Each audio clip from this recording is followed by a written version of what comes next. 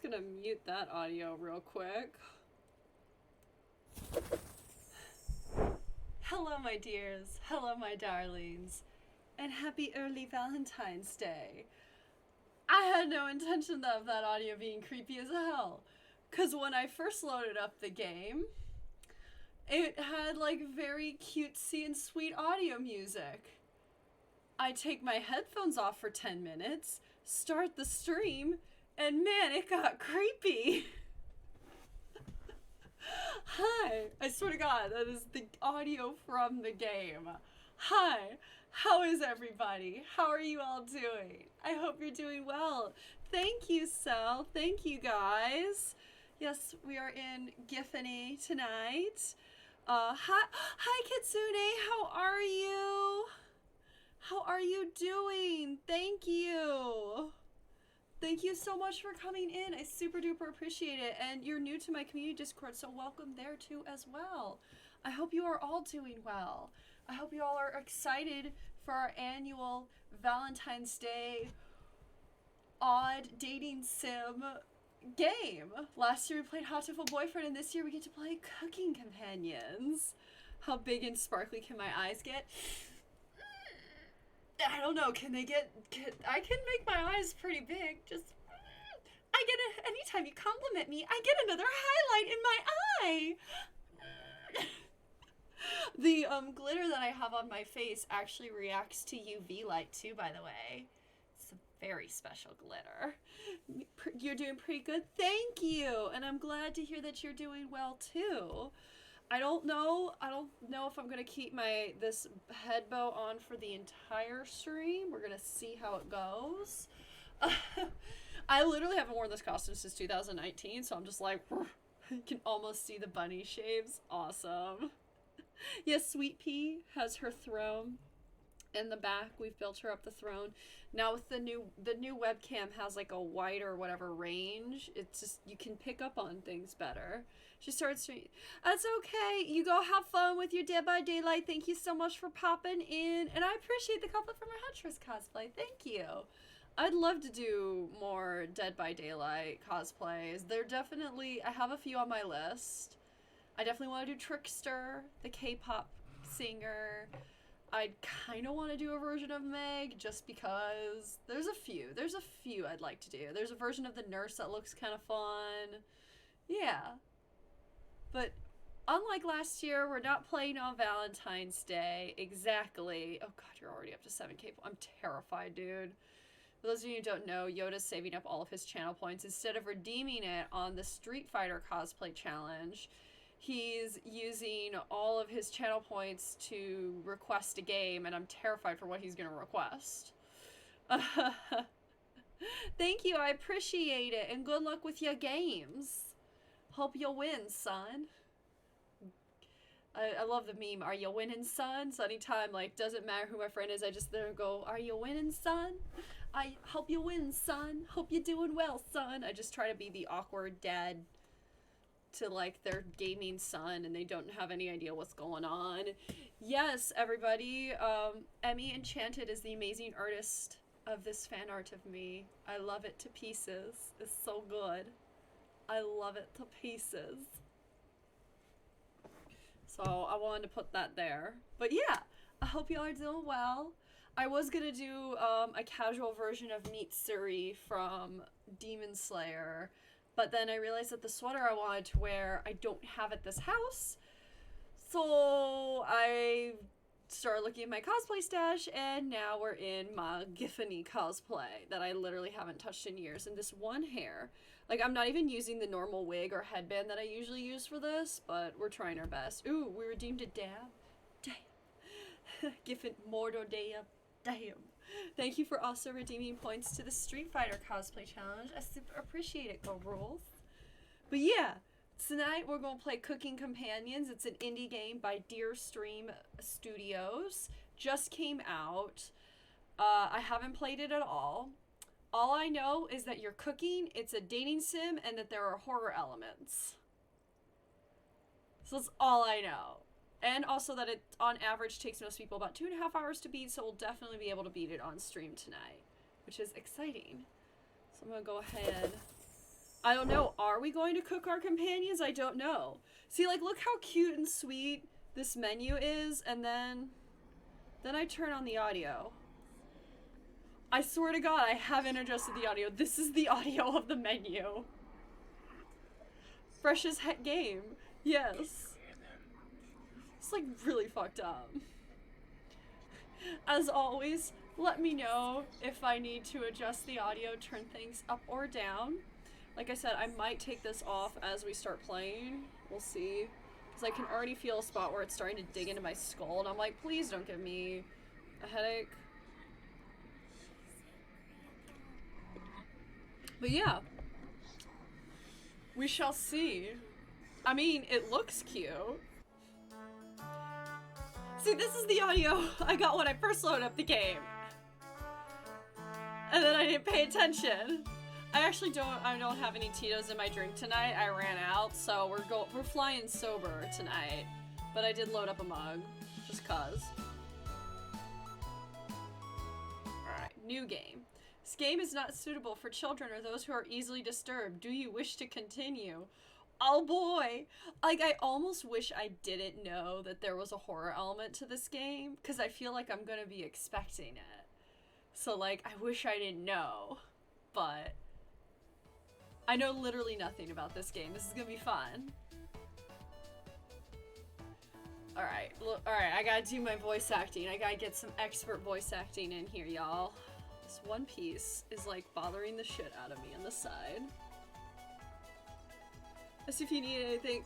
Well, cause when you texted me, I didn't see it until 40 minutes later, and I didn't want you to have to turn around and go back. It's fine. I'm gonna pick some more up tomorrow. I have to go out tomorrow anyway. I appreciate it, but I was just like, I don't want her to have to turn around if she's already heading home. We can have a good time sober. We're good. Alright. Time for some expert voice acting. That walk was brutal, but this cabin is amazing. Don't worry. I will, like I said, I'm gonna pick some up tomorrow. Ah! Thank you so much for gifting us sub girls. Thank you for gifting one to Allie. Enjoy your emotes. Thank you so much. Also, the music is so freaking cute. But thank you so much for gifting us sub girls. I super duper appreciate it. Big love. I feel like I have to do a dance to this music in this costume. Big loves. Full kitchen, running water, it really has everything. Finally, a place I can read a good book in peace. I can't distinguish. I can't do male voices very well. Yes, all the hype charts. Can't wait to Achoo! I'm sorry, everyone. It must be the dust. Get those allergies under control, Mariah. Also, that's gotta be uncomfortable the way you've got, like, your braid in your... Don't worry, guys. I'm sure with a little elbow grease, we can make this cabin shine. Oh, you're having fun with the emotes.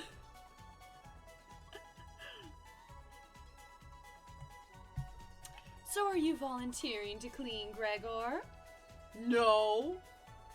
Not many supplies here. Guess we'll have to go out and get what we need. There's a fireplace for making stew, so let's gather up some firewood, okay? Leave that to me, little guy. I'll tidy up around the cabin. Need to save Mariah from dying due to this dust, haha. Hey! Allergies are nothing to joke about, Karen. I'm sure it's pronounced like Karine or Karen. Like, she's not dead yet, Pipsqueak. Calm down. Also, I love the character designs already. It's like almost Stardew Valley-esque, and I love it. Thanks, Anatoly. Think I'll go foraging outside. With over 450 mosses, 900 fungi, and 70 slime molds, there's bound to be treasure up there. Here. Roughing it is fun. Anatoly knows so much about edible foods. We're in good hands. I think the slime molds will be the most delicious. Most certainly not. What about the fungi? Do you even know which ones are poisonous, Anatoly? I could figure that out. You can be the canary in the coal mine, Anatoly. Damn. She's brutal. I want to romance her. Mommy, sorry. Mommy, sorry. Mommy? Aha! This is the one. She's the one. I'm gonna romance that one. Oh, I just noticed that you guys, that my webcam is blocking her face. Whoops. Trust me, she's pretty. She's hot. Trust me, she's hot. I'm not ending up a corpse here.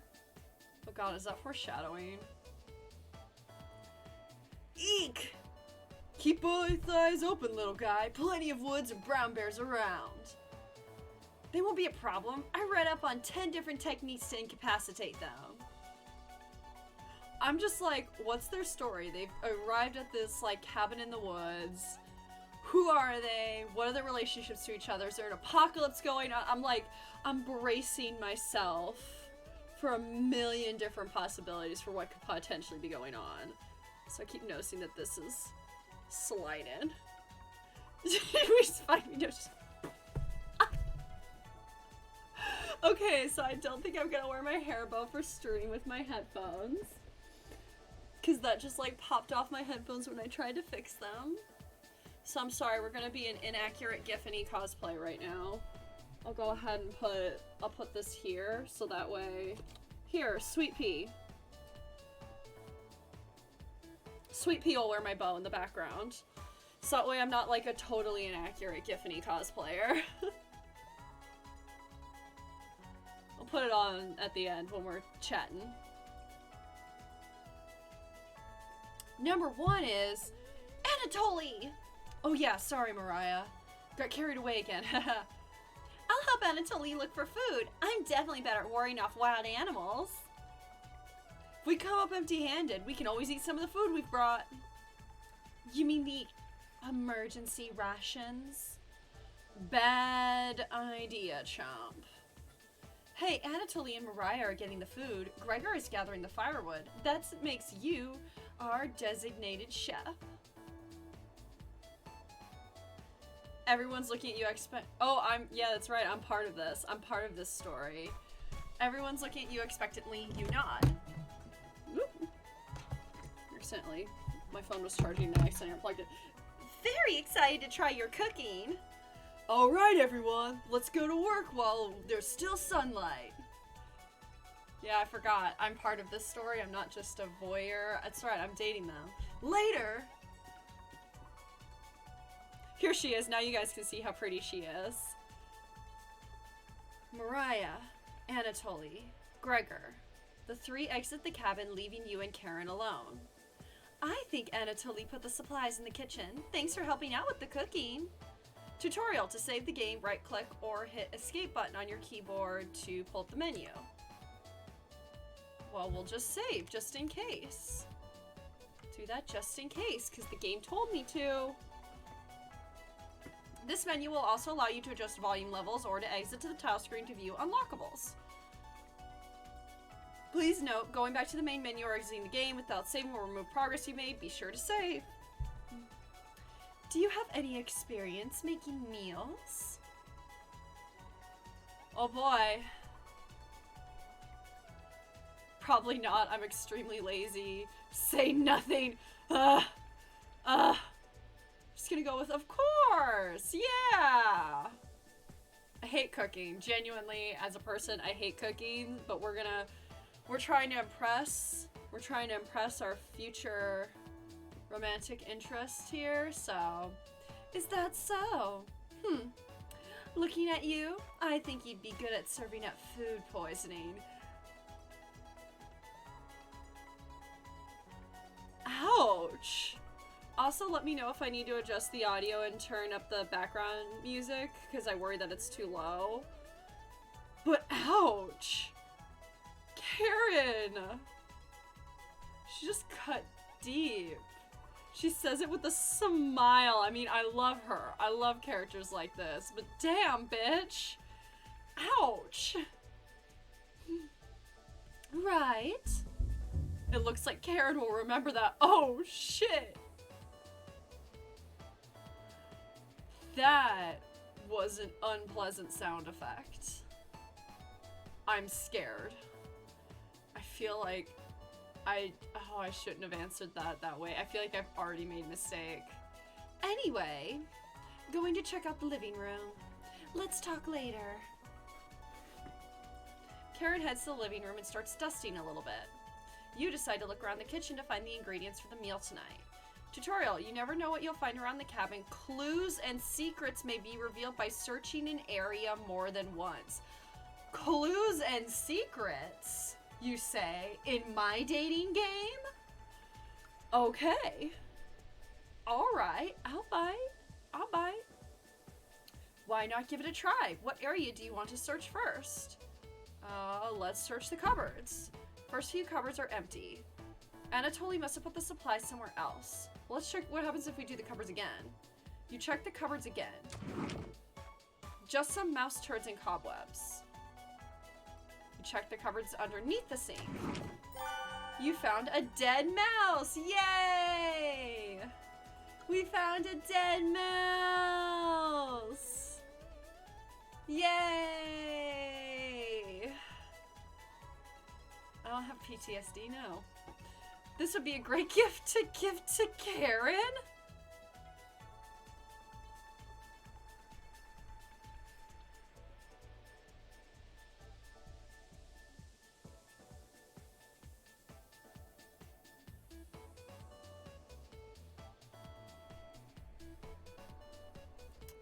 You added the dead mouse to your inventory. Let's check behind the wood pile. There's nothing but cobwebs back there. Thankfully, no spiders. Let's check it again. You look at the wood logs closer. This is just a pile of Norway spruce. Free food, sure. The Norway spruce won't burn as hot as logs from an oak tree. These would be useless during a snowfall. Check again. You reconsider your views on Norway spruce. It's less dense and won't fill the cabin with a heavy smell. You put the dead mouse back in the cupboard. Karen's not ready for the dead mouse yet. The fuck does that supposed to mean? You notice the letter L engraved on the left side of the cupboard. What a fitting gravestone for the mouse.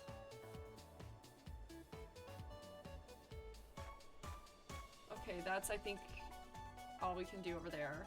The supplies aren't anywhere near here. Okay. Just gotta keep looking at one spot. I'm just gonna keep hitting one spot until we... I'm just, like, already things are off with the way that they talk about this dead mouse, and I'm just like, excuse me? Are they vampires? The fuck? You check the drawers on the left. Just some dirty knives. You check the drawer above the mouse hole. Some kind of mold is growing in this one. Maybe Karen will find it appetizing? Genuinely concerned. Genuinely concerned. You check the drawer above the wood pile. Something is making it difficult to open. You pull it open with all your might. Oh! Whee! Cabbage! It's time! They're cute, but this is also terrifying. Jump it! Sound off! I have to do an obnoxious voice to go with it, y'all. The art style reminds me of like the drum game that you can get on the Switch and like is also a Japanese arcade game mixed with Cooking Mama, and I love it. Yoda, you didn't think that there would be sentient food?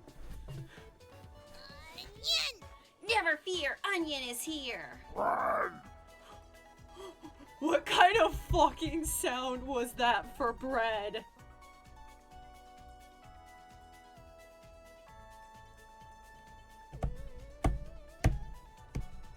I love it. Like my cousin Cornbread says, I'll rise to the occasion. That's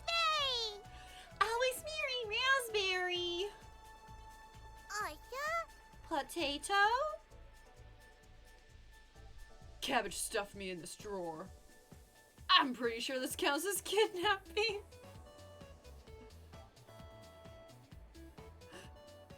I love it. I'm disturbed. I love it. I love this so much already. I'm already oh, this wig, sorry, is like bothering me, so I have to adjust it underneath my headphones so I don't die. We're the Champettes! Why talk with those boring humans? The voice acting for this food is so good. All they have to give you is drama! I mean, you're not wrong, Cabbage, but damn, didn't realize I was gonna get read for filth by a fucking cabbage tonight. Alright. I don't like the way that the webcam's angled. There we go, that looks so much better since I don't have my hair bow on. Come chat with us instead! We'll share valuable recipes you can cook! Wait. Am I food? Because they're not, they said don't talk with humans, chat with us. So I'm like, wait, no, I'm probably just reading too much into it. I'm probably a human in this, right? Right? We'll share with you our secret Champette recipes. Collect them all to become a 5-star chef. Tutorial, you can find unlocked recipes in the main menu under extra. Be sure to save the game. So wait, hold on. To celebrate, here's your first recipe card. Cabbage. Roasted eggplant with sesame pomegranate, meat-free. I unlocked my first recipe. So wait, hold on. Yeah, maybe I am the snack. Am I the snack? So hold on. I want to... They said I got my first recipe, so I want to take a look at it. Cabbage.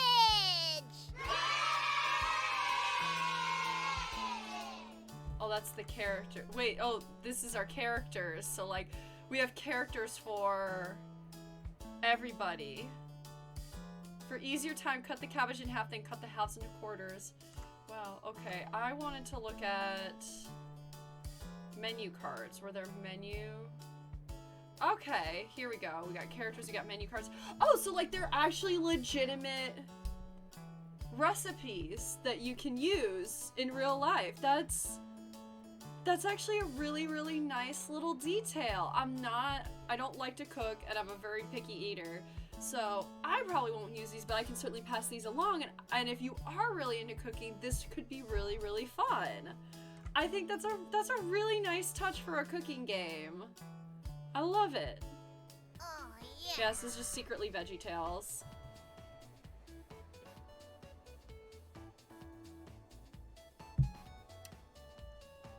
If you ever want to talk, just come to the drawer.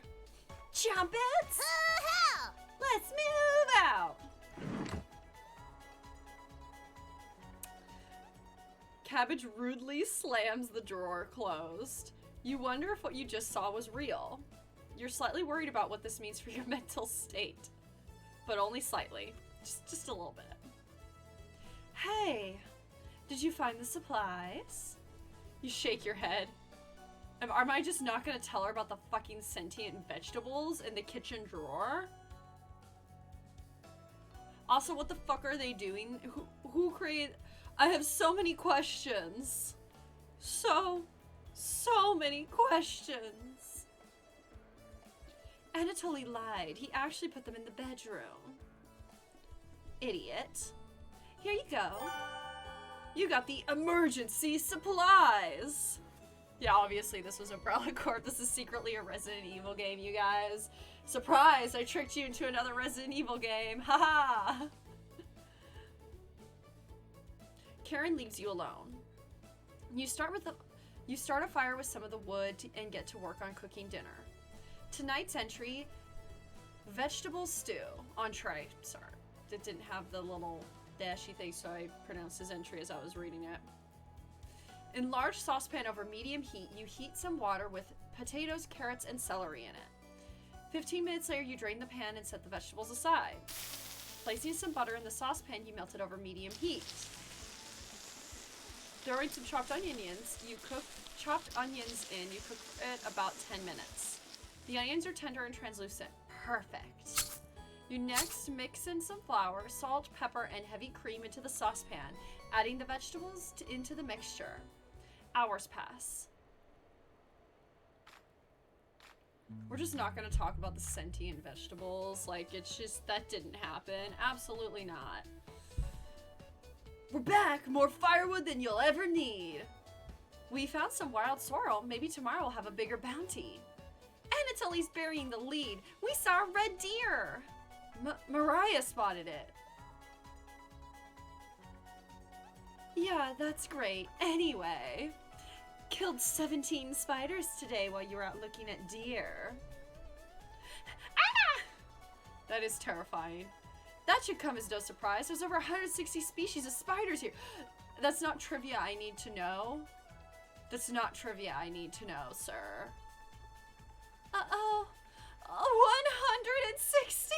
Yeah, that would be my reaction. Fuck that. No, thank you. No. Just like Italian folks smacks Peter Parker. Don't worry, Mariah. I'm sure they were all in the bathroom or something. This girl will never pee if you tell her that.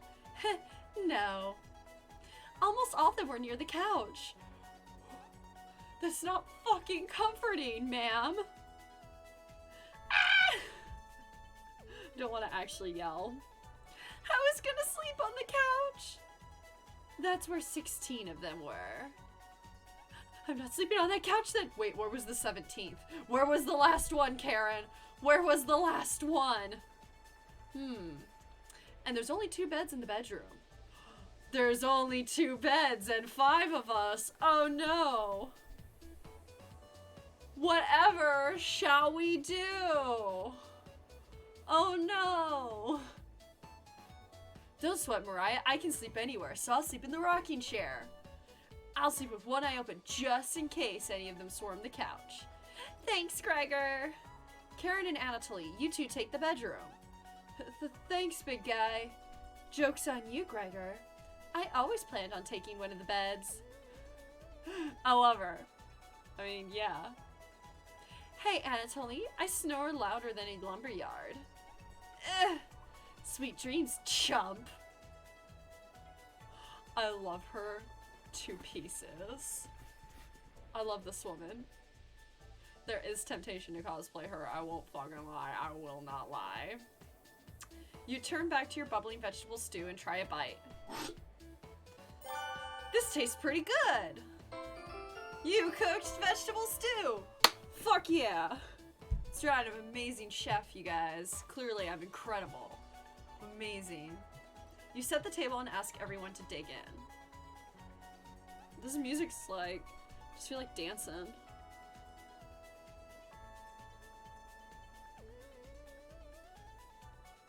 Just gonna lose myself. This is gonna be like the music I hear in my dreams tonight.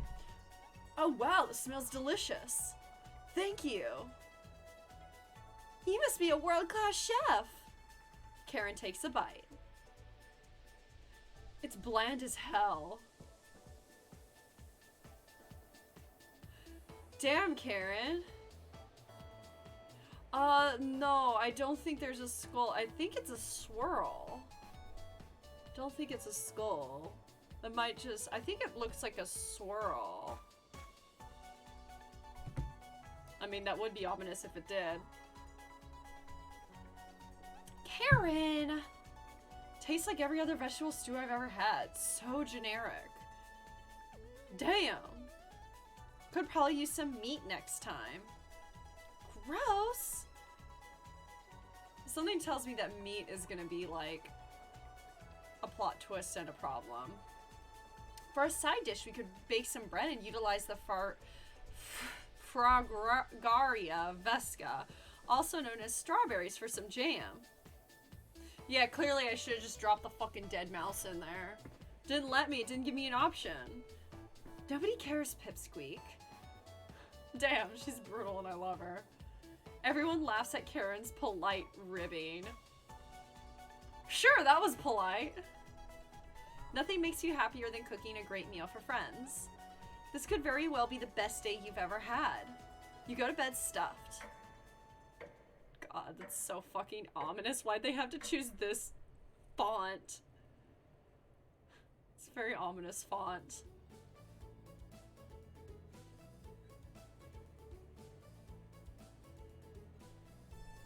It's good music. Hey, you up? Also, where the fuck did I sleep? We're not gonna talk about where I slept? If I sleep? How'd you sleep? It was so warm last night, I didn't even need a blanket. Oh, what time is it? 1 hour until dawn. Until dawn. Oh, she's pissed. Will you two pipe down? I'm trying to sleep over here. That would be me. If you fuck with my sleep, I will hate you for life.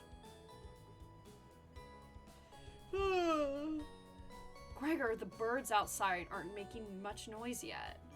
We didn't bring many supplies, remember? Better to get a head start on gathering food. I honestly can't see the trees outside right now. Gregor, did you see any spiders last night? There was a small one in the bathroom. That doesn't help. This girl clearly is traumatized. Why are y'all making it worse for her? Actually, I did see a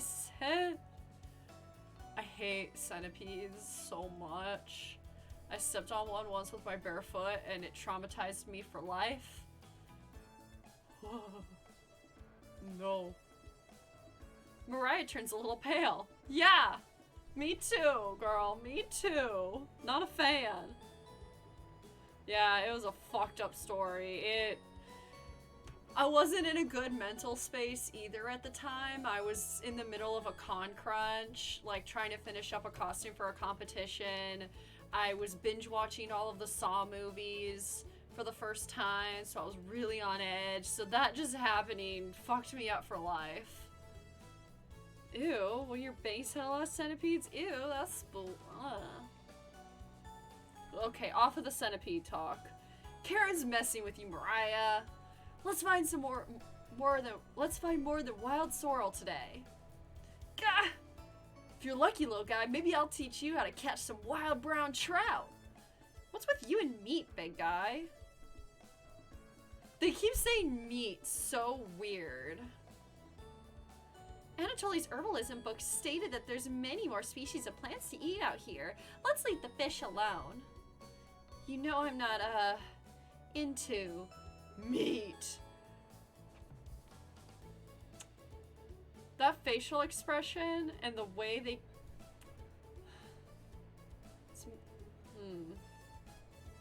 Something's up. Something's up. I'm like, is meat people, like, are they not normal people? I don't... Oh, there's something going on here. That's a shame. I'd wake up early to go fishing. Cheer up, Karen. We'll get to observe the trout at the very least. God, there's something real fucked up going on. Maybe we'll see more red deer today. That sounds like a waste of time, Gregor. Haha. Maybe we'll find some blackthorn berries?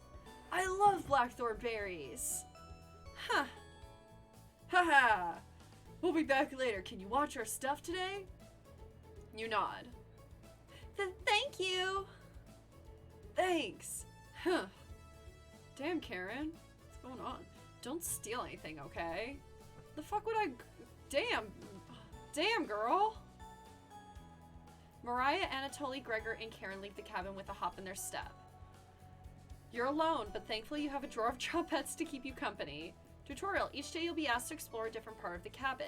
You only get one choice, then the day will end. Choose wisely. Ooh.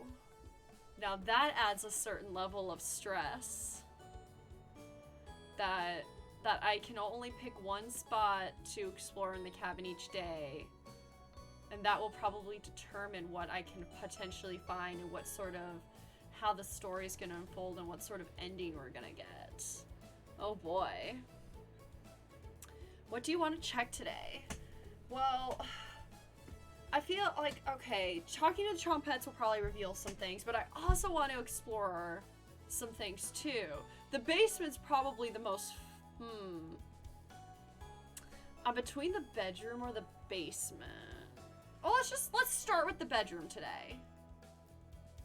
Especially since Karen's staying in the bedroom. I'm kind of curious to rifle through her shit. That's interesting. Karen and Anatoly kept the room pretty clean. Only one of them made their bed. Who still makes their bed? Yeah, seriously, who the fuck still makes their bed? You look underneath one of them. You found some extra emergency supplies. Oh boy. You decide to look through them and start playing. You're next to me. Oh wait, but like I see a floorboard and like I saw something on the desk. We're back. Knock it off, Mariah. It's pretty rare to be scared of one. It's not. Who knew the big guy would be so scared of? Shut up. You understand. Oh no, what's he scared of? I want to hug him. I don't think anyone understands, Gregor. It was just a marmot, Gregor, not a monster. Mariah laughs so hard that your ears ring. Should I do the actual laugh? Should I do the laugh?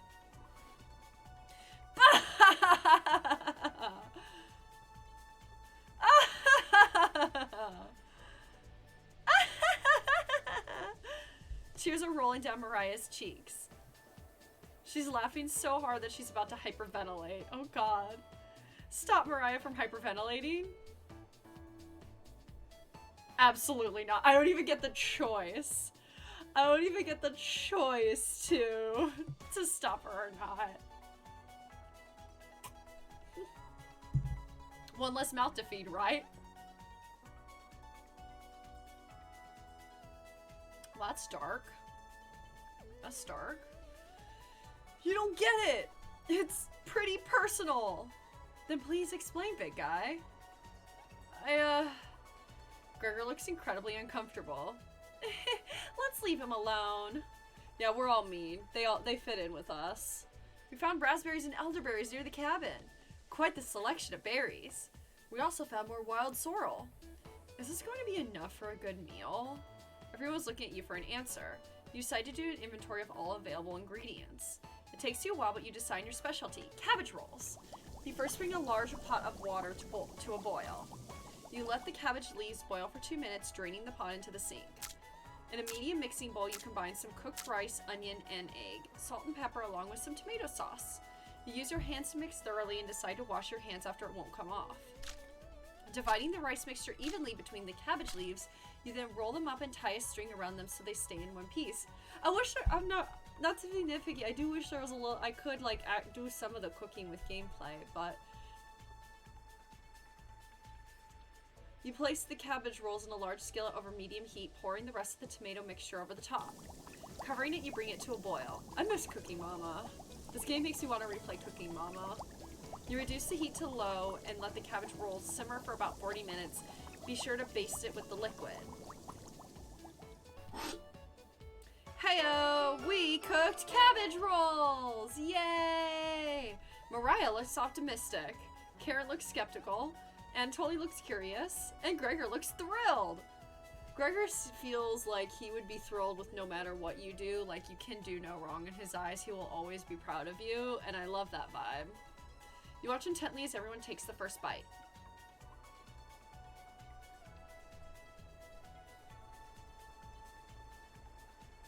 They're all looking at me intensely. I feel like something bad's gonna happen. That's pretty darn good. Wow, I could eat the whole batch myself. I think the vegetable stew tastes better, but I'm loving how tender the cabbage is. The sauce is pretty red. Did you use fresh tomatoes for it? It really adds to it. Spoon some of the liquid on top of it. You'll thank me later. Incredible. It's definitely growing on me. The way she said red, like, was she accusing us of putting blood in the cabbage rolls? Yeah, like, something's not right.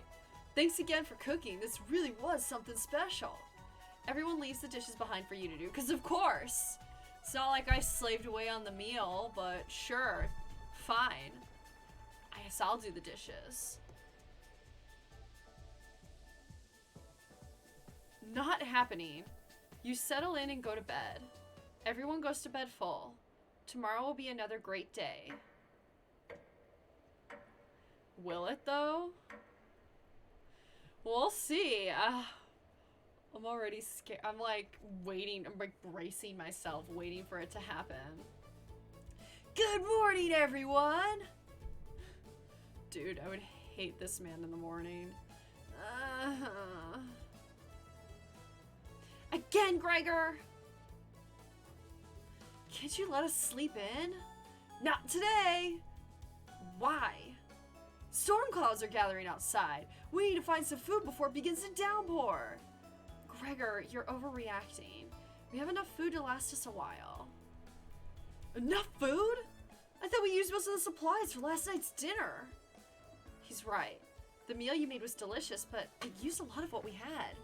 Gregor's also correct. Precipitation is unusually high in this area, with many areas being high risk for flooding. It'd be foolish to not go out and look for food today. I have so many questions.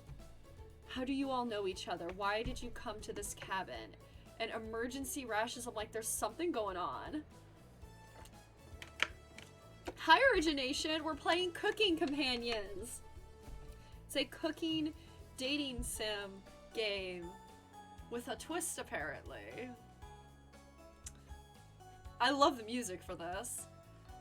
You really think it'll flood? Thankfully, the cabin is on high ground, but that doesn't mean we're safe from floodwaters. These people are so bad about, like, I would not be able to handle, like, their conversations because they're, like, everything they talk about, like, where they find the spooky insects in the house, talking about floodwaters, would just, like, raise the fuck out of my anxiety. I'm like, y'all are not good about keeping people calm. It's always a possibility, so it can't hurt to be prepared. Thumbs up.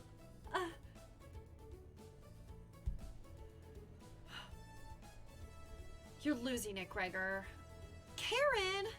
There's nothing to worry about. I think Gregor's right, Karen. Huh? It won't hurt to prepare for the worst. Ugh. I think she's right, Karen. Fail to prepare, prepare to fail. Damn, that's good. Did you make that up? Did you make that up on the spot, little bud? Let's go out and prepare for the storm. Foraging should be a key priority today. There are plenty of edible foods and it has better odds than trying to hunt. Give me a few minutes, I'll plot our route on some paper. Let me help, little guy. Okay, so Anatoly and Gregor head to the bedroom to consult the map. Mariah and Karen are still hanging around. Tutorial. Unfortunately, in life, you can't make everyone happy. When given a choice to speak to a character, choose wisely. You can only select one of them. Try to max out your bond with certain characters for unique dialogue and scenarios. Which one would you like to talk to? Well, fuck yeah, I'm talking to Karen. She's my waifu for lifu, like, obviously, right off the bat. I want to romance Karen. Fuck yeah, we're gonna talk to Karen. Hey, this paper nailed to the wall looks pretty ancient. Yeah, this looks like a fucking magic staff over here. What's going on? What were the old days like? Old days?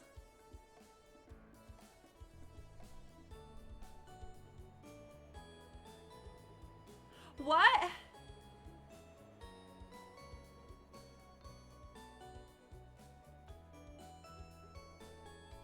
What? Oh, I'm so stressed out. How the fuck do I answer that? Like, will it be suspicious if I say, like, I feel like if I say I'm not sure what you mean, then... Yeah, she is chef's kiss, good. Like, yeah, romance the fuck out of her. But, like, okay, how the fuck do I answer that? Because I feel like if I say I'm not sure what you mean, she will either regard me with suspicion or will just not talk about it. But if I say something like extremely brutal, like, it's not an answer I have. And not as bad as times like these. It's kind of a weird answer. And also, like, what the fuck does that mean? What does any of it mean? That's how you know it's a good choice-based game, based upon how much it stresses me out when I go in blind. Okay, I guess I'm gonna take a risk and say I'm not sure what you mean, because I don't want to, in hopes that she'll explain. Fuck! I should have saved. Never mind. You must enjoy these antiques, huh? You bore Karen with some brief, yet dull descriptions of items lying around. Cool, I'll tell, the others later. Karen looks disturbed by your comments. You hear a loud laugh from the other room. Fuck! That sucked. I'm mad now. Gregor and Anatoly come back from their meeting. Gregor is blushing slightly. I'm always mad when I don't say the right things in dating games, because I'm like, I just want to smooch. I just want you to love me. I just want you to love me. Hey, can you cook something while we're out? Dialogue choices are always so mind-gamey. I'm like, you saw me. I'm like sitting there trying to play game. Like, I knew exactly what was gonna happen, and then I convinced myself, no, you're overthinking it. I'm sure it'll be fine. And then it turns out I was right. Also, why was he blushing when he came out? Thank you. All right, everyone, we have our route now. Let's beat those rain clouds. Also, I love that Sonic ice cream emote. That's so good. The group leaves, determined as ever. You have the cabin all to yourself. What's that noise? Sounds like it's coming from the kitchen. Huh? Radio? What's going on with the radio? You didn't even notice it on the ground when you walked in. Did somebody leave this radio here? It looks newer than anything you've seen before. It seems to be broken. Better hold on to this. Boom! Hey, looks like we're gonna take a trip through Silent Hill. Fellas, are you fucking ready? Surprise! Surprise! We're gonna play the most romantic game of all. Silent Hill. It's fine. Before you cook dinner, what should you check out? Do we want to inspect the kitchen? No, I don't know. Would she be Pyramid Head? Just rip me open. Yeah. Yeah, I am one of those gays that loves Pyramid Head. I'm so mad that they nerfed his ass in Dead by Daylight. See, inspect the kitchen, check out the bed. Well, we've checked out the bedroom once, but I know if we check it out again, we'll find new stuff. But I want to inspect the kitchen more, but I also want to look into the basement. We haven't checked out the basement yet, so let's go check out the basement. I'm stressed out because I don't know how many days are part of this game, so like, I'm wondering, and I worry that if I bounce around too many rooms, I'm not gonna go deep enough into them to really get everything. So I'm just like, stress. Your imagination runs wild staring at the basement door. You try opening and closing the deadbolt, just in case. You mill around until the others return. Oh, so we didn't even fucking go inside. We didn't even go inside. Mariah's back early today. Oh, I mean, it could be a Donner dinner party. I mean, they are really worried about food. Like, yeah, what's gonna happen once we run out of food? Mariah's back early today. Oh, hey. The others are still looking for food outside. Anatoly found some more berries, but nothing that will feed all of us. Please don't tell the others, but I'm a little worried about our supplies. I crunched the numbers and we don't have enough food, even with rationing, to last if there's a big storm and we get stuck here. Mariah seems disappointed in your inventory management. Can you try cooking with a little less this evening? You nod.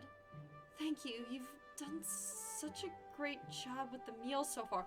The fuck is up with that smile, ma'am? I'm a little nervous. You're very sweet. Is Mariah blushing a little bit?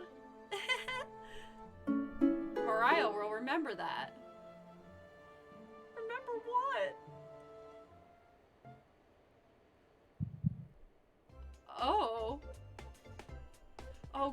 Is that how it's gonna end? Like, if I boost up my relationship to somebody, they're gonna be the one to eat me? I don't know. I'm speculating. I don't know. It's the speculation that is the true fear. The expectation that something... Because I know that there's gonna be a horror plot twist, the expectation is setting me on edge. Maybe you can teach me to cook sometime. You nod. Looking forward to it. Hey, you could hold cooking classes here someday. Rudely interrupting a tender moment, the others burst into the cabin. Damn, cock-blocked by the rest of my friends. Don't be so down, everyone. We got tons of good berries. Jam is so bland without any sugar. Do you have any sugar? Shake your head sadly. Yikes. Turn that frown upside down, Karen. Yeah. You just gotta think positive. Who knows what tomorrow will bring? I'm not smiling for you, Gregor. Yeah, don't tell me to fucking smile. Gregor, you're sweet, but no. You missed out. The sunset was really tremendous on our way back.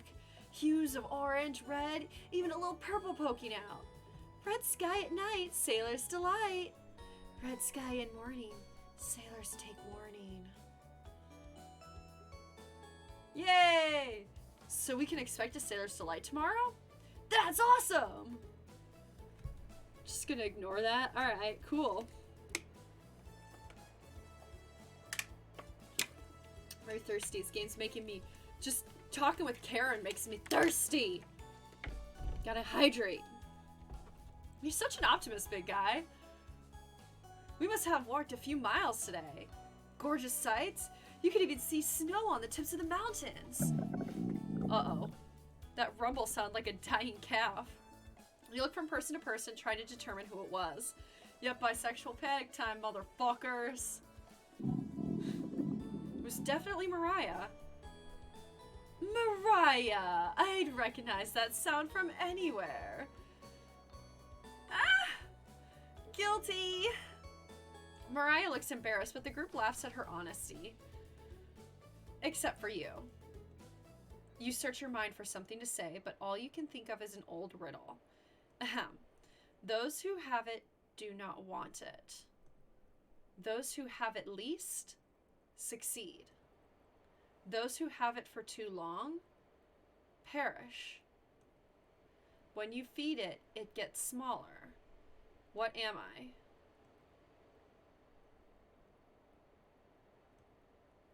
Depression? No. Hunger? No. Try again, big guy. Everyone's pondering the answer. Mariah's face lights up. I got it! Is it hunger? Yeah, I thought so. Hunger. I was like, my first thought hunger. Yeah, I was gonna guess that. So, what's on the menu tonight, chef? Bread and jam. Fuck yeah! Not as exciting as the other meals, but, you know. Crush the berries in your small mortar and pestle, spreading it on some crusty bread. Yay! You cooked raspberry jam and bread!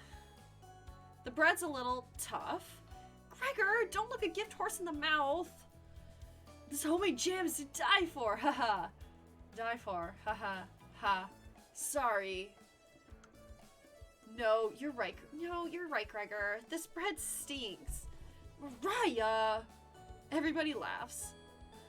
You're not sure this could be called a meal. But it got the job done. Yeah. By the way, I got an achievement that said bare cupboards. Also, moldy bread.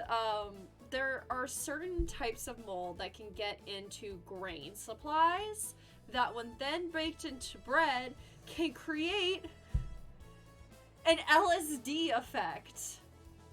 I'm serious. This is a real thing. This is a real documented thing that would happen. That just would happen. There were hysteria. There was a famous small town in France that had this happen to.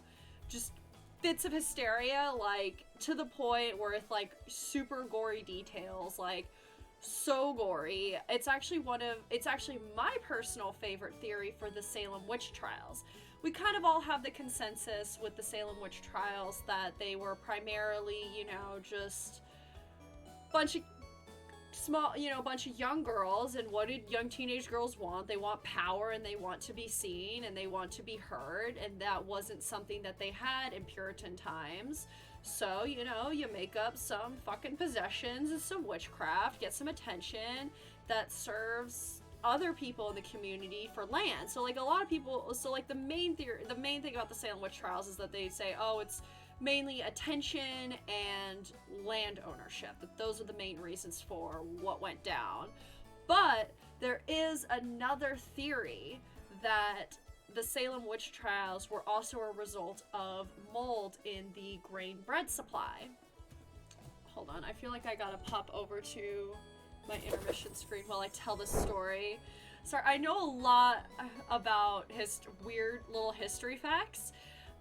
One of the main reasons they have for that theory is it does actually have, they based upon the time of year, the location, weather patterns, the way that they would store these sorts of things, it is actually a very solid theory that that particular brand of mold could have been in their grain supply, especially when you compare it to the actual confirmed cases like that small town in France. I'd have to look up what the name of it is, but I'm sure a quick Google search will probably find it.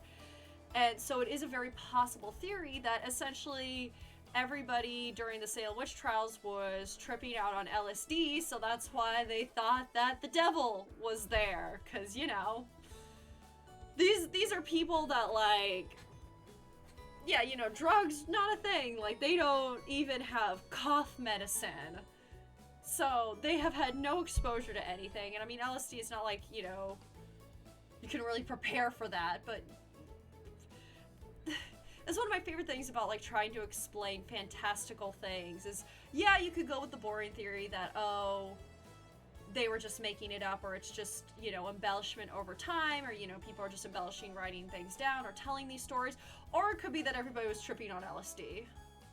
Makes it a little more exciting. It's quite an interesting theory with a lot of science and fact to it. So it's personally a theory that I am 100% and believe in some. So yeah, I don't know. We've got Donner Party vibes. We've got moldy LSD bread vibes. I don't know what could possibly go down. But yeah, there's your random history fact for the day. Some mold in grain and bread can cause LSD effects in your brain. Enjoy sleeping on that tonight. Y'all thought you were gonna get a cute, sweet dating game for our Valentine's Day? Nah, son. Nah, son, you get a Giffany cosplay, some weird facts about bread. Congratulations.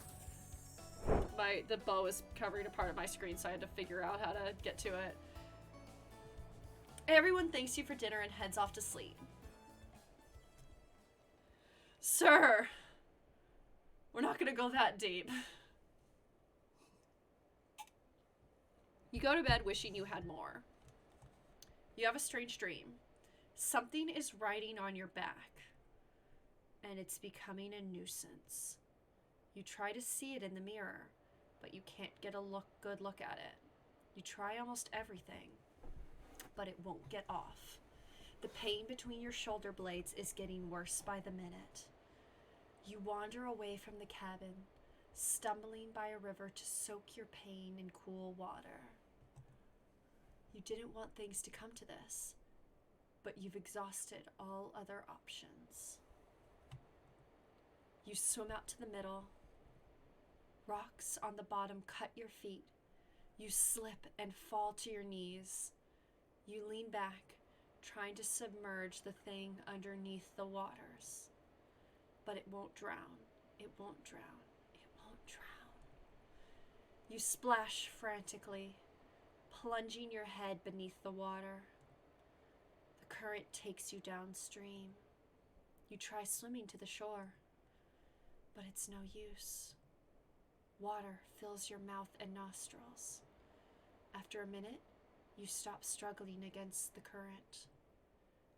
As you gaze up at the sky, You feel it leaving your back, drifting into the sky as you sink to the bottom.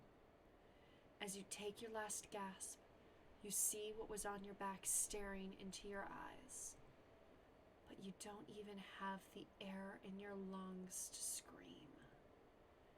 You wake in a cold sweat. Oh, fuck!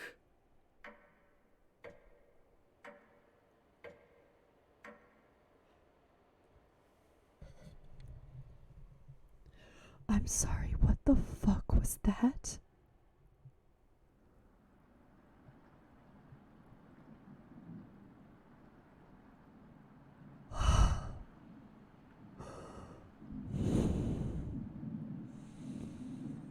I feel like it was almost worse because there wasn't a sound.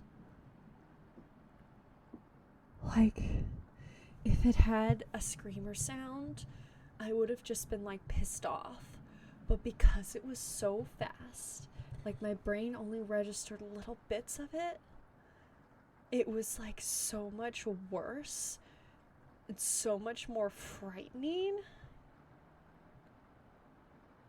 Yeah, you guys are getting an ASMR content because I'm spooked.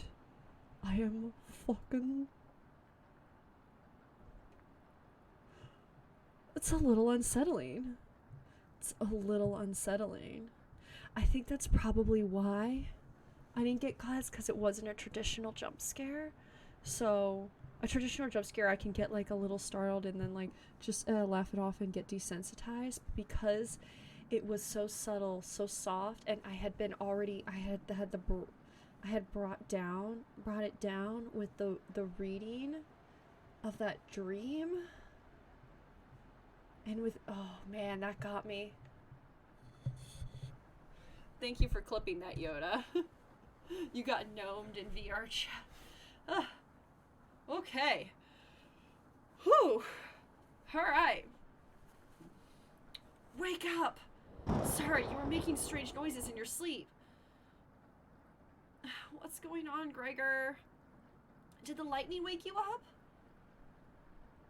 It woke me up. Tried to fall back asleep, but it's so loud. Let's just get back to sleep and talk about this in the morning. Everyone nods in agreement and gets back to bed.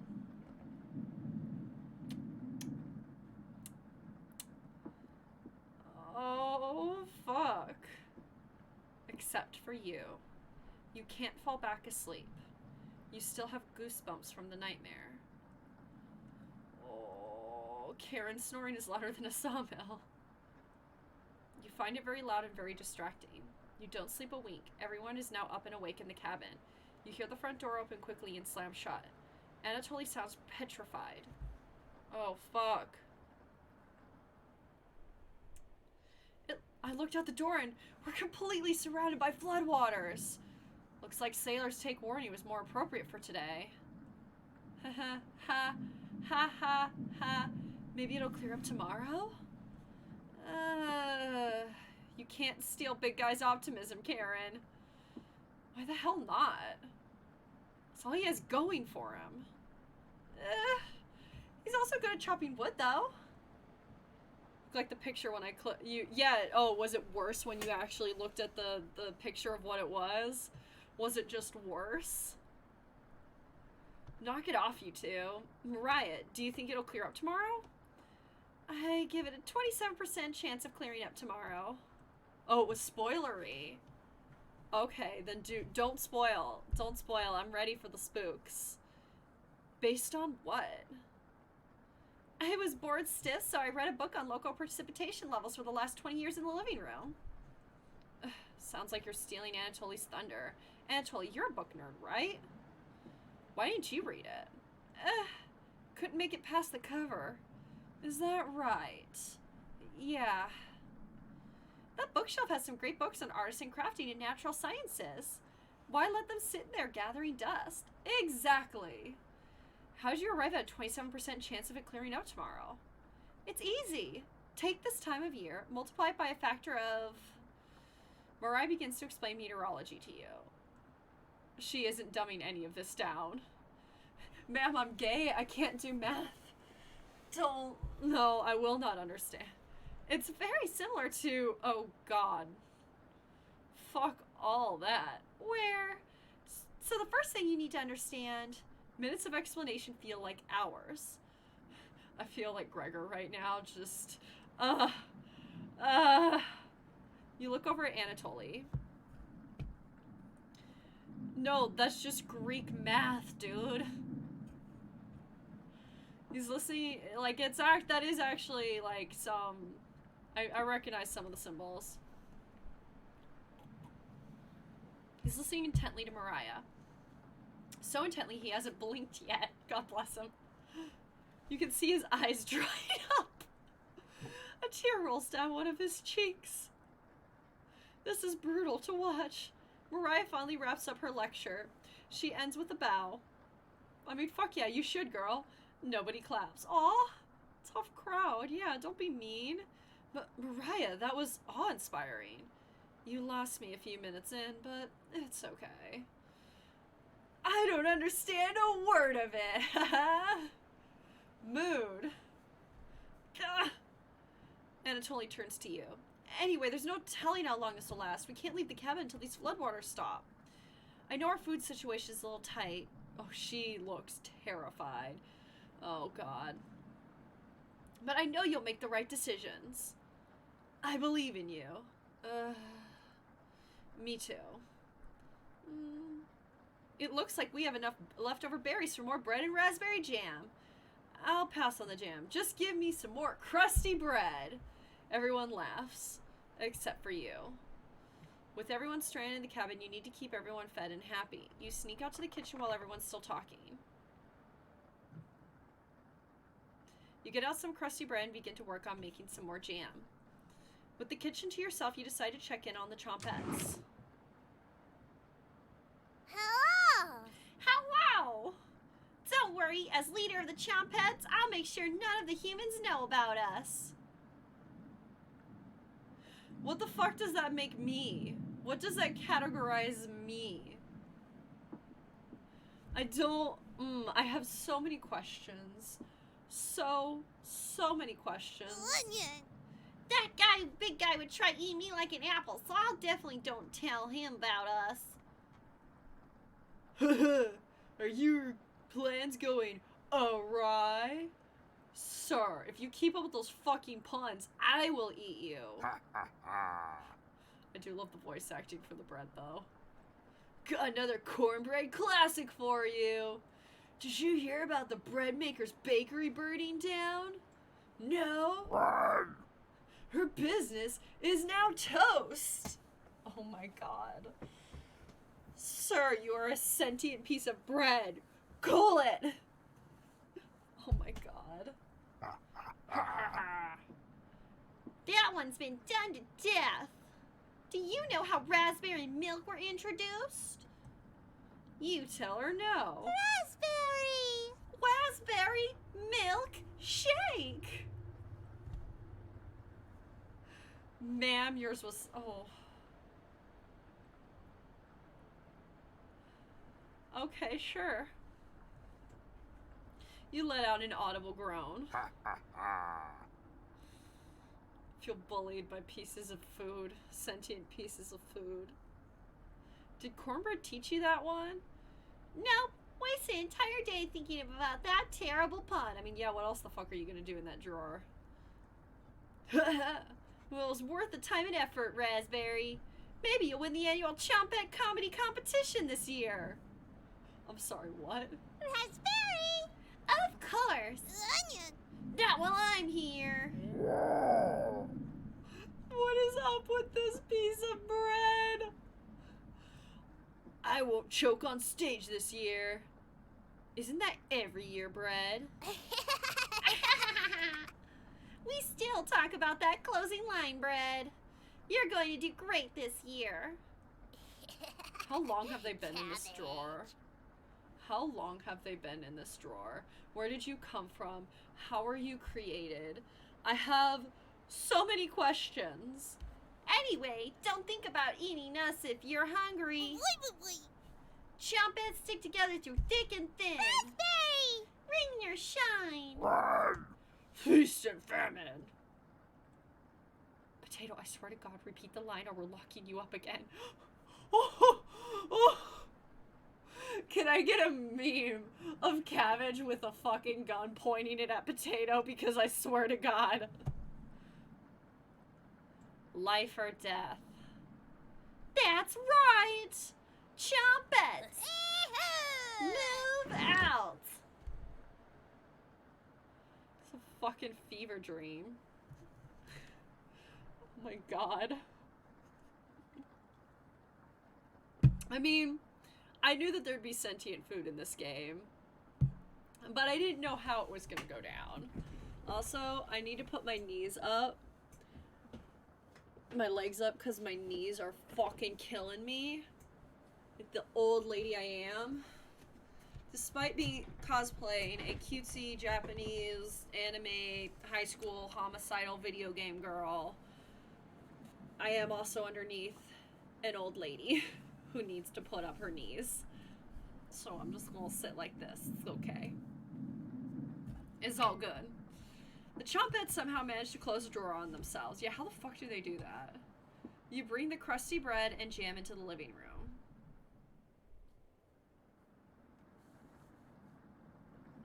Karen interrupts as you bring in the food. Took you long enough. Karen looks at the 2 slices of bread left in the mason jar of raspberry jam. There's mold on these 2 last slices of bread. The mold. The mold! That's what we were talking about! Shit! There is now a Cabbage with a gun in Discord. Thank you. Thank you for dropping that, Yoda. Here, I will drop the community Discord in case anybody isn't already a part of our community Discord and wants to take a look at a meme of a cabbage holding a gun. Because of reasons. Boy. Karen's right. What the hell is the matter with you? You grip the knife tightly in your hand. Oh shit. You think this is enough for 5 of us? Wait, we can't just throw this bread away. It's all we have left. Gregor's right. Anatoly, will mold spores give us food poisoning? I'm no scientist. Sorry. Let's pick off as much mold as we can. We can't leave with the floodwaters, so this will have to last us another day. Everyone grimly nods, ripping apart their piece like a pack of wolves. Okay, so earlier in the game, we were talking about having these emergency rations that supposedly would be enough. Apparently, it wasn't. So, really what it boils down to ultimately is, what does it mean by the before times, and why do these characters, why are these characters all gathered in this cabin, can't leave this cabin, there's something clearly going on, in the world. So sort of maybe apocalyptic thing. What is happening? Gregor seems to unhinge his jaw and eat it in one bite. Yikes, he looks like a duck eating bread. Thanks again. Bread and jam isn't much of a meal, but it's more than we had when we left Ukraine. Oh.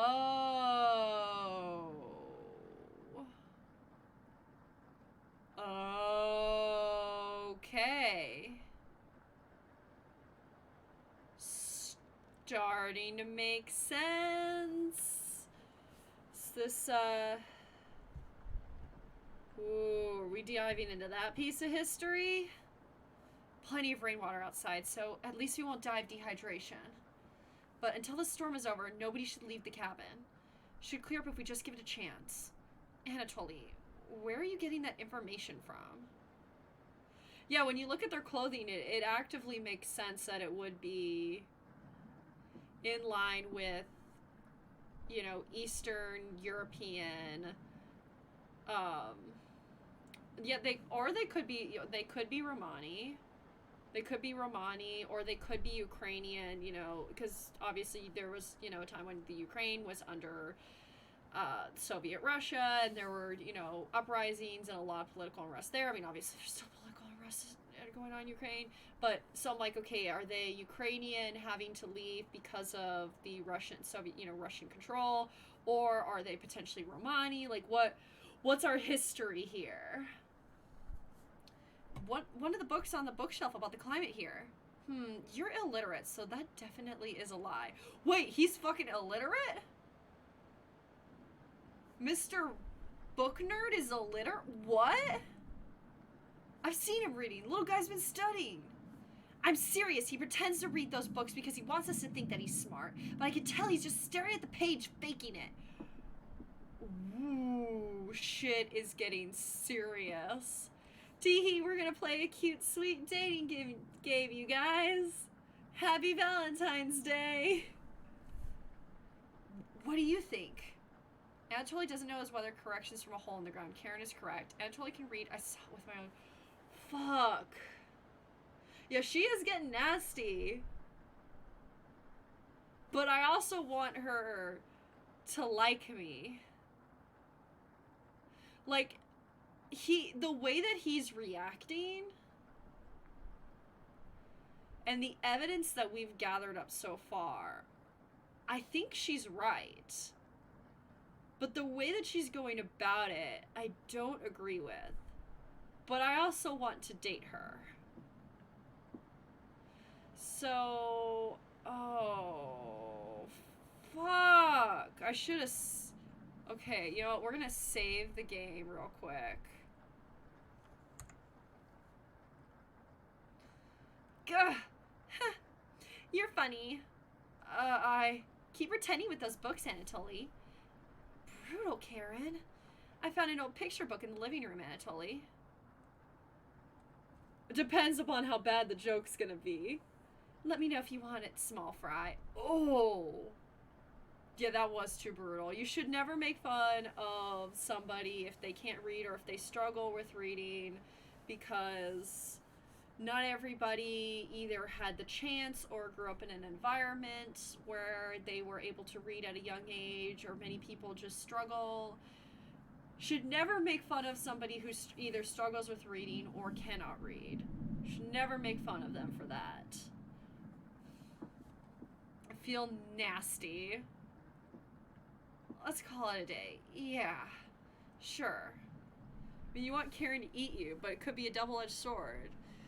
I mean, listen, I got lots of books behind me. I love books. I love literature. I love reading. But I am so not somebody that puts people down for liking what they like. Like, I got no problem if you are a grown adult and you want to read young adult novels. I got no problem if you don't like reading the difficult classic novel, books, or you only read like one book, 1 or 2 books a year. So, oh, I missed the pun. Oh, I see what you mean. I see. But,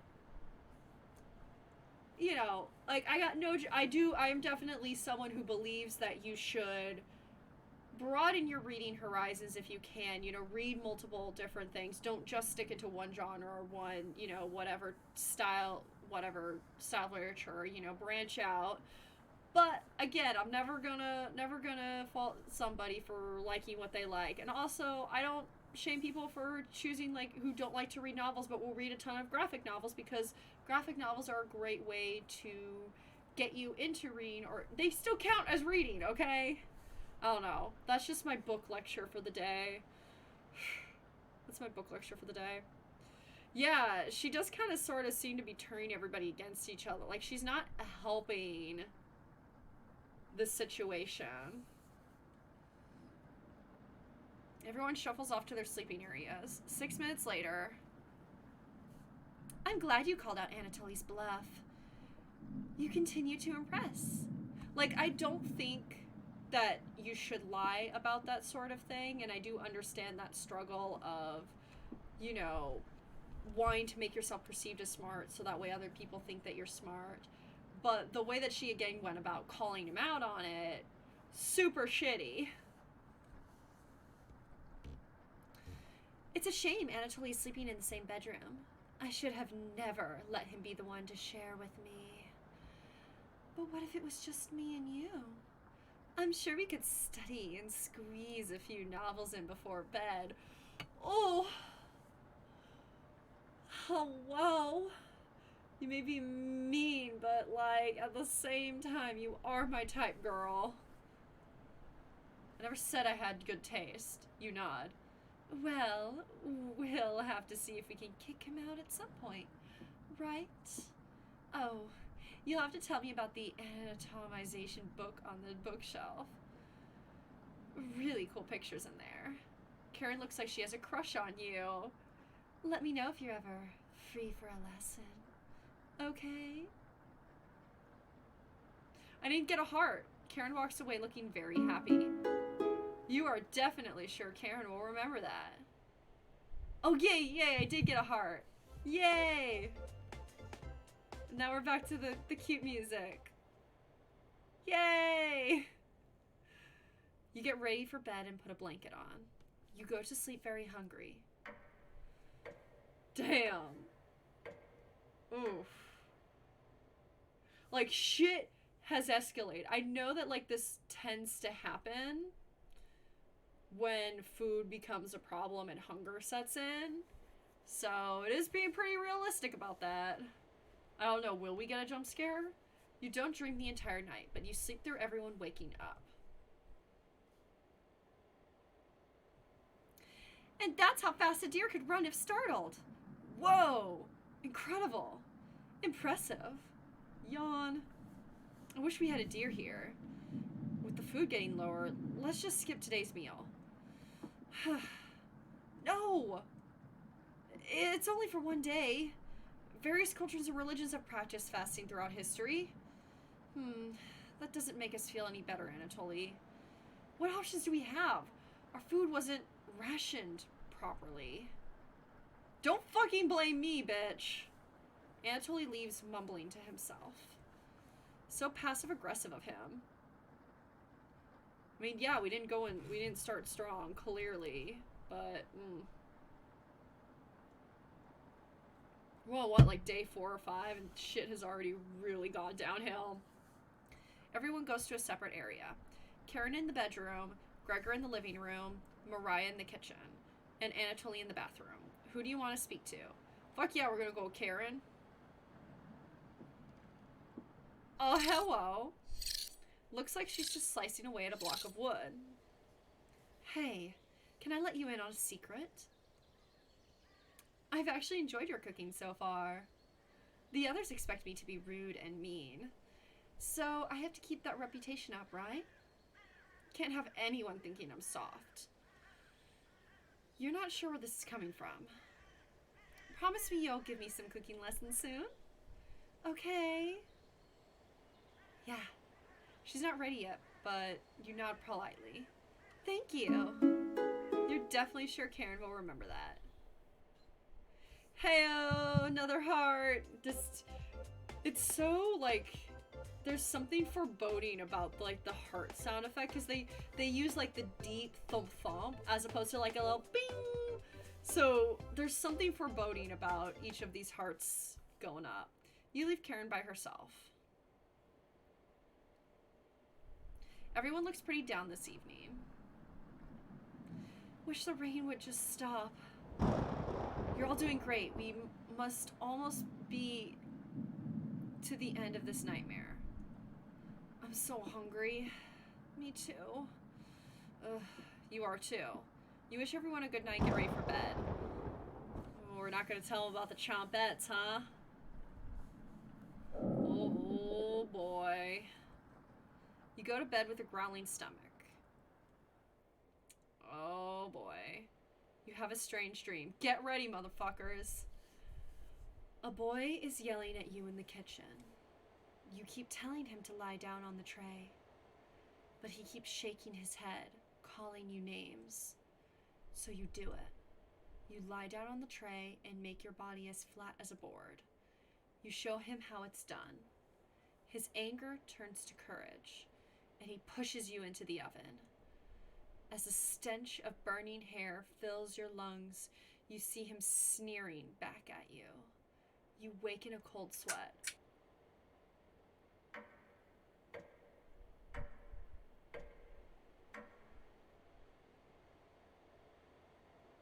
Oof, okay. Awesome. Great. Thank you. Everyone seems to be sleeping in later than normal. Their stomachs must have kept them awake all night. The rain is still pouring outside. You can barely make out the trees from the windows. You hear a stirring of blankets, arms, and legs. Yeah, you did miss a jump scare, Yoda. It wasn't as frightening, but it will haunt me tonight. It will haunt me. Yep. Mariah looks petrified. I couldn't sleep. It was a face looking at, like, you're in an oven and the face is looking through the oven door at you into the oven, and it's just like, meh. It was spooky.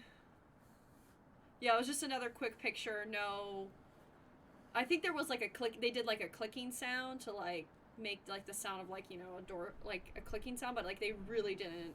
It was the same kind of sort of as before. It's a they're very good about building up the tension, and I'm very, very much appreciative of it. I'm enjoying the style and approach to this game and the mystery. I'm very intrigued by the mystery. Yes, oven imagery is not your favorite. So maybe it's probably best that you had stepped away. Anatoly has bags under his eyes. I'm fine as long as they don't bring in a mannequin. We're good. The storm is too loud. Or hands coming out of a wall. That is like one of my own personal weird fears. Karen looks out of it. Oh, you guys can't see, but like, wait, hold on. My webcam. Yeah, that's what her face looks like right now. She looks disturbed. Yeah, like if you're standing near a wall and like hands come out of the wall. I don't know why it's such a weirdly specific fucking fear. I don't know how to explain it. The cabin was creaking so much last night.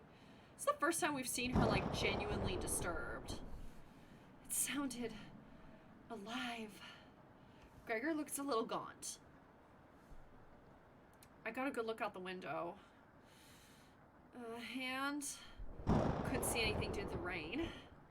Great observation, Gregor. I'm sure it does. Awesome. I was so hungry last night. I kept pacing around my bed. Karen turns to you.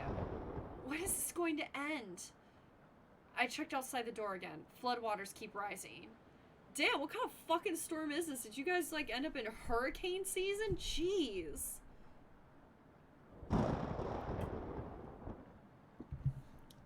Unfortunately, we're gonna need to stay put unless one of us wants to drown in rainwater.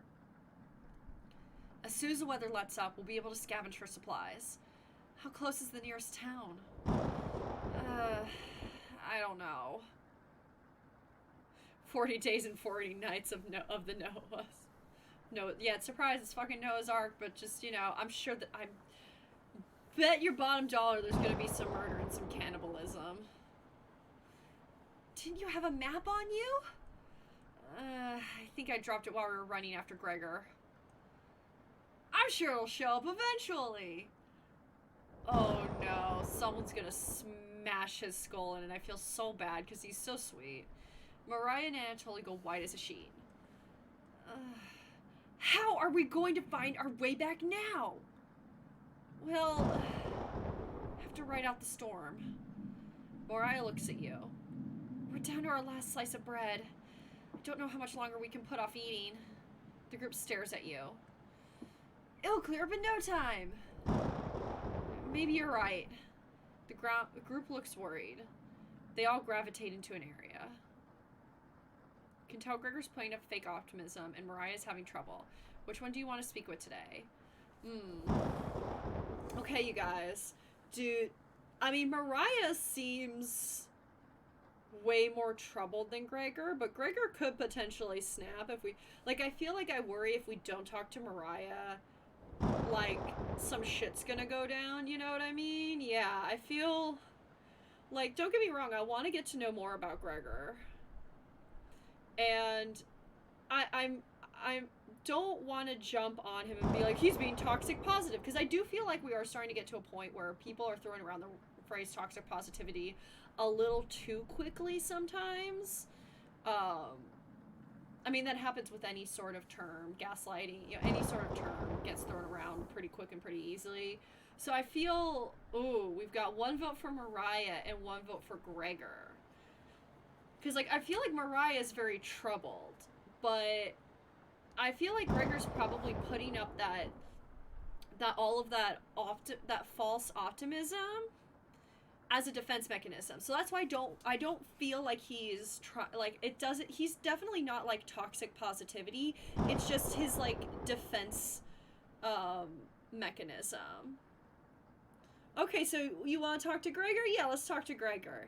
Because having that sort of positivity while shit's going wrong is definitely a defense mechanism. It's something that I definitely do a lot, and I try to be very conscientious of when I'm around other people to, like, you know, be conscientious of the levels. The way that I'm handling it. But yeah, so I'm definitely curious to see what's going on with Gregor. We haven't talked with Gregor like at all. We've already had one scene with Mariah, so yeah, we might as well. And yeah, you're right. Yoda's been calling the shots. It's William's turn to take a pick. Oh hey, I know you already searched the kitchen, but I had to double check. A fool's errand. I wish everyone was in better spirits. It can't rain forever, right? Rainfall in this area can last days to weeks. You tell Gregor to stay strong. You know what? Thank you. Aw, he's blushing. And that's the thing, is like, he's very clearly trying to keep his shit together for the rest of the group, because if everybody starts to go towards quote unquote the dark side, or like starts to, you know, panic and stress out, that can create a lot more problems. You need to have at least one person in a group in a scenario like this that is trying to keep hope alive, even if it's optimism that just does not fly in the face of logic. So I appreciate him for trying to be the leader and keeping everybody, you know, trying to keep everybody afloat, like trying to keep hope alive. Bless him, because that's so hard. The group is really thankful for your kindness. Gregor blushes a little bit. I always wanted to be the one that kept everyone in good spirits, but it's obvious you do that much better. Gregor is looking at you fondly. Don't go falling in love with me, Gregor. My heart already belongs to Karen. But if you keep acting all sweet like this on me, I don't know. I don't want to cheat on my wife. I'm doing well. I hope you're doing well, William. Always happy to have ya.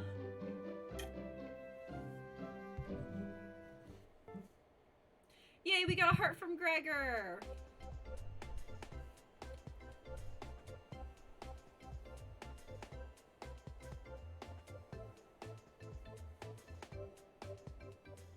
I love the music. The music's so good. The rain is pounding hard against the wooden cabin, but at least none of it is getting inside. Yes, you've at least got warmth and a dry cabin. You tell Gregor to keep his spirits up and join the others.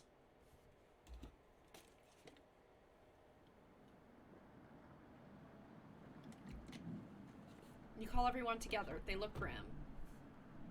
You could cut the tension in the room with a knife. Ooh. Everyone is staring at you. They're expecting that last piece of bread for dinner. You bring it out. Everyone cannot take their eyes off of it. You instruct everyone to take a pinch, and slowly all 5 of you tear it apart like a wishbone. Everyone studies their piece of bread carefully, wondering how long it will last. Karen is the first to eat hers. She chews each bite 100 times before swallowing. Anatoly chews it cautiously, opening his mouth once he finishes each bite. Mariah nibbles on it silently, eyes wide, moving from person to person. And Gregor just pops it in his mouth like a cherry. It was gone in an instant. Oh boy. The group thanks you awkwardly It's not much, but you've run out of options. You wish everyone good night and get ready for bed. You go to bed starving. Oh boy. Yeah, let's play Cooking Companions. That'll be a light game for Valentine's Day. I mean, this is in line with our theme here. I'm loving it. This is great. I am so invested in these characters and this story and where it's gonna go and what could potentially be going on behind the scenes. Good morning. Morning. Let me check if the rain has stopped. Shit. Oh, this one's fucking you up more? Is it because it's, I don't know, it feels, not necessarily it feels real, but it has that sense of foreboding and heaviness to it. It's good. It's good. It's still flooding. Oh, what are we going to do? Humans can live 2 to 3 weeks without food. I'm all ready to come in here and be like, hey, I see a cutie. And then we've all got, like, the daughter party happening. Literally, like, my title of this stream feels like the meme from SpongeBob of rev up those fryers because I'm ready for a Krabby Patty. And then Mr. Krabs throwing the fish out. It's just me coming in, rev up this cute dating game. I'm ready to have a bisexual panic. And then it's just me getting just absolutely wrecked by the horror and starvation elements of this fucking game. Oh man, that's good. But yeah, starvation it can be a troubling element to have. My assumption is that this is a romance game about getting trapped in a cabin during a storm with 4 other people, and there are 4 different results and endings you can get. Pretty much. The starvation thing is one that I was surprised about. Like, I'm the kind of person that, like, if I like a game, I'll look at, like, a 2 to 3 sentence blurb about what it's about, and just a couple quick screenshots, and then I like to go in completely blind. So all I knew about is that there was cooking involved, that there was a cooking theme to it, it was a dating sim, and there were horror elements. So this has like already been a wild ride. It's a Donner dinner party. Yay! Water isn't a concern. Yeah, you guys are good on water. Rainfall should end in a day or 2, right? Actually, precipitation can occur for more than 215 days a year here. But do you really think it'll rain that long? Anatoly, it's been days already. What makes you think it'll stop soon? Relax, everyone. Let's see how long we can round this out. Fingers crossed it's done by tomorrow. Okay, panic is slowly creeping in. Everyone's looking scared. But you need to survive. Ooh. Karen and Gregor will begin to discuss next options. Do you want to speak with Mariah in the kitchen or Anatoly in the living room?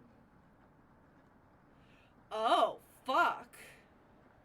Think instead about everything you've done wrong and how you've doomed everyone.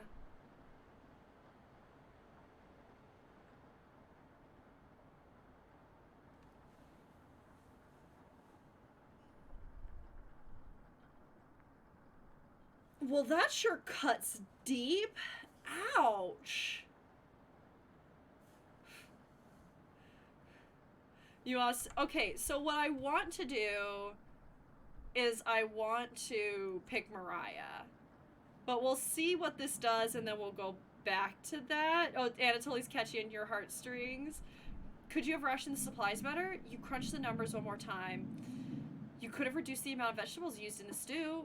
But it was their first day. You had to impress them. Was there anything you could have done differently? Probably not. Mariah, Anatoly, Gregor, Karen.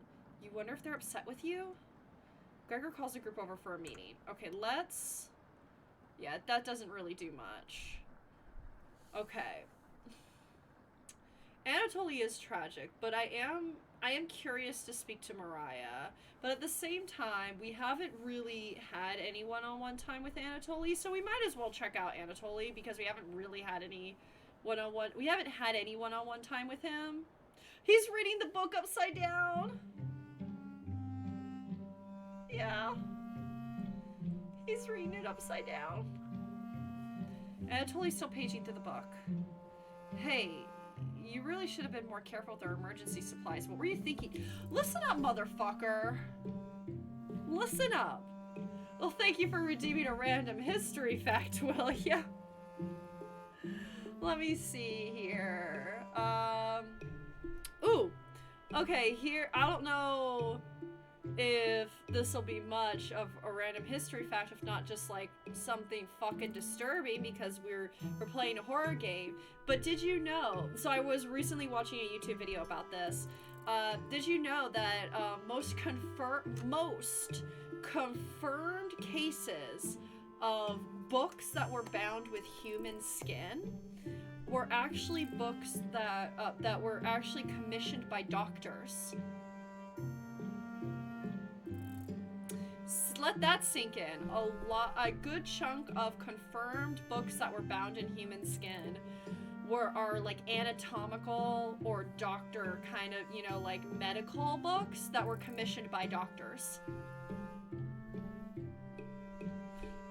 You guys are regretting? Yes, I did redeem. I'm not sure if this is like, if it's really much of a history fact, but yes, I do adore Ask a Mortician. I love her. I love putting her on the background while I do my usual daily work, and I have a couple of her books. I actually have, for our book club this year, one of our books, I believe either May or April's book is one of her books. I think I picked Will My Cat Eat My Eyeballs as one of our books for this year's book club. If you're looking to join a book club, no pressure. You don't have to do every single month. I do have one in my community Discord.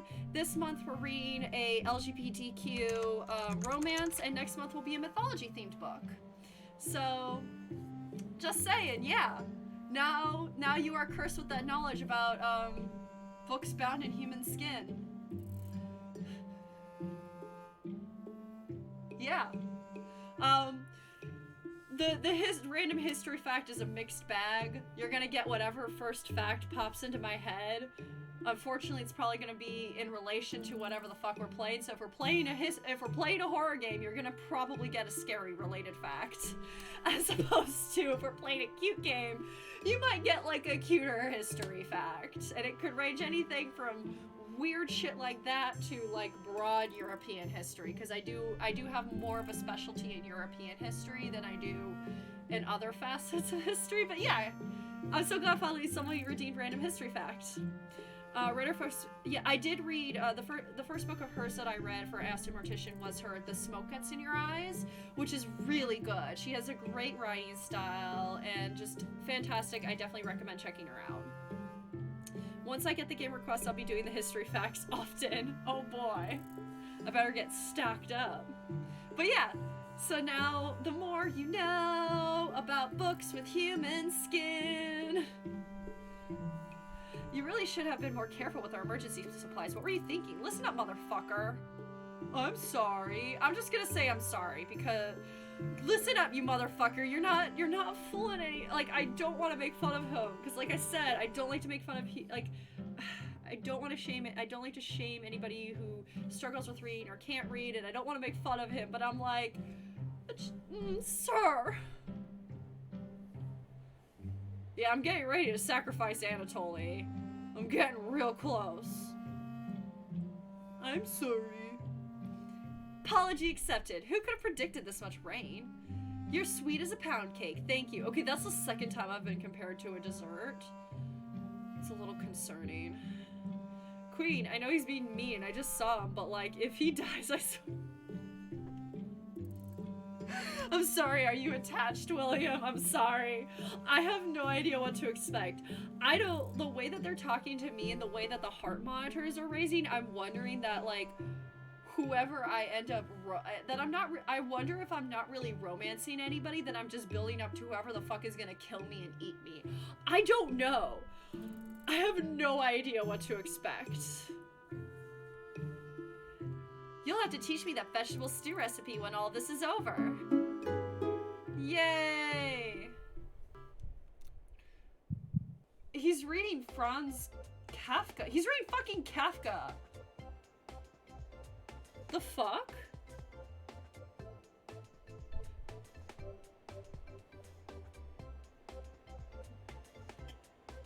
It is easy to get attached to these soft anime boys. This book is a great distraction. Very well written. Oh, you get the hint and leave Anatoly to himself. With his upside-down Kafka book. Okay. I don't think any of us can take this much longer. Gregor's voice starts to crack. I don't want to ask this, but it's time. One of us needs to go outside and search for food. Oh, Gregor! He's crying! Everyone is silent. I'll go. Mariah! I used to swim all the time near my house, so I probably have the best chance of swimming through the floodwaters. No! Let me go and sit. Yeah, what about this, like, thing on his shoulder? Like, what's the squirrel on his shoulder? Like, I want to know more about that. Let me go instead. You won't get very far if anything happens to your glasses, Anatoly. You're blind as a mole rat, remember? It's true, but... Little guy, let me go. Gregor, fucking hell, Gregor's our backbone, so if something happens to Gregor... Oh, no. Karen! His arms are definitely the longest, so he's probably the best at climbing trees out of all of us. No, that wouldn't be right. Gregor, let me go instead. Ooh, what's your theory, Yoda? What's your theory? I get that none of these options are good ones. Ooh, I accidentally went backwards. Get that none of these options are good. Whoever goes is going to get hurt / die. Yeah, I'm getting a little worried. But we need to find food or help. Gregor grabs a branch from the woodpile. He cuts it into different measurements. Ooh, we're going to draw straws, essentially. We'll draw sticks. Since we can't come to a consensus, let's draw for it. We'll each pick one from my hand, and the shortest will go outside to search for food. You're not worried about drawing. You saw Gregor cut the branch legs, so you can tell which one is the biggest from the bunch. You pick it. Oh, it doesn't even give me an option. The others watch intently. Will it be Gregor? Anatoly? All good, Yoda. Do what you gotta do, man. Anatoly? Karen? Will it be... Looks like you've got the shortest. Looks like I've got the shortest. Mariah. It's okay. I watched Anatoly forage earlier, so I'll know what to look for. Just swim until you find higher ground, then scout the area. Maybe you'll find a fish out there. Everyone looks heartbroken. Karen, Anatoly, and Gregor, I'll keep us alive. I promise. She promised. Everyone watches as Mariah leaves the cabin. The silence is deafening. Goodbye. The door shuts behind her. You can faintly hear her yell about how cold the water is. Yeah, oh god, is she gonna get hypothermia? And then silence. The fuck was that sound effect? I'm sorry, what the fuck was that sound effect? Oh, man.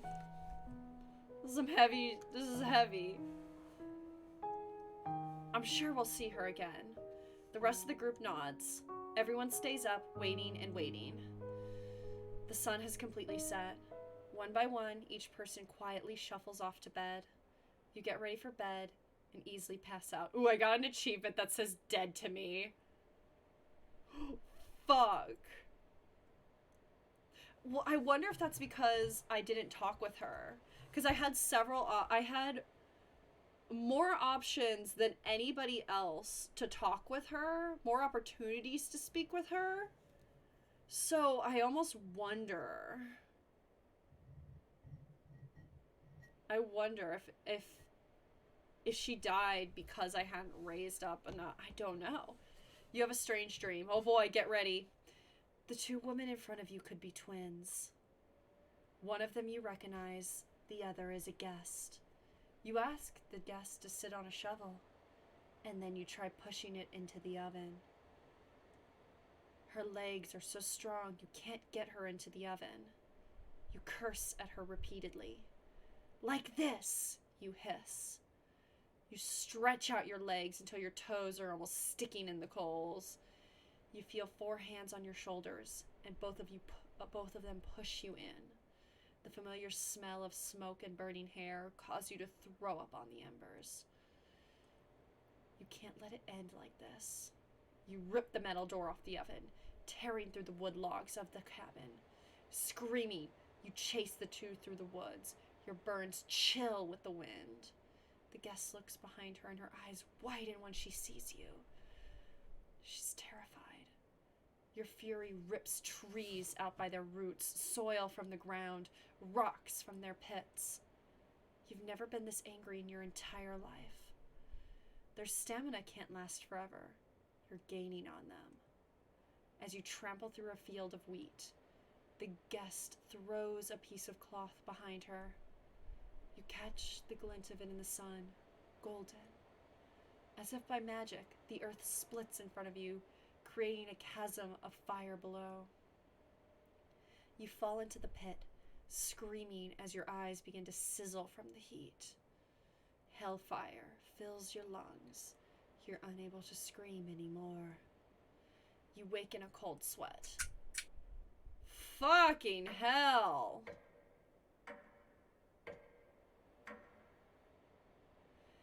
Woo! Give it up for day 7! Ding, ding, ding, ding, ding! Oh, I have my bell. I have a little, like, ringy bell, hotel bell thing. I have that outside, though. Ding, ding, ding! Give it up for day 7, folks! Good morning. Do you think she made it to higher ground? I believe in Mariah. Me too. She'll be fine. Right, little guy? So what do we do now? Just wait? Karen, how long? It's been almost a day since she's left. Anatoly and Gregor look nervous. Someone needs to go look for her. We need to wait, Karen. Wait for what? The nearest town is miles and miles away. Waiting is all we can do for now. So it could be days before she gets back? Oh, that is a new face from her. I'm gonna just pop that webcam. Yeah, that's a new face from her. I feel like if this dream is saying she basically forced her outside, she wants to save her, but she cannot and regrets the decision of Styx and setting someone out. Yeah, I'm wondering, like, the connection with each dream with what's going on with the story, because it almost feels like the first dream with the, the creature on the back almost felt like, just felt like it fell in line with the sense of feeling of hunger setting in for the first time.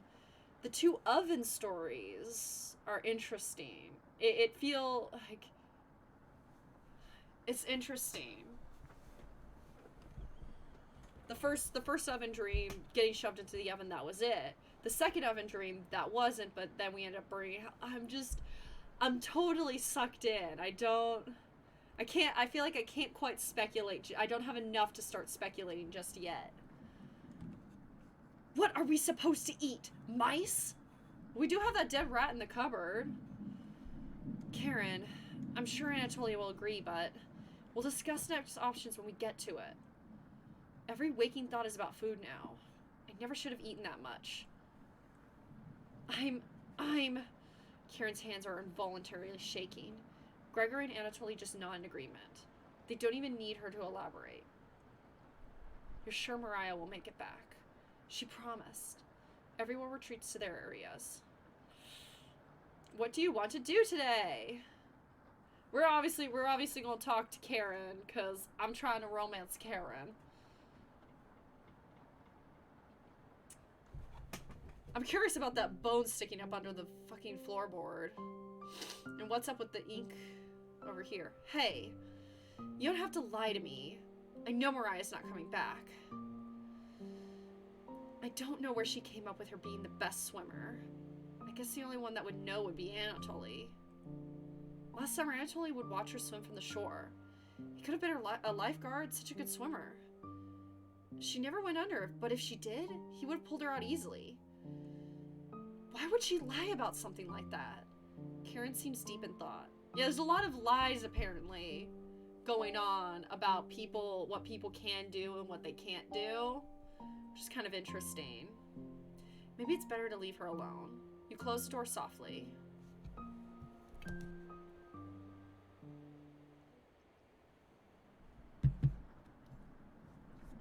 I can't stop thinking about that vegetable stew. I'd be fine with the bread and jam. I'd be fine with just the strawberries. Nobody else laughs. I would kill for some vegetables right now. Uh-oh. Why does it make you think of Total Drama Island? I don't know. You would too. I'm gonna try and get some sleep. Good night. Night. Yeah, we're not thinking about the sentient vegetables in the fucking kitchen. You fall asleep quickly, but you only dream about desecrating a corpse. I'm sorry, what? You wake in a cold sweat in a completely different room. Oh? We're not gonna fucking elaborate on that?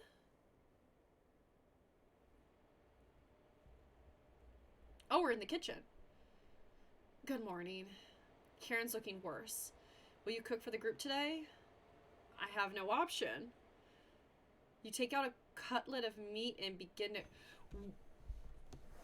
Where did we get that meat? And what meat is it from?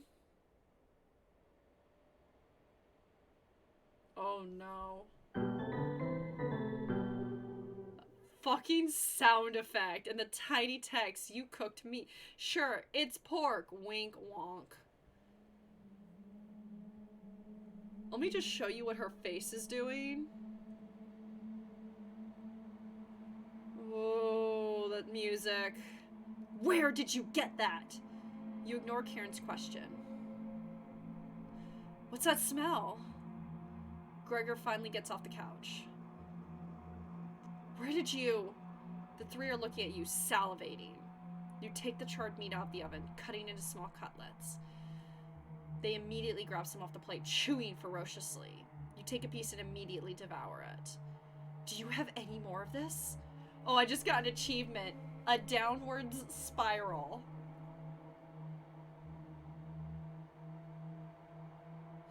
Oh, shit. You explain how the meat is stored securely hidden so you can ration better this time. I understand. Thank you. Oh, shit. Anatoly runs to the bathroom, puking in the toilet. You can hear him sobbing from... Oh, I'm thinking it's our friend. This taste is... Gregor wanders off. Anatoly returns looking choked up. I was too weak. Left you some of the meat. Don't fight this, Anatoly. Anatoly takes a cutlet from the plate, turning his back to the group as he devours it. Yeah, maybe that corpse dream wasn't a dream. Especially since it said we woke up in a different room. You can hear him crying. Finally, my focus is coming back. Going to read some of those books. Keep them occupied, okay? That's all good, Yoda. Do what you gotta do. This is very disturbing subject material. The sound effects are so good and terrifying. It's... Oof. Oof. Karen leaves you with the men. Who do you want to talk to? Okay. Anatoly seems clearly upset. I feel like we should probably talk to Anatoly because he's so upset. Yeah, it's very, it's disturbing, but like I'm also super intrigued at the same time. Very intrigued at the same time. I want to, do we want Gregor or do we want Anatoly? Like, Anatoly seems clearly bothered. But also, I like Gregor more. We're gonna just pop a save just in case. I want to talk to Gregor. Oh, and like suddenly the music. So cute. Hey, thanks for cooking the meat earlier. I was nearly passing out from the hunger pains. Even if I'm a meat and potatoes kind of guy, I appreciate the vegetarian dishes you made earlier. You really respected... God, I can't read. You really respected Mariah's boundaries. Thank you. Gregor's more dense than you gave him credit for? Listen, he is just a simple himbo. Doing his best in this fucked up reality. If there's extras, slip me some extra meat. Okay? Gregor will remember that. Oh boy.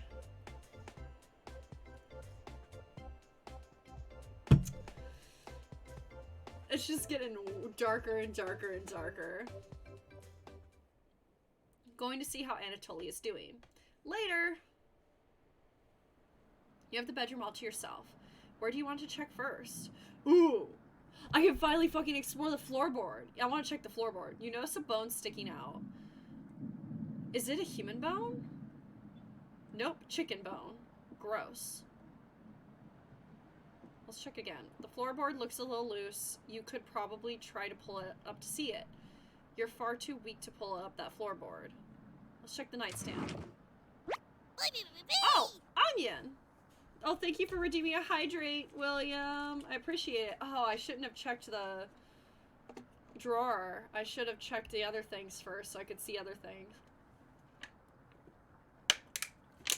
Hope you're all hydrating. Hydrate or dihydrate, kids. Onion? Don't be a crybaby, it's just me! Onion! Onion! Boy! Was just playing with some of the toys in this drawer. Onion! You're far too old to be playing with any of them. You're never too old for toys. I'm curious about what's bothering Anatoly. Maybe Gregor will tell us something later. Yeah, like I feel like Gregor, he's being played up as like, you know, the solid rock of the group, a little bit of a himbo, a little dense, but I need a bigger boat. Ah! Oh my god, hi! Hello, Raiders! Hi! Welcome in! Thank you so much, Kitsune, for the raid! How are you doing? Welcome! Let's get you a shout out. What were you guys playing? Thank you so much for the follow! Thank you, Adas! Welcome in! Hello, hello! I hope you're all doing well. You were playing some Apex Legends. Were you winning? Did you win? Did you win? Hello. Welcome. For those of you who may not know me, hi, I'm Horror Queen Cosplay. I'm a variety streamer, but I do tend to lean more in towards horror games, which is perfect for today. We're playing Cooking Companions, a dating sim game with a horror twist. As you can see by this cute dancing onion. And obviously we do lots of cosplay here. With my Giffany cosplay, I have my head bow on my Furby in the background. But hello and welcome. Thank you again so much for the raid. I super duper appreciate it. Man, I was just trying my best in ranks. Hey, that's honestly, that's the best you can do sometimes. At least you're trying. I got burnt out on ranked online games thanks to Overwatch, so you're stronger than me for still keeping up with that. So thumbs up. And thank you again so much for bringing your peeps on over. I super duper appreciate it. Shit has gotten really serious in this game. We've got maybe some potential cannibalism, sentient vegetables. It's a lot. It's a lot. We just found an onion, a sentient onion in a drawer telling us that we're too old to play with toys. It's going great. It's magical. Played some fun in DBT too, so also we Gucci. Nice. Nice. Love some Dead by Daylight. Love it. I haven't been playing really much recently. I need to get back into playing more again, especially since they have the new Saw chapter, and Amanda's like my killer main, and Tap is my survivor main, so I feel like I need to be playing. But I hope you had fun, and thank you again so much for bringing everybody on over. I'm doing my best with the voice acting here for this game. Anyway, need to attend a secret chompette meeting. Bye bye. Not sure if magical is the best of words. Everybody, William is traumatized. It's fine. It's fine. Smell you later. That's rude coming from a fucking onion. Onion bounces out of the bedroom. 'Cause that's a normal thing. The drawer has various children's toys in it. What's this? Oh. Yes, I am in America. I have, I know my accent can sound a little funky because I've lived all over the country, so, like, I kind of have an amalgamation of a bunch of different areas in the States accents. Let's see, June 26, 1862. Another body of a child has been discovered within the city of Zakopane, with the remains stuffed into a barrel full of potatoes. The cause of death was identical to earlier victims, with significant blood loss due to multiple stab wounds to the stomach. This marks the fourth victim by the butcher of Zakopane in less than a month.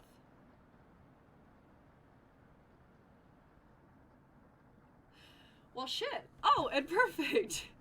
Thank you. Perfect time for you to come in, Kitsune, for you to identify that this, that's Poland. Because we did, the characters did mention earlier that they had to flee from Ukraine. So, we must be in Poland. So, based upon Zakopane, we must be in Poland right now. So, we've been trying to speculate,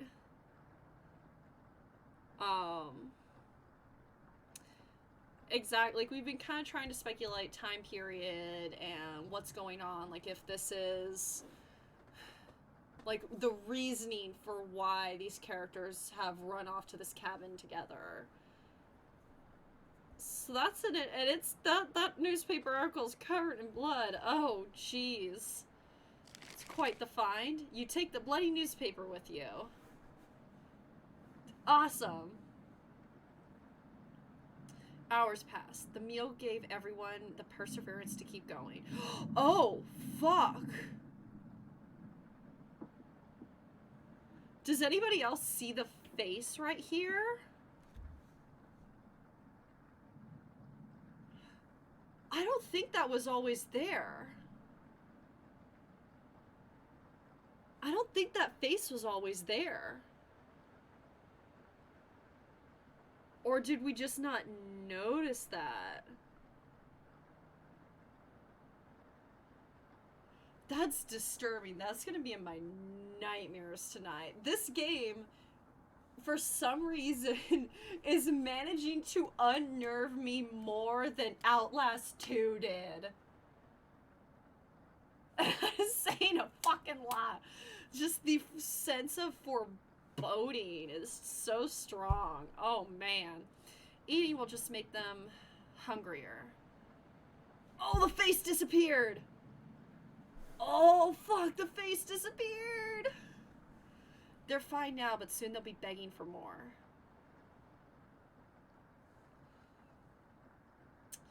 We've waited long enough. What's for dinner? Calmly explain that you want to ration the meat better this time and there will be no dinner. Fine. I understand. I guess I'd rather eat tomorrow than more today. No arguments? Perfect. So I said perhaps corpse dream wasn't a dream. Yeah, I'm thinking that that corpse dream was reality. I'm thinking that that wasn't a dream. Everyone decides to call it an earlier night. You fall asleep instantly tonight. Let's see, do we get another fucked up dream? You have a strange dream. Ooh, we get another dream. You're having dinner with a blacksmith, but he's not touching his food. The only light in the room comes from the oven. He clears his throat, stroking his beard. I can forge anything, he says. Your eye has been giving you issues lately, so you reply, forge me a new eye then. You laugh, but then the ropes come out. He ties you to your chair with a long rope to prevent you from struggling. You rip the rope apart without even trying, so the blacksmith uses a thicker rope. No turning back now. He takes a hot poker out of the coals, holding it in front of his face. You can see his beard and eyes watching you. He slowly brings back the poker, aiming carefully for your eye, before plunging it through your skull with a sickening crunch. The force of the blow throws you backwards a few feet. You're unable to break the ropes. You vomit all over your chest. As the smell of your decimated eye floods your nostrils, the blacksmith stands over you, spitting on your body. You wake in a cold sweat. Yeah, we've gone like full-blown horror. I was like, this is gonna be such a cute and sweet game. We're gonna romance some cuties and cook some food. Imagine if I wasn't a primarily horror game streamer. I know the title for the stream must be like so confusing. Happy Valentine's Day, y'all.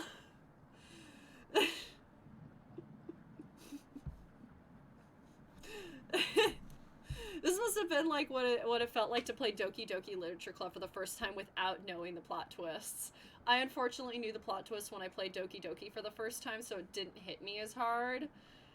So this must be what it feels like. Good time. Yeah, perfect. 4 a.m. time for some horror. Exactly. We stand some unexpected horror games in this house. I'm sitting here with my cute Gravity Falls cosplay, which frankly, Gravity Falls is like can be like a great introduction for younger audiences into horror or creepy elements. You know, it's very much like the Twin Peaks, Twin Peaks supernatural kind of vibe to it, but more kid-friendly. So, it still falls in line. Giffany still feels like she falls in line, kinda, sorta, yeah. I would count Giffany as a horror cosplay. She did try to, download Zeus's brain into a computer, and she pulled off a Five Nights at Freddy's, and she was the OG Monica before Monica was a thing, so, yes, welcome to Horror Streams, where we try to get even the wholesomest people in here and scare the pants off. You don't want to know what I was doing last year at this time every day in my basement, lol. Yikes. Alright, we wake up to Gregor looking out the window. He turns to you, not smiling. You take a look out the window. Do you notice anything? Oh no. Они вас никогда не простят. Ooh, that just sent a chill up my spine. And there was movement over on this tree.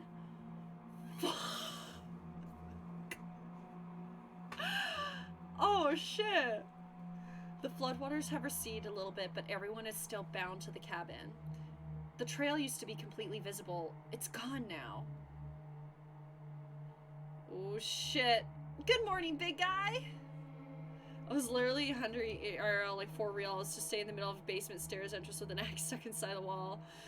Damn. Will Mariah make it back? This might sound a little crazy, but every night around 2 a.m. I can hear her outside. She makes this awful gurgling noise like she's trying to get water out of her lungs. What the fuck? Have you heard her, Gregor? Sometimes when the rain gets faint, I think I can hear her whispering. I haven't heard anything like that. When she's whispering, it's like she's trying to tell you something, right? Yeah, Anatoly and Gregor's dynamic together, how they call each other big guy and little guy, is absolutely adorable and sweet, and I love it.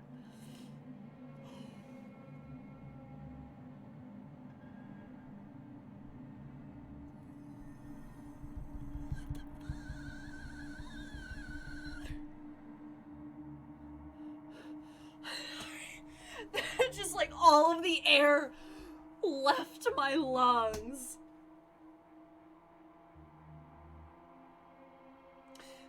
is the game that's gonna fuck me up. I had no problem sleeping after we played Outlast 1 and 2. This is the game that's gonna fuck me up.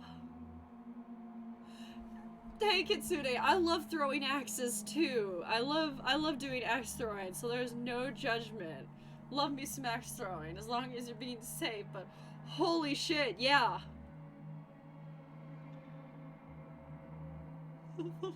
Fuck. You know, when they said that there were gonna be horror elements to this, I was like, oh, is it gonna be like Doki Doki Literature Club? You know, where it's gonna be horrifying because they're subverting your and utilizing the expectations of a very classic Japanese schoolgirl, you know, like cute date my waifu kind of dating sim. This, I'm going into it, I'm like, okay, I'm expecting it to be that kind of brand of subversive expectations. Obviously not expecting like the cosmic digital fourth wall breaking horror that Doki Doki Literature Club is. But this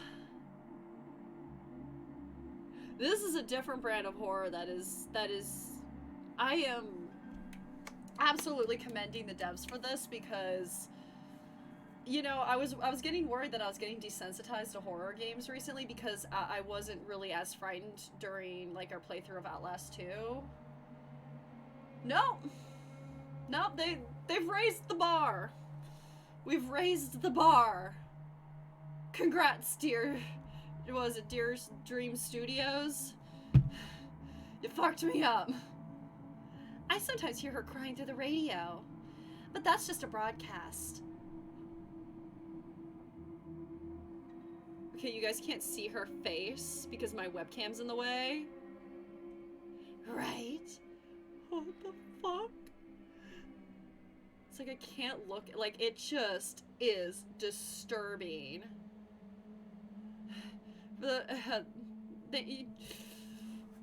Glad hopefully this won't fuck up your sleep schedule. For some reason my nightmares are usually like I'm the killer in the psycho.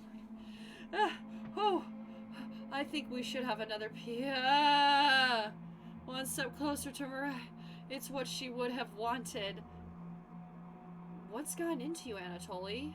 Anatoly eyes look at you begging. Oh my god, this is like genuinely fucking terrifying. Like, I feel disturbed. Bring us another slab, please. He clearly doesn't have the stomach for it. I can't get the taste out of my mouth. Please help me. Are we starting to dive into like the Wendigo kind of myth, I wonder? Because, you know, you cross a line when you eat people. So, man, Anatoly. Gregor looks pained at Anatoly's words. I think he's right. Please bring us more of that meat. Grab some of the meat from your secret hiding place. You cut it into squares, adding it to the boiling cauldron water. It will taste bland without any seasoning, but you need to serve it up right anyway. What's taking so long? I have to do a creepy voice for the creepy thing. Boil it faster. It looks almost done. Patience. It's finally finished. You serve the meat in bowls. God, the fucking music! Holy shit!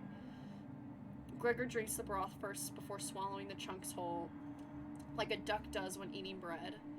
Anatoly creates ripples in the broth using the spoon. He isn't eating. I'm sorry about earlier, everyone. I don't know what overtook me. Hi, Ed! Shit has gotten real creepy and disturbing. It's gotten spooky. Mariah. I'm so sorry. I'm feeling chilled. Like, I know logically I'm safe, but like I can't help but like look over my shoulder with like how chilling this game is. Anatoly begins to weep. You look over at Karen. You didn't notice her even start to eat. There's just an empty bowl now.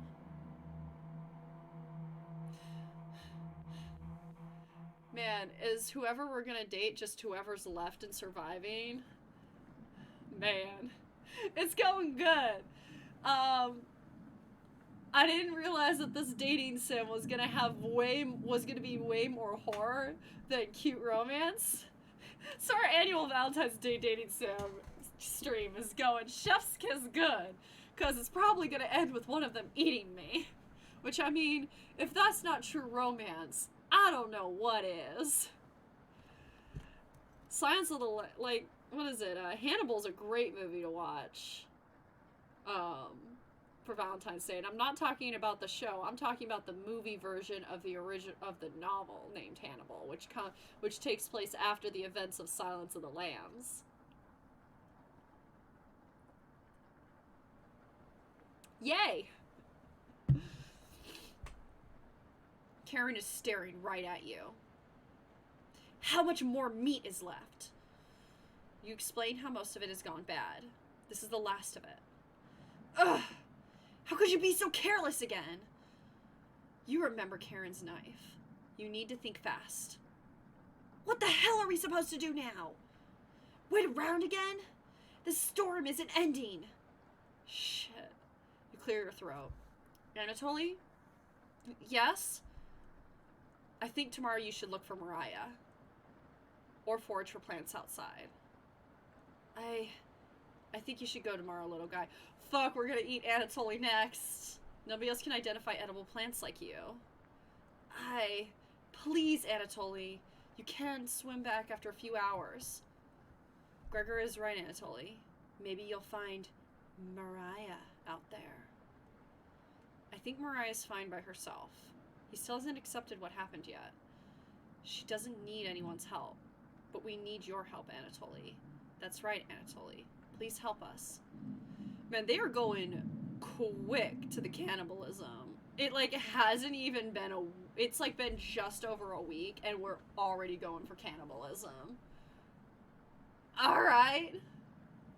Let me sleep on it, okay? No problem, little guy.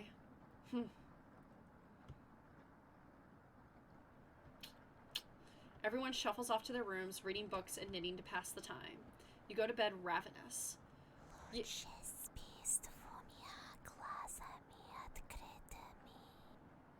Oh, man, that sent a shiver down my spine. The fucking whispering in the headphones. Ooh. I'm so sorry, William. I think Anatoly's next on the menu.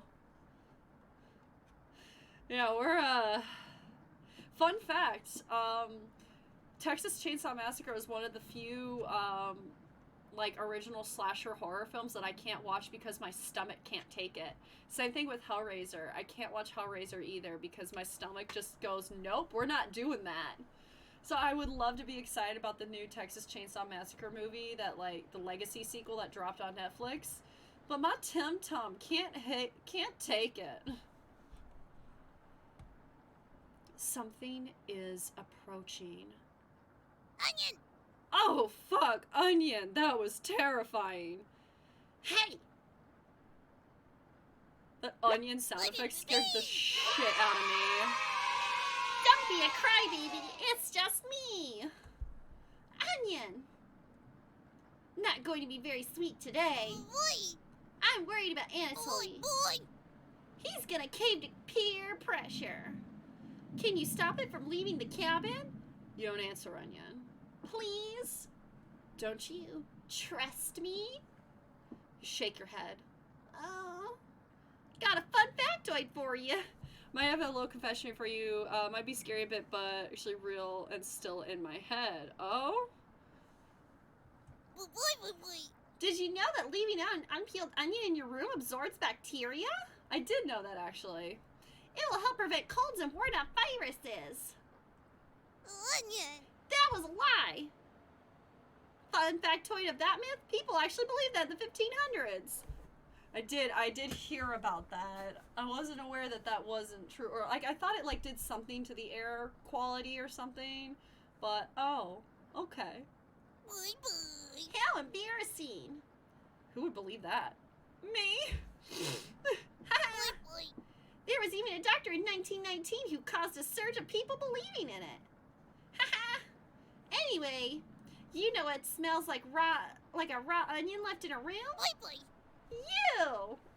Fucking rude. It's been a while since your last bath, right? You can't remember. Could smell you before I even came into the room. Oh, I got an achievement. Don't be a crybaby. Onion! Yikes! So, can you stop Anatoly from leaving? I know he has cabin fever, but this is ridiculous. It'll be impossible to stop a grown man from leaving. Onion! Please. We don't need another one stalking the hallways. The fuck does that mean? What the fuck does that mean? Tapping on the windows, crying through the radio. You have the sudden urge to scream.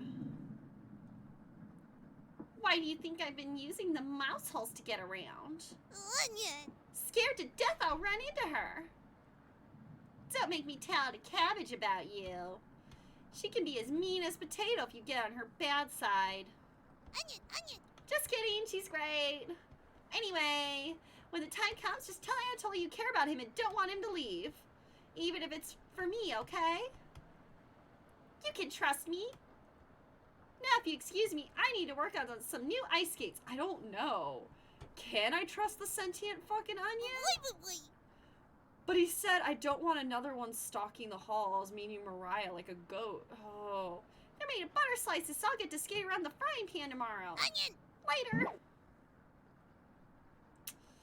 Oh boy. Your mind finally manages to forget everything that happened. You fall asleep again, still ravenous. Shit. This is chilling. It's good, but damn, is it chilling. You have a strange dream. Oh boy, you guys ready for another dream sequence? A fox is collecting payment in your living room. You despise him, so you put 2 dogs at the bottom of a sack, then add 6 chickens on top. The fox smiles at you and leaves. At some point on his journey, the fox will eventually open the sack, and the dogs tear the fox in half. Filled with such loathing for the fox, you gave him the only things you had for food, all of those chickens. As the snow piles up outside, you begin to eat whatever you can find. Pillowcases, candles, leather. One day you wake up and have nothing left to eat. Absolutely nothing. Just an insatiable hunger. A few days later, you go mad and leave the cabin, completely ravenous. A nearby tree looks like charred meat. Your iron teeth cut through the tree bark, tearing your gums apart by the splinters. Your mouth fills quickly with blood. Days later, a deer gallops by, the first creature in the woods to see your corpse. You wake in a cold sweat. Oh, we didn't get a jump scare image that time. I was like bracing myself for it. Usually we get like a little bit of a quick jump scare flash without a sound. Something smells terrible in the living room. Oh shit. Someone puked in a corner. Fucking hell. You wipe it up with a rag to save them from embarrassment. Yep, Anatoly. Baby. Good morning. Good morning, little guy. Well, Anatoly, What's your decision? Ooh, I got an achievement. Bad ideas. I barely slept last night. Her whispers came through one of the holes in the floor. She kept telling me to come outside. Yeah, I'm thinking that dream definitely was talking about... I don't... Like, maybe... I don't know. Yeah. Like, perhaps Mariah was the... We don't want to rush you, but one of us puked last night. So that's what that smell was. Anatoly, my patience is wearing thin. You have 1 hour to make a decision. Why so quickly? Because I'm not waiting any longer. Show you guys what her face looks like. Oh, man. You can see the glint of Karen's knife under her dress. Best to watch out for that knife. The one that I picked to romance. She's the most bloodthirsty. Oh, boy. The group disperses. Tensions seem to be rising. You have 1 hour to kill. What do you want to... Oh, we're not even pretending. Just straight up. You got 1 hour to kill.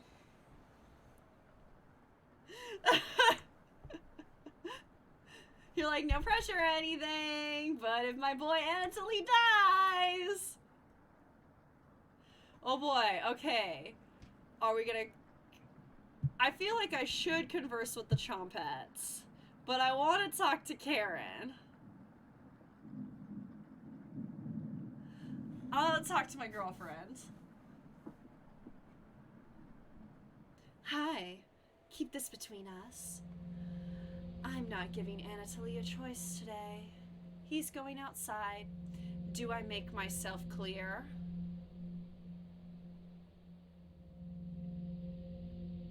I don't like this decision.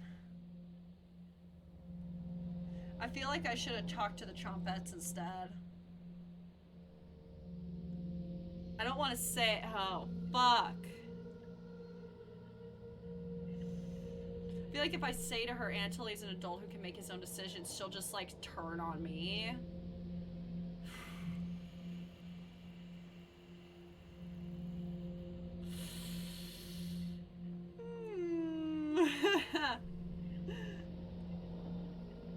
She's the one with the knife. You gotta listen to the one with the knife. Good. Thank you for understanding. Karen cracked a smile. Yay! Now get everyone together for a meeting. Let's get him to leave. You call everyone together to discuss the next steps. Like, we are tearing through people in this group way too fast. Anatoly, you okay, little guy? Anatoly looks pale, like he's going to pass out. Anatoly, have you made a decision? Yes. I'll help you all out. I promise.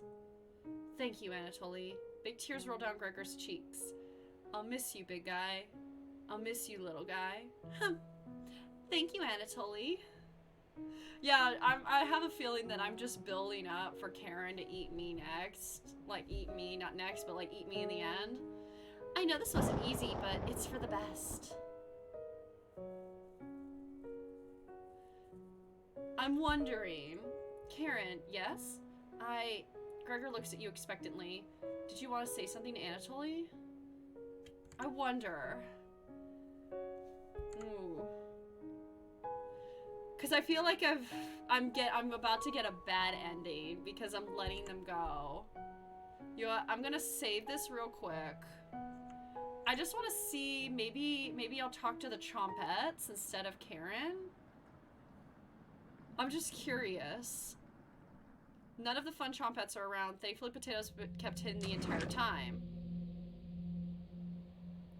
And nothing can we call our own but death. And that small model of the barren earth, which serves as paste and cover for our bones. Oh, sorry, didn't see you creeping up behind me. I was reciting my favorite line from William Shakespeare. Do you know which play it was from? It wasn't the one with the word sisters. You take a wild guess. That's right. The Life and Death of King Richard II. Before I came to this cabin, I used to read all the You're a potato! How did you read? Why did I stop? I can't turn the page with just my tongue. Wait, were you a person before you became a potato? Hell, I can't even nudge a book off the bookshelf. Pathetic, right? You nod. Yeah, I've been watching your progress so far, and I must say, very strange choices, even for someone like you. I've wondered why you're so accommodating for these four. Pity I didn't receive the same treatment. Oh well, excuse my rambling. Are you here for another survival lesson? You shrug. Excellent. No shame in preparing for the absolute worst. Ahem.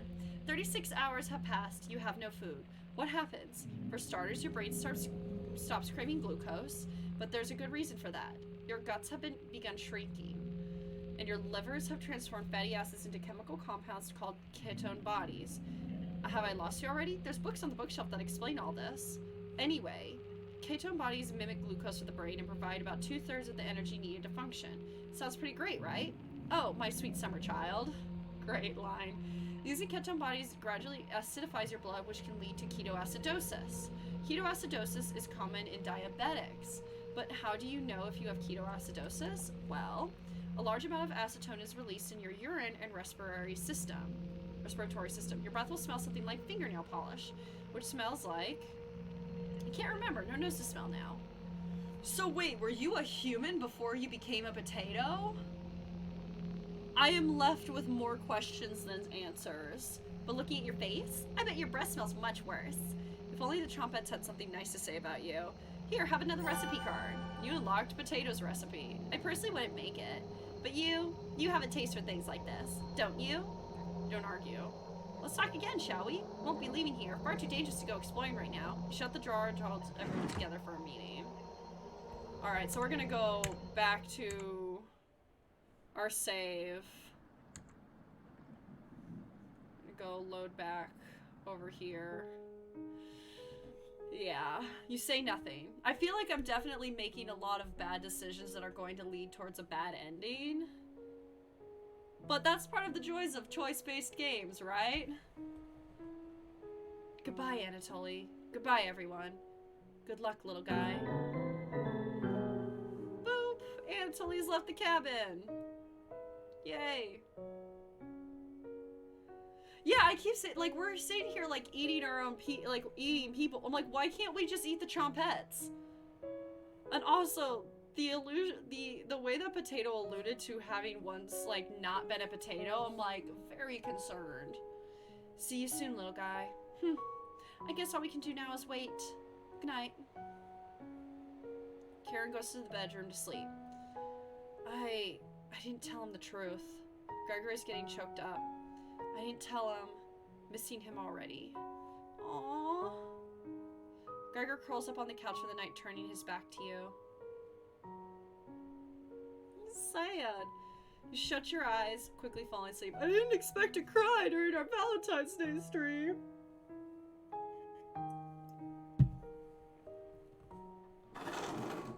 You hear a scraping from the floor.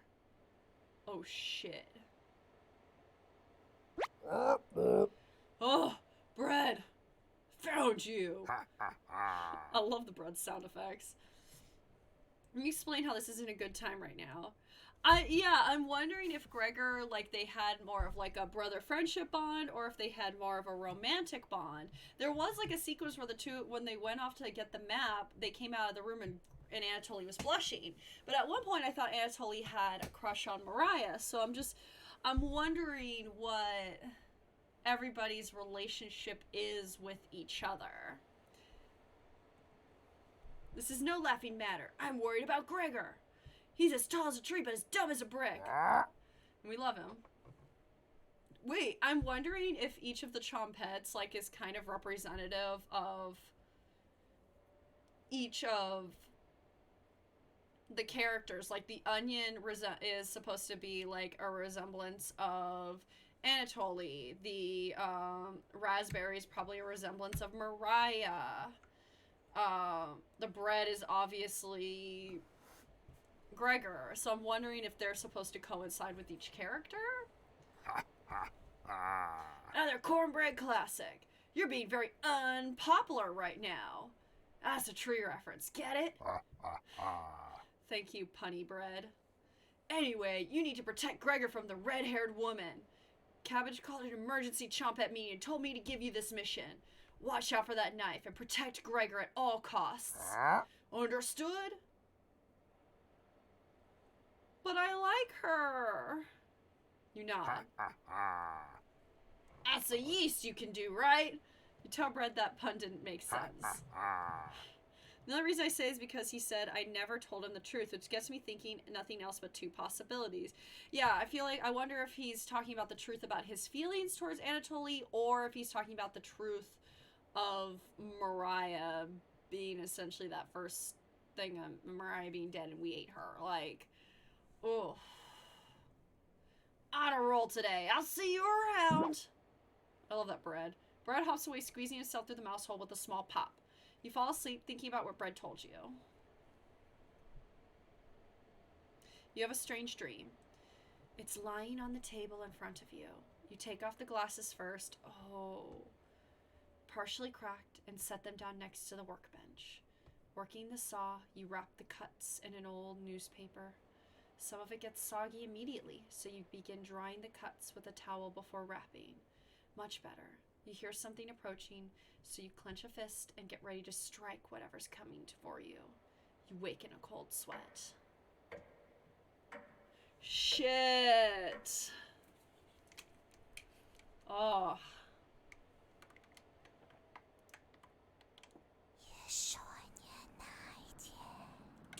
Awesome. More creepy whispers. My favorite. You wake in a completely different place. Did you sleepwalk or? Boop. Yay. Yes, it was a rat. It was definitely a rat. Everybody's still asleep. This would be a nice surprise after yesterday's events. You decide to cook breakfast for everyone, cutting each slice fairly thin. You brown each side in the oven. The smell is unique. Karen runs into the kitchen. What is that smell? Give it to me. No. You don't argue. Karen grabs a cutlet, burying her hands before bringing it to her mouth. Ah! She hungrily devours it, barely chewing. She grabs another cutlet off the plate and eats it. You thought she was concerned with rationing. Gregor wakes up from the couch and heads into the kitchen. Oh God. Already? Gregor looks conflicted, but he succumbs to the hunger. They always do. Oh God, that's such a fucked up phrase. Gregor eats his food in a few bites, carefully grabbing a second cutlet. Like, this feels like this could potentially be not the first time our player character, you know, has been in a situation like this. Tears start streaming down his face, but he doesn't make a sound. You join them in the meal, quickly consuming the meat on the table. I can think straight again. We'll be out of here in no time. No need to ration anything now. Karen is sounding more determined than before. I'm going to lie down on the couch. Try to keep this food down. Oh, I need to sneeze. Excuse me. Gregor crawls onto the couch, turning his back to you. Karen leans in to whisper. I'm glad Mariah and Anatoly are gone. They were stopping us from bonding properly. How did you get so good at it? You tell Karen. After one bite, it just made me feel whole again. Even with the nightmares, it's worth it. It took a few nights, but I fought back, and now it's all I can think about. I read the book on necropsy. The text is ancient, but the diagrams are beautifully drawn. Very descriptive. How many years did it take for you to perfect the craft? Yep. Yep. I called it. This is definitely not the first or second time our player character has done this. I'm like, y'all turned to cannibalism way too quick. You tell her. Yeah, right. I used to tell Mariah that you weren't funny, but that's not true. Sorry about that. You've grown on me. Thank you, murder wife. Karen pauses, deep in thought. You know Gregor can't swim, right? He'd be the next to leave, but he doesn't stand a chance outside. They always seem to come back, right? In one way or another. Why wait for him to come back? Karen hands you a vial of liquid. I think you know what needs to be done. This is a strong anesthetic. Don't ask me how I found it. I want you to slip this into Gregor's mug tonight. This is for the best. He won't feel any pain until he wakes up. All you have to do is stand back and let me work on him. Oh, fuck. I know I said I wanted to romance her, and I want to commit to it because, damn it, it's Valentine's Day. But at the same time, I really have grown to like Gregor. But at this point, we're all in. Oh, man. Like, we haven't even run out of the other meat. Damn, bitch. Will you do this for me? Alright, we're just gonna save real quick. I want to ask her, why don't you do it? Or say no. I'm gonna ask, why don't you do it? But I'll probably go back to the save. I need to psych myself up for what's next. This is my first time and I want it to be perfect. I have a theory. Gregor is having difficulty keeping the food down and back with Anatoly puked after eating the last meat. So what if that shows like relationship? Like Anatoly knew it was Mariah and liked her, which is why he couldn't keep it down. And if it's the same with Gregor and Anatoly, where Gregor liked Anatoly and know it's him and probably. Like he's probably he clearly had a stronger bond with Anatoly than he did Mariah. So it's definitely weighing more on his psyche to have had that happen. So I think that's a very strong theory, William. This is my first time. I want it to be perfect. Oh, it won't even. I knew you would. Thank you. You nod. She's learning quickly. I'm kind of curious. Like, I know this is a bad end that we're going towards. Well, and I wonder, I have a feeling that, like, if I chose to really put all my eggs in the basket of Anatoly, or all of my eggs in the basket of Gregor or Mariah, this same scenario would probably be happening with a different character. Like, I don't think Karen is the sole, like, bloodlust murder character is what I'm guessing. So I'm guessing just we're just picking through romance who we want to murder with together and who's probably going to kill us and eat us at the end. Karen hands you a vial of mysterious liquid and you add it to Gregor's mug. Gregor, it's been a while since you've had some water. Come drink with us. I feel so bad because I also really like Gregor. Maybe if I do a second playthrough, I'll romance Gregor. I'm just really weak to gals like Karen. Sorry. I'm doing well. How are you? I'm playing a really fucked up dating game, and it's fun. Gregor looks frightened. I can't stop thinking about the little guy. I can't even remember what happened before we arrived. It just never ends. I miss Anatoly and Mariah.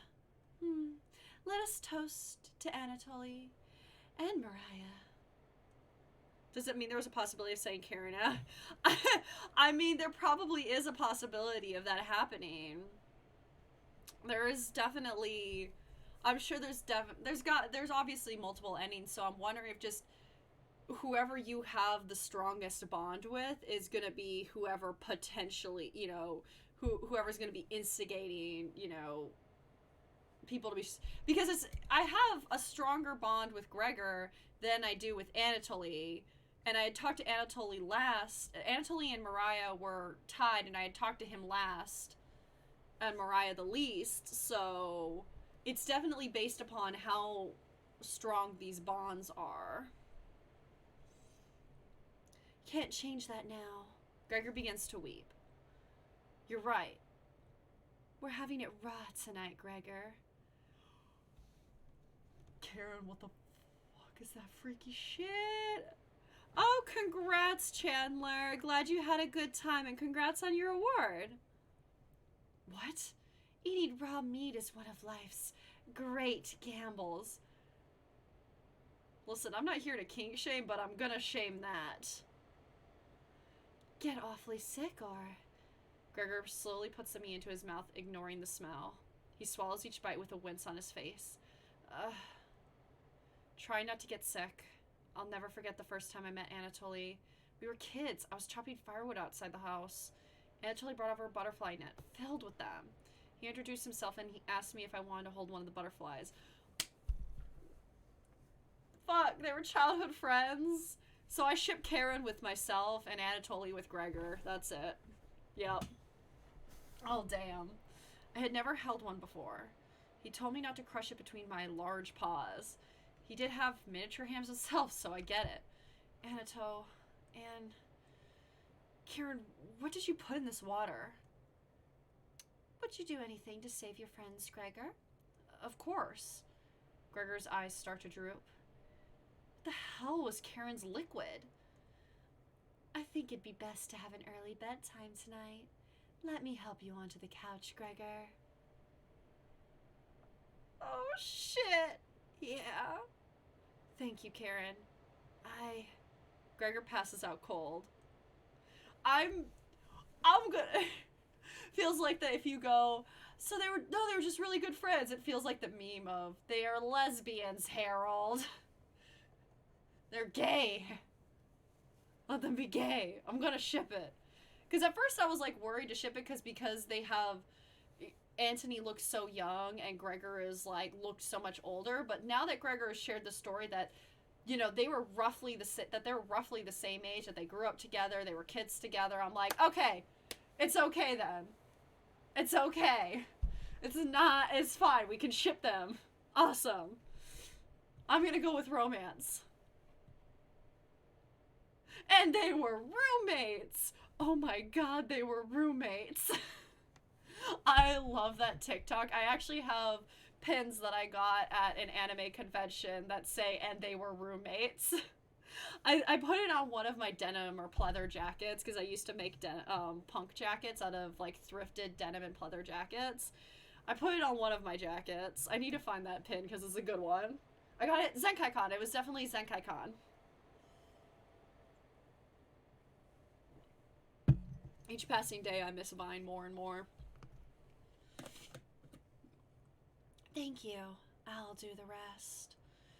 Even if he screams, please ignore Gregor when he wakes up. Okay? You don't want to interrupt Karen with this. I was like, you know what? Fuck it. We're clearly going down a bad route here. I barely talked to the Trompettes, but I'm like, all my eggs are in the basket of romancing Karen. It's Valentine's Day. We're gonna romance our murder cannibal wife. That's what we're gonna do. You leave her alone, going into the bedroom and crawling into the bed Anatoly slept in. I am absolutely in love with this game. I definitely want to play more and like try out the different routes, like romancing each character and seeing how each character goes through this particular sequence, as well as trying one where I just like pretty much talk to the Trompettes and like talk to like and go through their advice and talking to them more. You fall asleep almost instantly. Yeah, it hasn't even been 2 weeks and we've already like killed and eaten 3 people. Like, the fuck? At this point, y'all are just doing it just because you want to. Oh shit, things are fucked up. Alright, the text box is different, the audio's off. Oh boy, get ready for some spooks, y'all. You know, I thought this was going to have slight horror elements. This is a lot more horror than I thought it would, and I am giving them full props for just how deep they are leaning into the spooky atmosphere. This is genuinely frightening. Wake up, sleepyhead. Oh god, is she gonna eat me next? Oh, hi! Oh, that's a little creepy with the ghosty behind her, but hi. Hello, wife.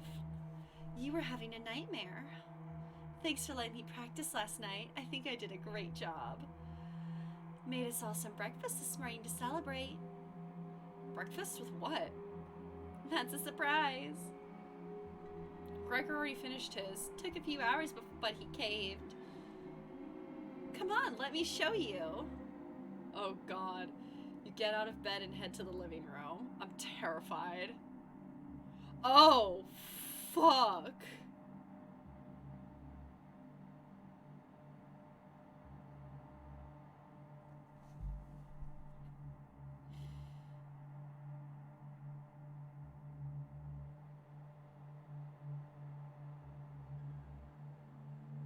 It's gonna take me a moment. Alright, we went this route. Alright, we went Walking Dead Season 1 route on this one. Walking Dead, the video game, Telltale video game Season 1 on this route with the cannibal family. Hi! Hi. Welcome to our annual Valentine's Day dating sim game. Why? He's a little weak from the blood loss, but don't worry. Bandaging him up like a field medic. My... What is it, Gregor? Where am I? God, you're stupid. Oh. I feel like if there was a possibility of keeping Gregor and Anatoly alive, but no one else besides these two, would you team up and either kill you together or actually survive? Oh, man. Oh, man. Maybe if you spent as much time reading books as chopping wood, you would have noticed the pages I was bookmarking in the necropsy book. What are you talking about? Do I have to spell it out for you? You can't swim. How are you supposed to help us out when you'd immediately drown? You'd sink like a log. What? I put some of your limbs away for safekeeping. That leg was pretty tasty, huh? Gregor goes, you fed...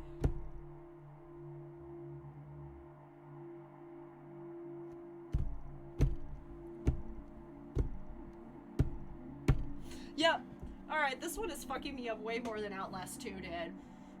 Way more than Outlast 2 did. Welcome to Cooking Companions, the dating sim cooking game. Yeah. It is a dating sim. It's just a really fucked up dating sim. A lot more fucked up than I thought it was gonna be. Holy shit, this is good. But terrifying. How's that for a big breakfast? And don't try to crawl away. If you leave this couch, I'll end you. I don't want any of it to go bad, so we'll have to eat that fresh arm when everything else is gone. When you want the big guy who called you a little pig to return. Oh, yeah. Who'd have thunk that Outlast would not freak me out as much as this one did? This one is definitely way more psychological, whereas Outlast, I already knew the story going into it, and I kind of felt a little desensitized to their style of gore and scares, and it felt more like shock value to it, like they were just like showing me scary things because it was just shock value. This is like some real psychological shit. The platform. Ooh, I'll have to take a look at that. It was really hard for me not to romance him. Instead, I chose the murder wife. So this, I'm sure if I had romanced Gregor or any of the other characters, it could be a different character on this couch, or it could be a completely different scenario. Speaking of which, I'm going to start cooking another chunk. I'll leave you two alone to chat. This has gone too far. Hey. All I wanted to do was keep everyone alive and together, but I failed at that. Yeah, I was starting to get the vibe that she was gonna murder me if I didn't help her out. God, he's sitting here. Oh my god, and he's blaming himself. I love him. Oh my god. Are you disappointed in me? Do not say this to me, sir. You should be blaming me. You should be disappointed in me. Oh, I'm gonna cry. Oh, I feel like I need to do another playthrough immediately after this where I focus on romancing Gregor. No. Thank you. That means a lot to me. Growing up, nobody had to tell me to be big and strong. It just happened naturally. My mother always made sure I never went hungry. Seconds, thirds, fourths, and yet I complained my belly was not full. One day on my way home from school, I was walking by the town inn and smelled something amazing coming right out of a pile of trash. Karen would have, you've gone too far. So have you. I know, we're monsters! I'm a weak bisexual. Also, sorry, I missed your comment earlier, Kitsune. What is weird? What's weird? I dug through it and discovered a bag. They threw away a meal that was fresh out of the oven for some reason. At least that's what I thought. I became ill with food poisoning. I hugged the toilet and cried for hours. My mother rubbed my back and eventually carried me to bed. And see, I don't feel creeped out or spooked or scared at all. It's cringe for me. I'll just... I can understand why this wouldn't be what scares other people. Personally, I'm in it. Like everywhere else, I was just here for the food. I am genuinely like, this is what's fucking me up. I'll never get this foul taste out of my mouth. She's going to keep eating me. I'm sorry. Getting too lightheaded to hold a good conversation. She's going to torture me again. You know that, right? Nod. Gregor goes a little more pale. Can you cover me with a blanket? I've never been this cold.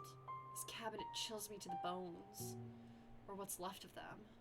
Please, consider it my dying wish. Yes! Yes, I will grant your dying wish, sir. Yeah, thank you. Much warmer now. Watch out for that knife, okay? That's the second time I've been told that. Gregor begins to look at Peace. Oh, Gregor! Anne...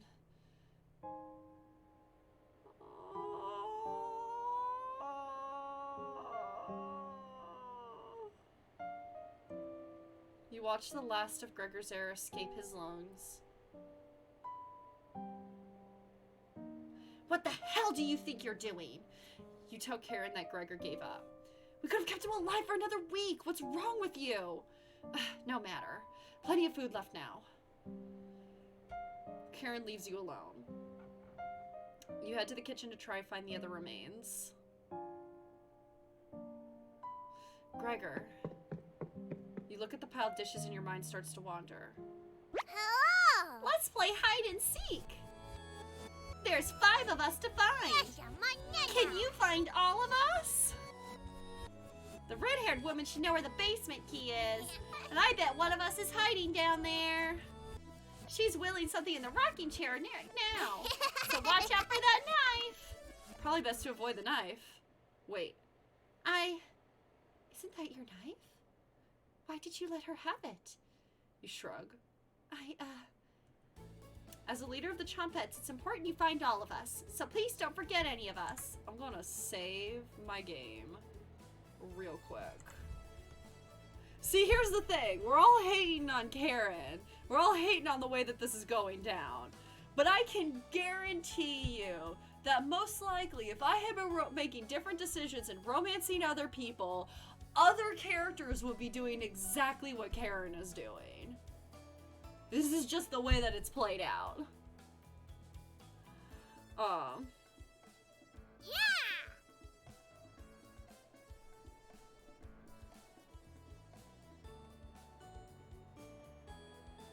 Good luck!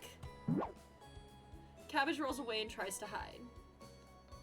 Yeah, okay, let's see. Let's see if we can survive. Why would Cabbage want to play hide and seek right now? We've been neglecting the Chompettes lately. Can't hurt to play along with them, right? Go talk to Karen in the living room. Looks like Karen's just slicing away at a block of wood. Gregor's remains have been stored for safekeeping. Scrubbing all the blood out of the couch to save you the trouble. Can I help you? I'm gonna save again. So, I'm gonna go straight for the knife, but... no, straight for the basement key. I feel as if you're gonna get haunted by the 3 ghosts of the people you sent out. Oh, definitely. Was it in the kitchen? Can't remember. I haven't seen the key. Maybe one of the Chompettes can help you find it in the kitchen? You decide to go look for it. We're just gonna avoid that knife. Thankfully, there's not too many places for Cabbage to hide. Where do you want to check first? Let's check the cupboards. You completely missed underneath the sink. On the left side, the letter L is engraved. Who wrote this?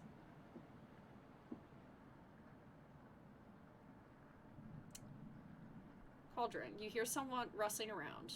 Found her! She always picks the same hiding spot. Wee! Cabbage! Ah, you found me! Well done! As leader of the Chompettes, getting through mouse holes is a chore. Can't find any Cabbage. Chompettes to push me through, so I guess you'll have to help me out. Boop boop, we got Cabbage to join the party. 4 Chompettes to go. What's next? Glad you asked. Keep it up. You'll be a member of the Chompettes in no time. You asked Cabbage about the basement key. Did you forget again? Cabbage! It's right in the nasty oven. There's nothing but a big pile of ashes in the oven. Oh, we found the basement key. There it is. That's to the room where we found Potato. Check behind the cauldron for the other one. Boop. Let's go find Onion. He's hiding in the bedroom. She's making hide and seek far too easy. Chompets! Hell! Find Onion. Cabbage rolls down the hallway. Can't hurt to find Onion, right? Yeah. I'll play along. I feel like it'll be better if we do. Found him! Oh, it didn't even. Don't be a crybaby. It's just me. Onion! Onion. Today, Onion! Onion! I'm sweet as a sugar cane. Boy! Honest. Wow, your breath stinks. Drenched head to toe in sweat, too. Could smell you coming a mile away. It's fucking rude. Coming from an onion. Onion! Gross. Were you scared of the red-haired woman or something? Tell Onion the truth. Wow. Boy! Sounds like I missed some messed up stuff. You sure did, buddy. Game is way too late to try and save yourself with the wholesome alive plants. Yeah, I've barely talked to the Chompette, so I feel like I've definitely shot myself in the foot there. You get a pass. I'm sorry to hear about Mariah, Anatoly, and Gregor. But yikes! Boy! There's 3 people gone in less than a month. That's what I was saying. That was way too fast. Not as bad as 5 people in one night, though, right? Fuck you trying to say, buddy? Onion! I would probably lose my lunch if I had to see that again. I'm sorry, again? Is that what happened to the previous cabin residents? Or unless you guys are the previous cabin residents turned into food? I don't know. Anyway, didn't mean to be rude. I got your back. Boop, we got Onion to the party. Glad to have you join us, Onion. Boy! No problem. There's nothing else to do today. That's not true. I hear Bread making noises in the living room. Boy! You know how loud he can get. Cabbage! Bread? The one and only. Chomp. Hell! Let's move out. Your party is quickly expanding. 3 Chompettes left. You're getting a terrible headache, and your face is feeling numb, and your legs aren't moving. Oh well. You do some time breathing exercises for a few minutes. That seemed to help! Got yourself out of a peg and woo! Mental health! You suddenly feel a second wind coming on. Time to get that bread. Time to get that bread! The writing is, like, the little, like, writings and sayings are great. There is a lot of clever writing in here. You probably stroll up to the living room, happy to be alive.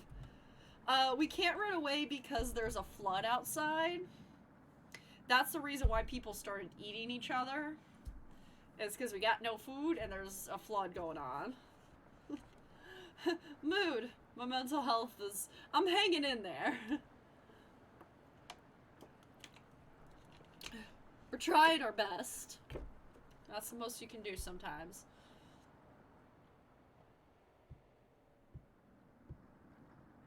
Bread. You hear Bread coming out of the mouse hole. He's taking his sweet time. Found me. Everyone's secretly favorite Chompette, Bread. You're not wrong, Bread. You are my favorite Chompette. Don't you loaf me? Bread's voice acting is my favorite thing in this game. Ugh. My cousin Cornbread taught me that one. He has hundreds, no thousands of terrible puns. He's my role model. So, what do you need? You tell Bread about the gathering, the Chompettes together. I need to make sure my bangs aren't fucked up. There we go. That's a pretty crummy idea. Remember what happened last time? With Potato? I mean, we all chose to be in that drawer, but this, you're going against the whole grain here. What the fuck are you talking about, sir? Oh, I just like his really deep voice. Do you really think we want to go back downstairs? Humph. Cabbage! Bread, we need your help finding Potato. Onion! Missed you, big guy. Come help. I would never let the Chompettes down. I love their little faces. So cute. No need to pass my culinary quiz. I'm coming for you. Fuck yeah, we got bread. That's great, Bread. Glad to have you on board, Bread. I love it. Whoever did the voiceover for bread, I love you. Wait. Are you drooling? All three Chompets are staring at you. Are you thinking of eating us? You accidentally lick your lips. Cabbage! Oh, that was a different voice. Snap out of it! Oh shit. All the voices are getting weird. You already ate. We're no good for that. You glutton. I need to find all the Chompets. Did they pass out? Holy cow, get them up. So heavy.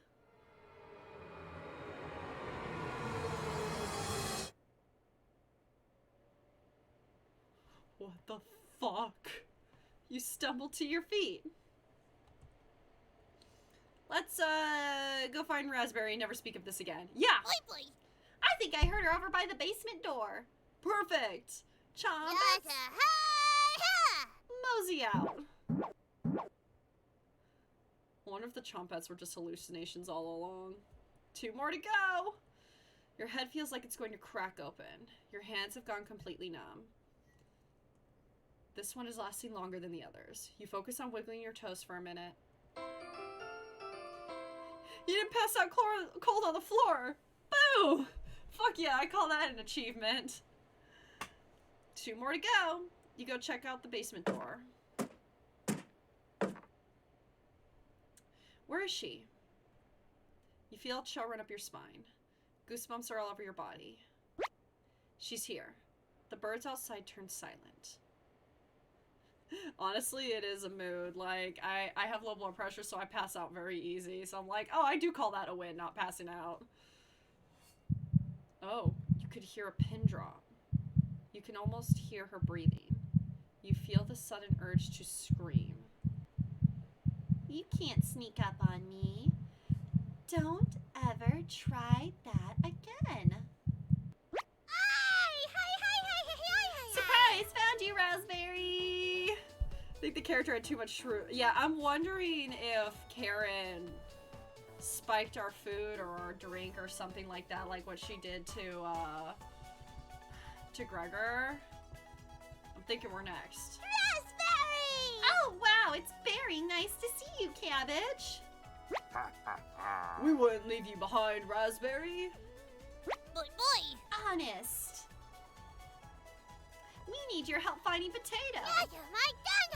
Our combined Chompette detective skill says he's in the basement. Oh, yeah? Let's find Potato and get out of here. Raspberry's joined the party. 1 more to go. Don't worry, the basement is already unlocked. Oh, crap, the red-haired one is coming over here. Chompette, let's hide out. All 4 Chompets quickly escape. You pretend to be studying the basement door. You hear Karen creeping up behind you. Found you. You can see the knife out of the corner of Karen's dress. I don't know if I can wait any longer. Show me where you keep hiding the meat. Let's tear them apart, piece by piece. Just like Gregor. Karen looks like she's ready to bury the knife into you. What do you do? Oh, shit. Okay, we're gonna save real quick. Just in case. Tell her about the basement. Tell her about the Chompets. Ooh. I'm gonna tell her about the basement before I sell the Chompets. So that's why it's locked. Open it. I have to see the room. Yep. Thank you.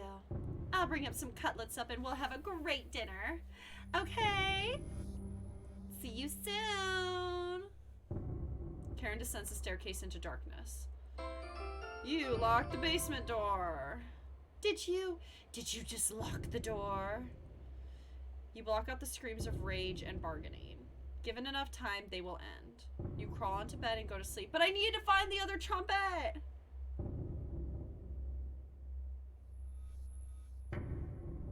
I wonder if I picked the wrong decision. I needed to find the other trompette. Okay, so I'm gonna save again, and I'm just gonna see what happens if we tell her. I don't want to tell her about the trompettes. Talking food? What the hell are you talking about? And there, you've lost it. You tell her about Cabbage being leader of the trompettes. She's the leader, the talking cabbage. What? Karen looks extremely upset. You tell her about raspberry, onion, and bread. They asked you to save them? What the hell does that mean? You tell her about potato. And there's a potato that's dangerous. A potato is killing people. Alright, we unlocked the door. You've lost it, but thank you. I'll bring up some... Okay, so regardless, she'll still go into the basement. So I'm gonna stick with the one where I don't write out the trompettes. Just because I feel like it's important not to do that.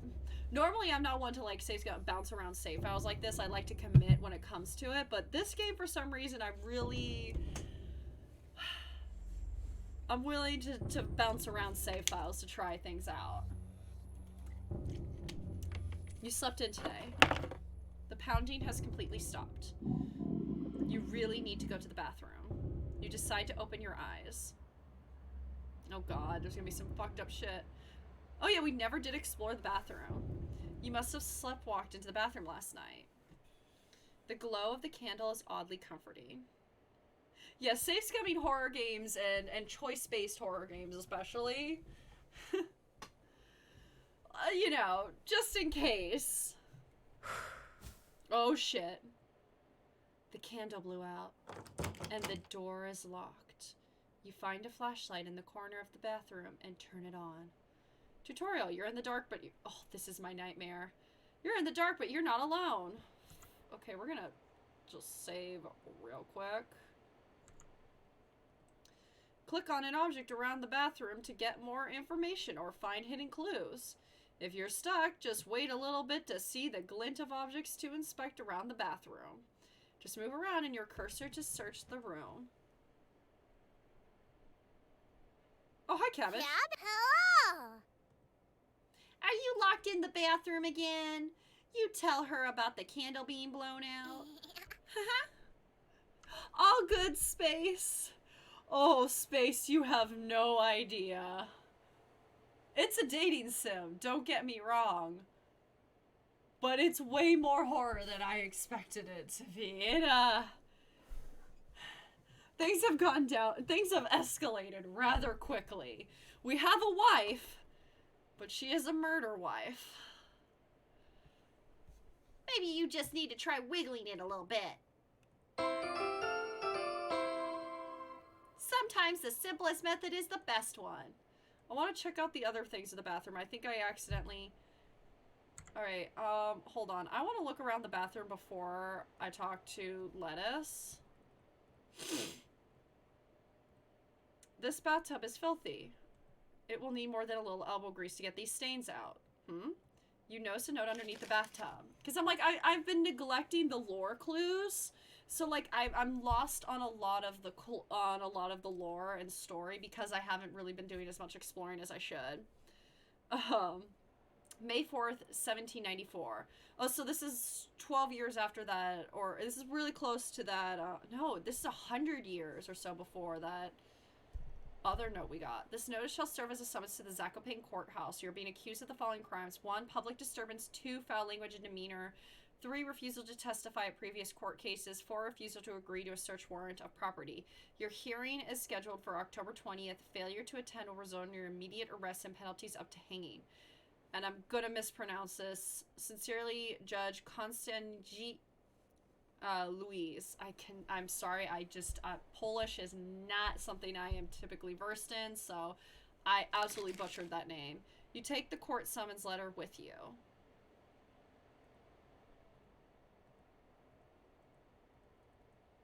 Alright, Hello. Alright, we're gonna... Now, if you excuse me, I need to conduct the next secret Chompette meeting. Later. You quickly make your escape. Constanzilius. Okay. Thank you. Again, apologies for butchering your language and a Polish name. Well, getting locked in the bathroom is enough excitement for one day. You get under the covers and quickly fall asleep. I hope we'll have more times to explore and hopefully find maybe the other notes, but I don't think we will.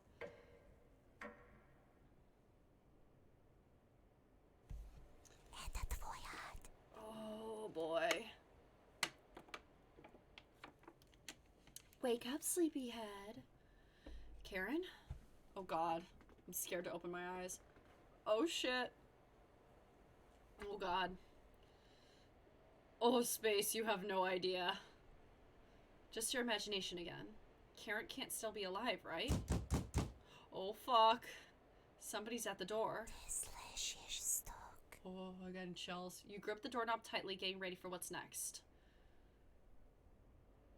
Oh, fuck that.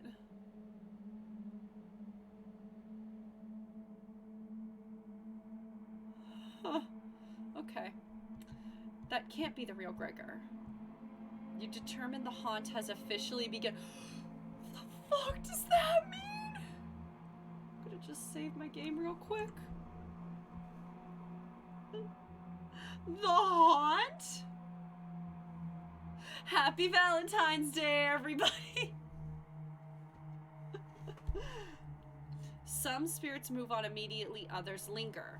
And some... Yeah, imagine if I couldn't save. Some stop at nothing to give you a heart attack, or get you to fall down a flight of stairs, or cause you to wander into an early demise. No way of knowing which one the group will choose. The rain has stopped outside. You decide to look out the window. Anytime the, like, screen... Yep, saw it over at that tree. The floodwaters are completely gone. Anytime the screen, like, fades and, like, changes scenes, I'm tensing up. Thank you for redeeming a dab. Dab. Fear dab. I was like, this is gonna be a cute game with just a little bit of horror, like probably towards the end. We're gonna romance some cuties. I'm gonna wear my cute Gravity Falls cosplay. Oh, things went to hell quick. Karen would appreciate the good news, but not after locking her in the basement. No good reason to leave the cabin. Plenty of food up here now. Shit. You've been so busy you've forgotten to eat. You head to the kitchen for a snack. Karen's hiding spot was too obvious. You take a few bites of the meat. You lost more of your humanity. Thank you for redeeming a hydrate, Ivan. I hope all of you are drinking water too. Oh yeah. Oof. Alright, let me... Just the way that I'm sitting. I'm slouching a little bit. Just make sure. Oh, we're good. Not fresh enough. Oh well. You decide to crawl back into bed and get a little extra sleep. Shit. Okay. Stretch. Thank you for redeeming a stretch. You have a strange dream. The clouds have parted. The rain has gone away. You wake in a cold sweat.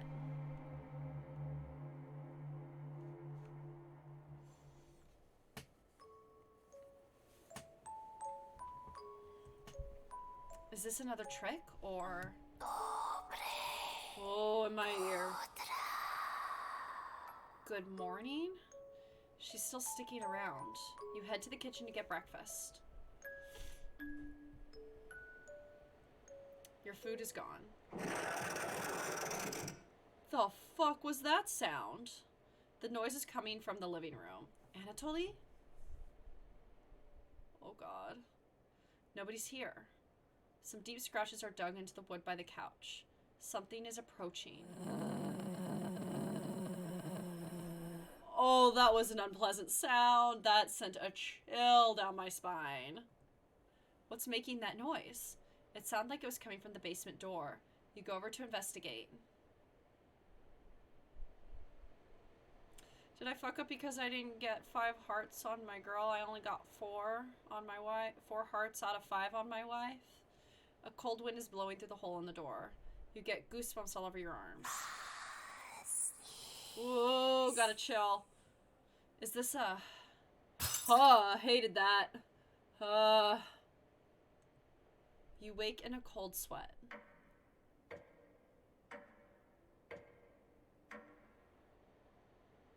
Day 15. How is it that this game has managed to fuck me up and terrify me more than Outlast 2 did? Somehow scarier than Outlast 2. Man. It's raining again. They're taunting you with dreams of a sunny day. You get out of bed and head to the living room. You can still smell Gregor here. Should you have intervened with Karen? It probably wouldn't have changed the outcome. It also might have led to your death.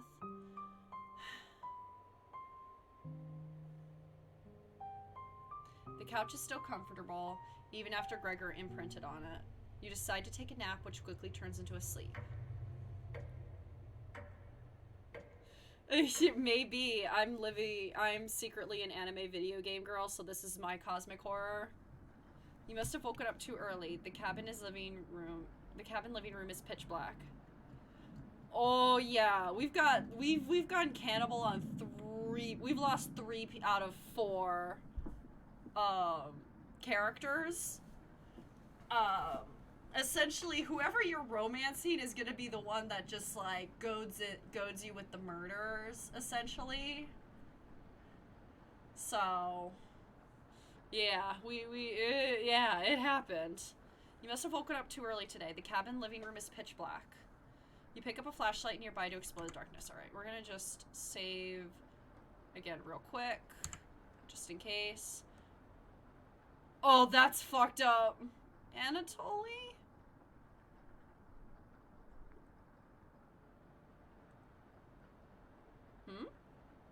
You notice a note sticking out from one of the books. I missed it! Fuck! I wanted to, it clicked too fast. Hold on, we're gonna load that again because it clicked too fast. Yep, there he is.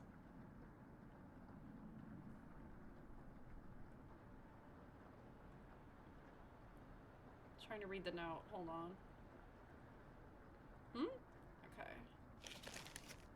I know you've been ignoring my other letters, so I am begging you. Please bring back my daughter safely, or I will need to get the others involved. I have left payments outside the door and will pay any price. Please let her go. We don't have to involve anyone else. Yikes. But now it's starting to rain, so I don't think we can leave anymore. So if it's starting to rain and flood up again, or I don't think we can go. You decide to lay back down on the couch to get the rest of your sleep.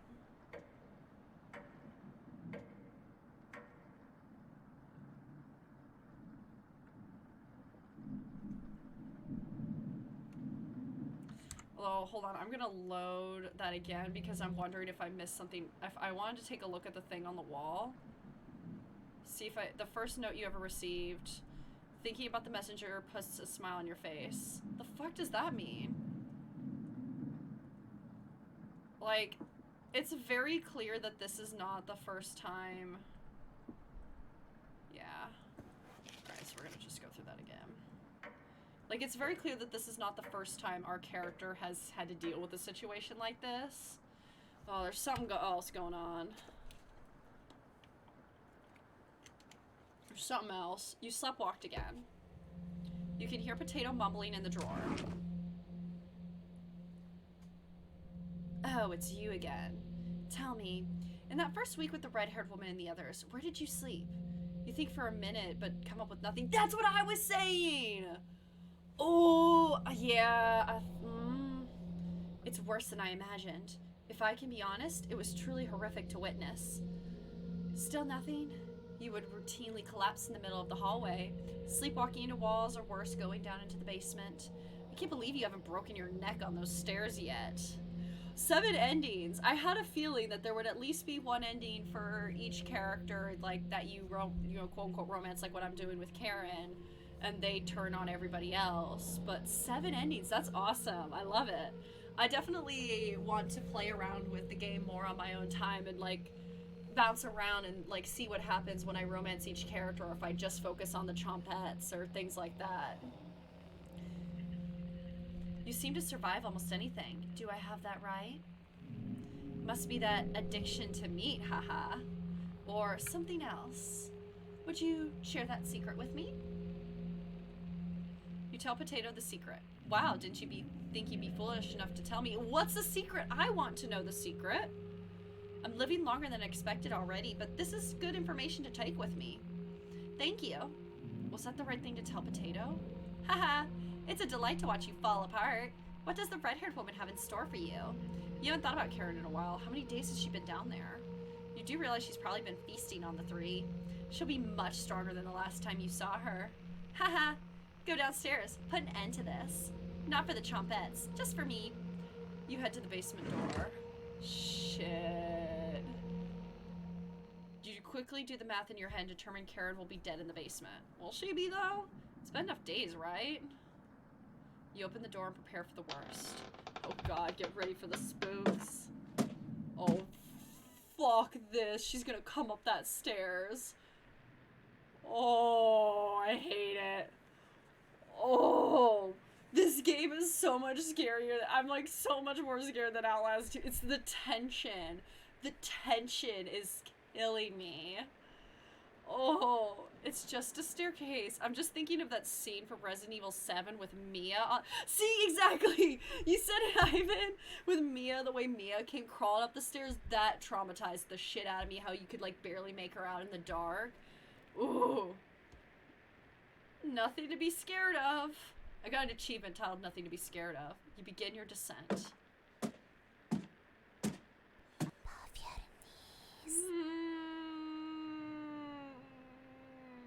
Something's approaching. I like want to look away, but I have to look at it. Oh, it's gonna jump scare me, isn't it? Oh, it's gonna jump scare me, isn't it? Can you hear me? I've been down here the entire time. It's so good to see you again. I'm a very brave boy. There's plenty of bread down here. Why aren't you saying anything? I'll never forgive you for what you did. You put Anatoly through hell. You desecrated my corpse. You gave them that disgusting hunger. All of that is water under the bridge now. Anatoly's down here. Come have some bread with us. They always try things like this. Their anger, concentrated near their grave, leads to tricks and traps. You're not falling for this one. Survival horror games make me mad, but visual novel horror games are the way. Pretty much. I get scared at the beginning of a survival horror game, and then I just get desensitized and annoyed. This has been tension for 3 hours. Why aren't you listening to me? There's bread down here. Loaves of it. I have played Doki Doki, but I actually wasn't as scared with Doki Doki because I knew what to expect with Doki Doki. This one, I was like, oh, I'm worried that I'm not going to be as scared because I'm expecting horror elements. But I thought it would be much, I thought it created a sense of dread. Thank you for redeeming squats. We're going to do some squats. We're going to take a quick squat break. 1, you can also see my costume a little bit. 2, 3, 4, 5, 6, 7, 8, 9, 10.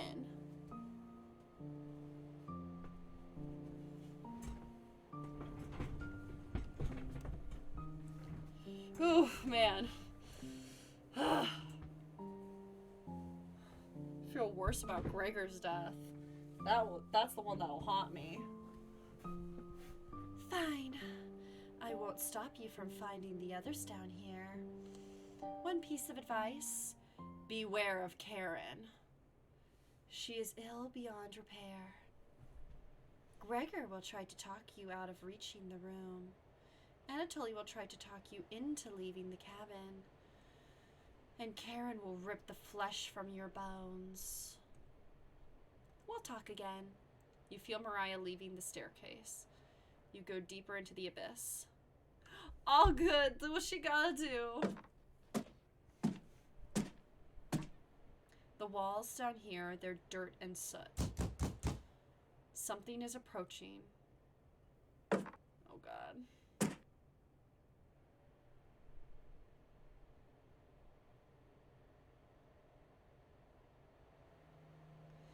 I'm like, it's like, I'm waiting for the jump scare to happen. I'm glad I found you. The rain outside has stopped. Did you hear that knocking? Another trap. Everyone's upstairs and wants to leave. Mariah was worried sick about you. You tell Gregor about speaking with Mariah. Guess I can't lie to you, huh? You just stood there while Karen took my limbs doing nothing. Are you frightened by her? If you won't come upstairs with me, please turn on the light when you reach the room. I want to see the look on your face when the light bulb turns on. Can you do that for me? You nod. Heh, thank you. Thanks for letting me lick the bowls clean. That was enough to keep him at bay. We'll meet again soon. Beware Karen. You feel Gregor leaving the staircase. You descend deeper into the abyss. Oh, man. The air pressure down here feels greater. You're getting closer to Karen with each step. Something is approaching. Waiting for it. Oh.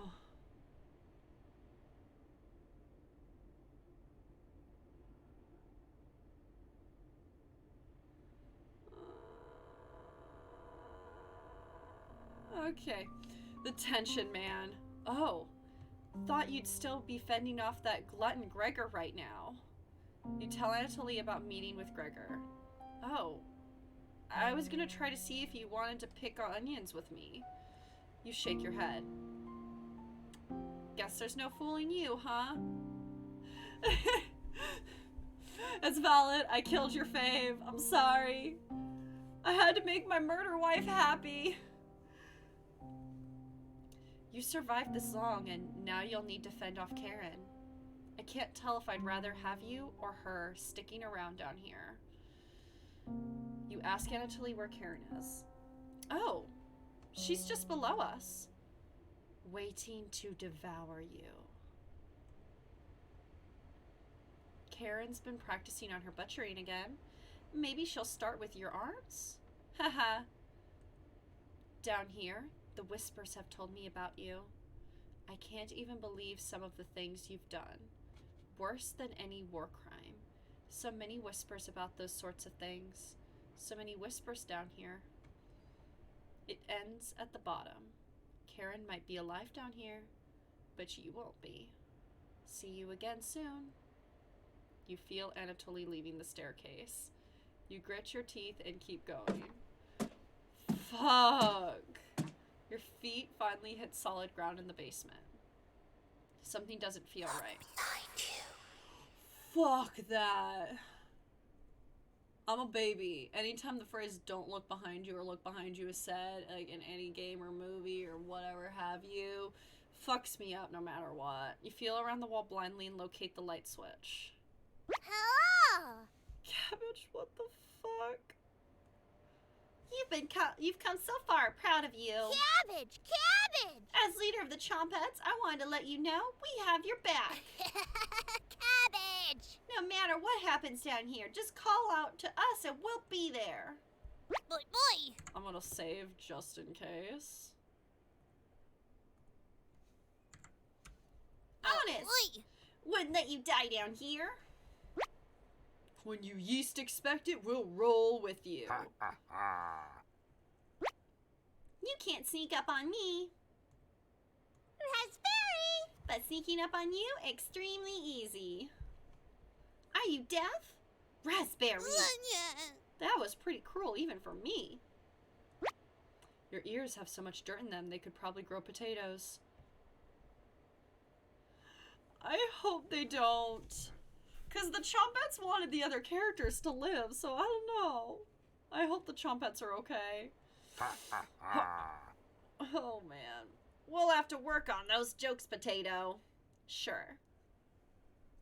Oh, I need to sneeze again. The allergies are killing me. Weren't you hiding in the basement room? Circumstances have changed. I wouldn't miss a killing for the world. Oh, fuck. And you know, at this point, I can't be surprised. Just remember down here, Cabbage. you can call on us. We'll help you out in a bind. I'm just gonna keep saving just in case, like, bad things start happening. And if you get lost down here later, please avoid the room where it happened. I can't speak for the others, but I'd like to forget what happened there. The fuck? I'm at 8.5k, so it looks like I'll have to find some good visual novels on my list. I don't think we'll ever forget that, Potato. But thank you for coming along with us. I wouldn't call it change of heart because you never really had one, Potato. You should have brought it down here, but I'm glad you're here to help. Wish I had a joke here, but what you did was no jokey matter. That's enough. Chompet, Yata, ha, ha. let's help out. Chompets get in position behind you, ready for what's next. You feel around the wall blindly and locate the light switch. You took long enough. All good, do what you gotta do. Oh shit, this is a boss fight. Hold on, we gonna save. Damn, alright. Looking good with your hair down, Karen. Let's end this. Should have kept the door locked.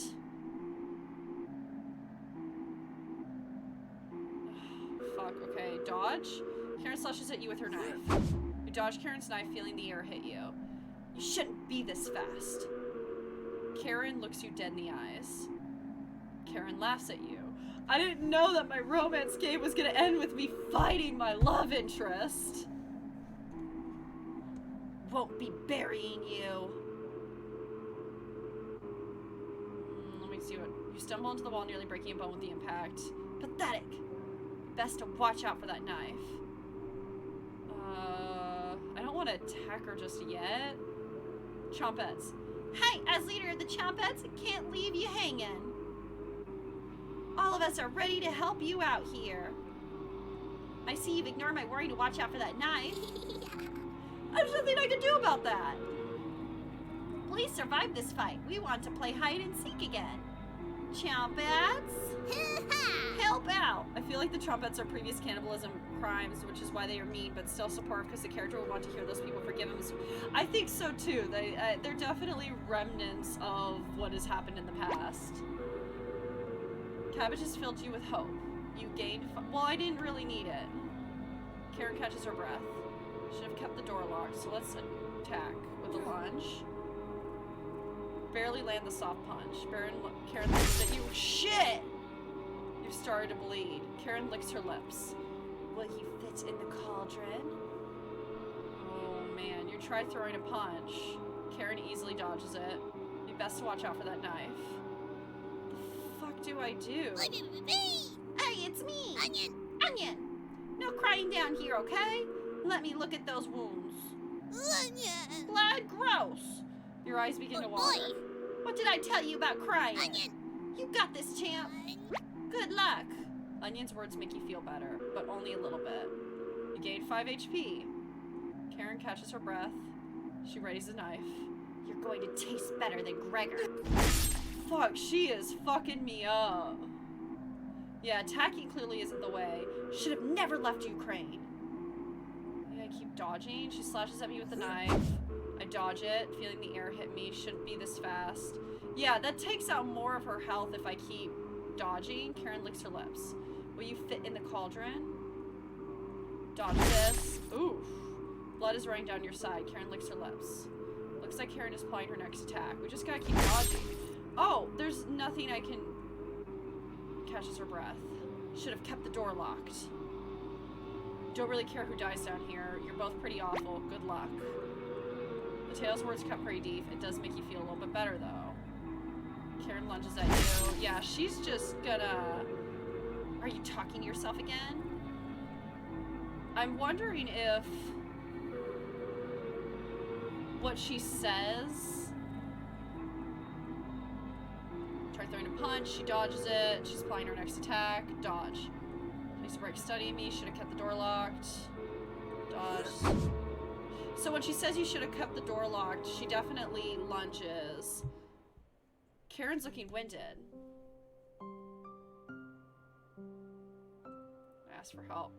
Good. See, you still have it after all these years. Still quick. You ask Cabbage if this reminds her of Potato in the room. Of course. He wasn't as dangerous as the red-haired woman, though. Just an absolute loser. Damn. Inside voices Cabbage. Haha. Might not have. I'm thinking that they're the previous cycle. Damn. Might not have kept this charade going much longer, Potato. Seeing the trumpets argue like humans again makes you feel a little bit better.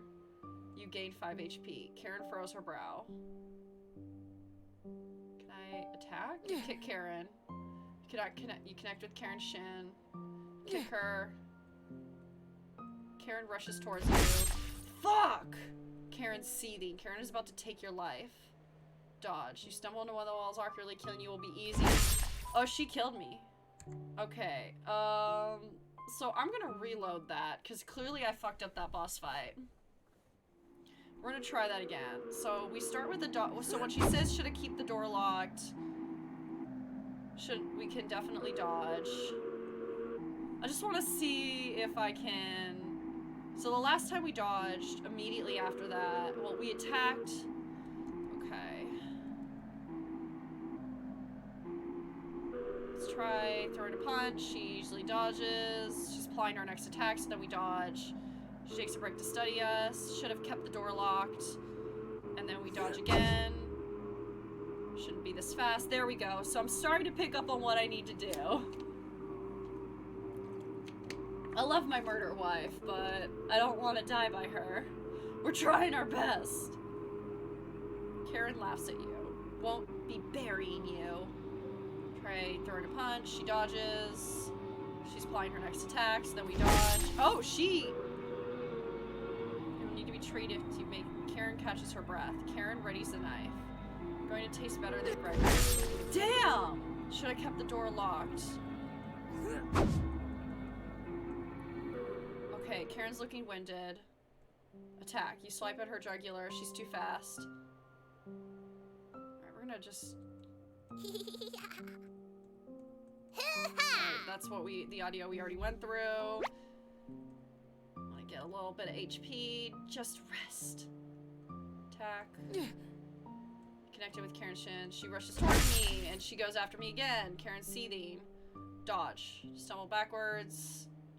Dodge. Just rest. Maybe trumpets. Hey, it's me!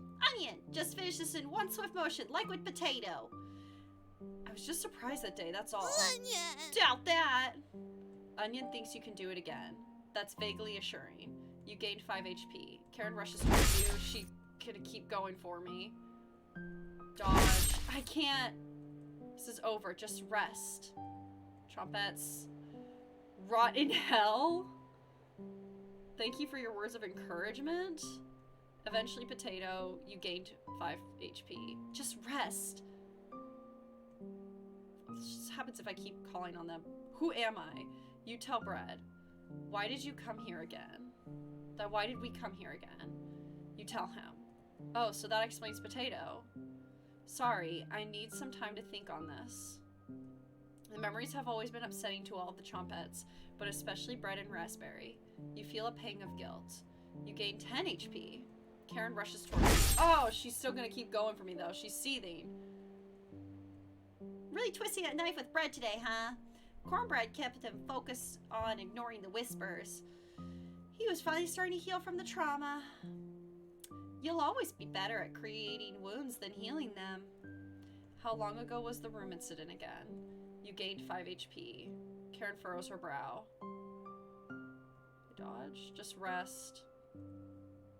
Glad to see you still have it after all these years. Still quick. Ah! Thank you so much for the raid, Seth! Hi, everybody! Hello and welcome! Hi! We're in the middle of a boss fight with our romance love interest. How are you all? Thank you so much for coming in. Hello, let me get you a shout out. What were you playing? You're playing some Dead by Daylight? Were you winning? Did you win? Thank you so much for bringing your peeps on over. Hello to any newbies. Hi, I'm Horror Queen Cosplay. I'm a variety streamer, but I tend to lean in towards horror games. Right now, we're doing our annual Valentine's Day dating sim game, and it has gone dark. But thank you guys so much for coming in. I super duper appreciate it. DVD for a stream I've done in a while. Did you play Survivor? You were probably playing Survivor, right? As opposed to Killer. Oh, thank you so much for gifting Seth a sub. I appreciate it. Girls, thank you. Enjoy them sweet kick-ass emotes. We got animated emotes now. Pretty fun. How are you doing? Glad you had fun. I'm doing well, but we are struggle busting to keep ourselves alive from our wife. Just in time to see Horror get killed by her cannibal girlfriend again. I'm trying my best. I'm gonna keep save scumming until I can get the right combo to stay alive.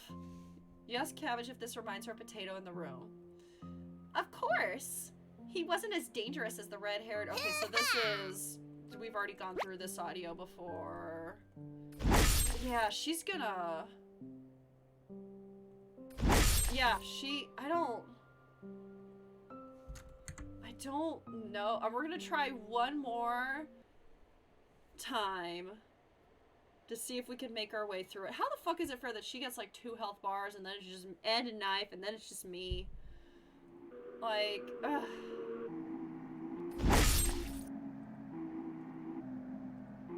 Like, how is that fair?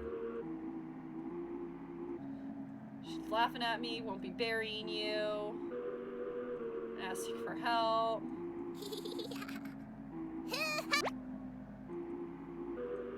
They don't really give me a lot of HP. Best watch out for the knife. Dodge. She goes completely silent. Should have kept the door locked. Dodge again. Because when she says should have kept the door locked, I can dodge. She licks her lips. Will you fit in the cauldron? Onion. So we've gone through a lot of this audio, so I'm just cutting through it real quick. I don't know. I don't know. She's pulling her next attack, which means we got dodge. Takes a break to study. Tear rolls down her cheek. Never should have left Ukraine.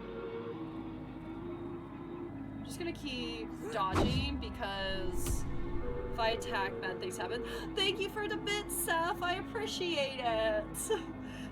We're trying our best. Karen looks you dead in the eyes. Karen's looking winded.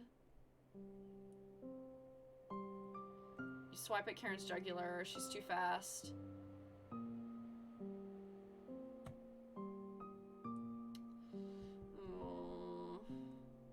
You kick Karen. Connect with her shin. Karen's about to take your life. Oh, we're gonna dodge that. She goes for my neck. Missed. Nice. She's panting.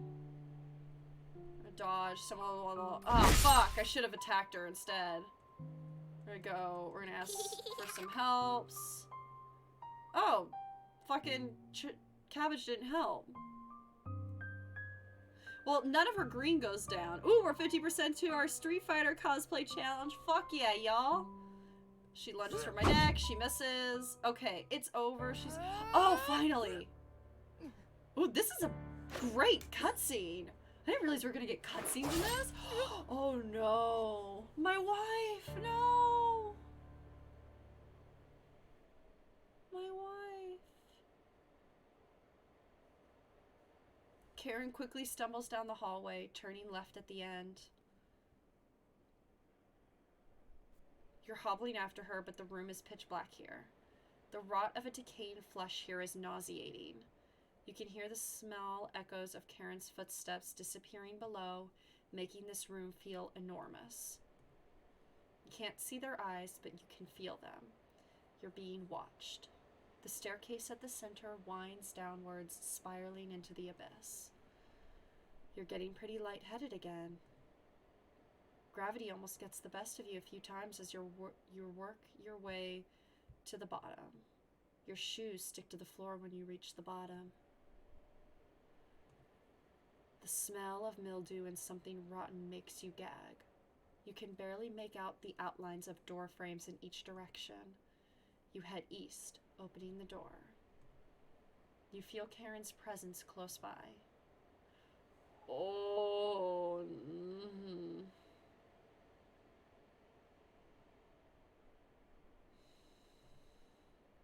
Back together again. Drowned and dissected. The butcher of hope has returned. Where's Karen?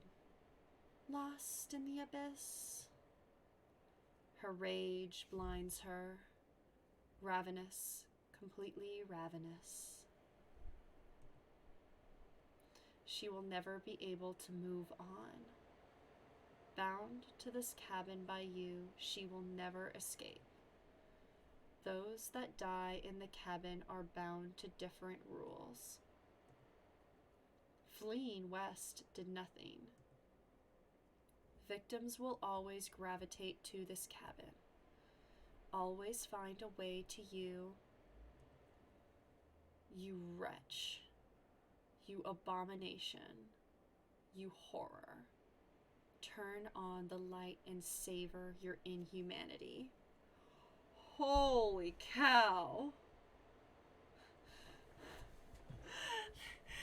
Good night, Ivan. And yeah, maybe it was for the best that we didn't romance Anatoly. I would have had to take him down. Ugh. Man.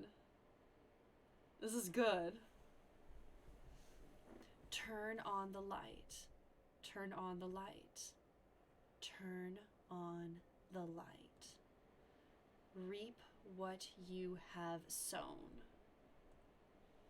Mariah, Anatoly, Gregor, Karen. I'll never forget you. Damn! That was a game. Holy shit. Dear Dream Studios, y'all knocked it out of the park. This is so good. I definitely want to play more because I didn't do nearly enough exploring. I didn't get nearly enough of the lore, juicy notes. I'd love to play around and see, what happens with different endings and what happens if you romance different characters. So, oh man. So good. Snaps to everybody on this team. Amazing. Again, I highlight again that I was less scared playing Outlast 2. I was more disturbed by this game than I was with Outlast 2. Just the sense of tension and dread. Oh, wow. Fantastic indie game. Absolutely fantastic. I genuinely, I came into this going in like Doki Doki Literature Club where it would take longer to get to the horror elements. No, they were like, let's escalate this shit and let's do it pretty early. I really liked it. I liked it. It's not a game for everybody, and that's okay. But personally, this was absolutely fantastic. And it's been a while since I've played like a really visual novel heavy game. Usually they kind of tire me out and I don't play them as much. So it's refreshing. I had a lot of fun. A lot of fun playing this. And I'm glad that this is what we picked for our annual Valentine's Day dating sim game. It's unconventional. Our romance, we essentially picked our romance option of which character was going to try and kill us. But different than your normal dating sim. I mean, granted, last year we played Hatoful Boyfriend where you date pigeons. and birds. So, you know, we don't exactly go for the norm here every year. And you. So yes, I highly recommend checking out Cooking Companions. They did a really good job with this. And they did a good job playing with the expectations I had going in of it, going, oh, this is gonna be like a post Doki Doki Literature Club kind of, you know, horror dating sim, but no. Absolutely stunning, genuinely creepy. I want to know more about the lore. Fantastic. I loved the characters. You hear talking upstairs. Ooh, we're not done. Thieves. You grab your flaying knife and silently go up the stairs. You'll eat well tonight. Oh. It's a time loop? The four look completely shocked at the sight of you. She doesn't look like she has courage to speak. We've been lost for a few... Oh, so this is how it started. Okay, so we didn't escape with them. They had escaped into the forest and came upon my cabin. I was kind of sort of thinking that and getting the vibes, but I wasn't 100% sure. I was like, no, there was a lot of dirt in the cabins and this, that, and the other thing, and blah, blah, blah. Like, I wasn't 100% sure. I was thinking in the back of my mind, but I wasn't voicing it, especially because we found, like, certain notes. Like, towards the end, we were finding those notes where it was like, oh, I remember these notes, and you've done horrible things here. They gravitate towards the cabin to you here. So, yeah. Your cabin is the only hut we've seen out here. Can we stay here for a few nights? You clear your throat and ask the questions you've asked thousands of times. Did you come on your own free will, or were you sent? We were technically sent. Anatoly, we came on our own free will. The woman looks confident in her answer. They answered incorrectly. What? You clear your throat again, coughing profusely. You may stay in my cabin until you're ready to leave. The group looks terrified of you, as they should be. Wasn't that trail steep? Yeah. The group finally returns to normal. It's forced, but they attempt to save face. That walk was brutal, but this cabin is amazing. Full kitchen, running water, it really has everything. Finally, a place I can read a good book in peace. So,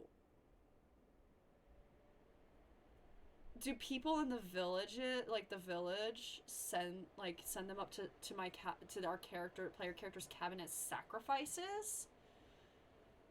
Because it's clear. I have like so many thoughts and theories running through my mind of like outlandish like game theory MatPat style theories. The lore. You already know the rest of the story now, right? Wrong. Welcome to Nightmare Mode. If you survive, you will gain some additional insight to the world of Cooking Companions, as well as unlocking New Game Plus and Chompette's Only event. This mode is mostly just a joke, so don't take it seriously. If you make it to the end, you'll unlock the Chompette's Cabin Courses, a Chompette Only event free of humans. For the true Cooking Companions experience, this mode should be played in a pitch-black room with headphones. Well, if you still need to max out your relationships, don't worry, you'll get the opportunity to do so in New Game Plus. You really should make a manual save right now. Don't hesitate. What? Thank you for getting this far. Your bravery is commendable and will be rewarded. Thanks for playing, Dear Dream Studios. Oh, almost forgot. Nightmare Mode activated. You wake up in the bathroom again.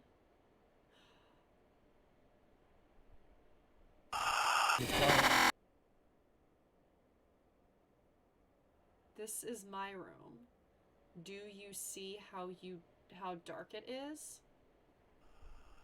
It's cold, but I can look at you. Look at me.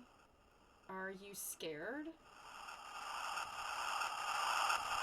I hate this! I hate this! I am scared. You wake in a cold sweat.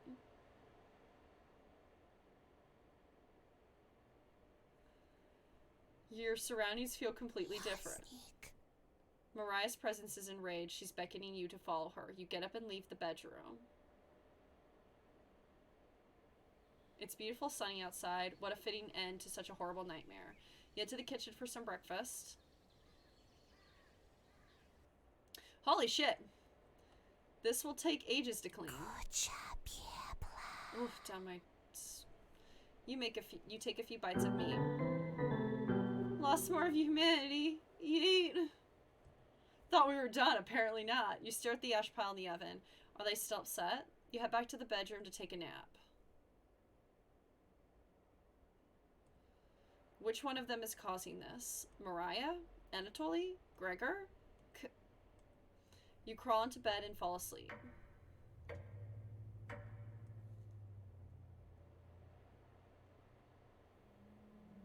Wake up, sleepyhead. Karen? Karen isn't here. It sounds like she's whittling something again. Did she escape the basement? Karen? No reply. You head over to investigate. Another trick by one of them. Who's still missing? Karen? Someone is tapping on the window. Well, that's fucked up. I can't get the taste out of my mouth. Are you done, Anatoly? They're getting more bold in their actions. You head to bed to sleep on it.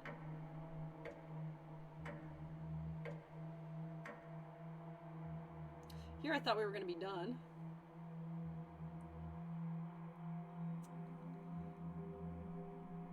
Yeah, so it's just gonna keep on going. Sheets are drenched in sweat.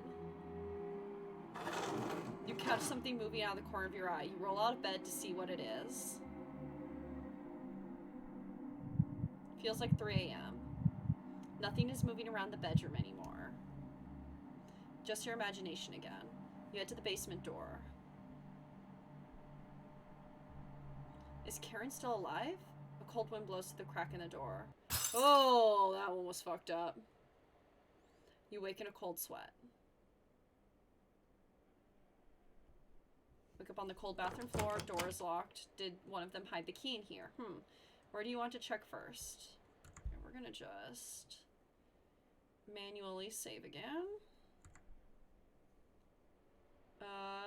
Let's see. Mouse hole?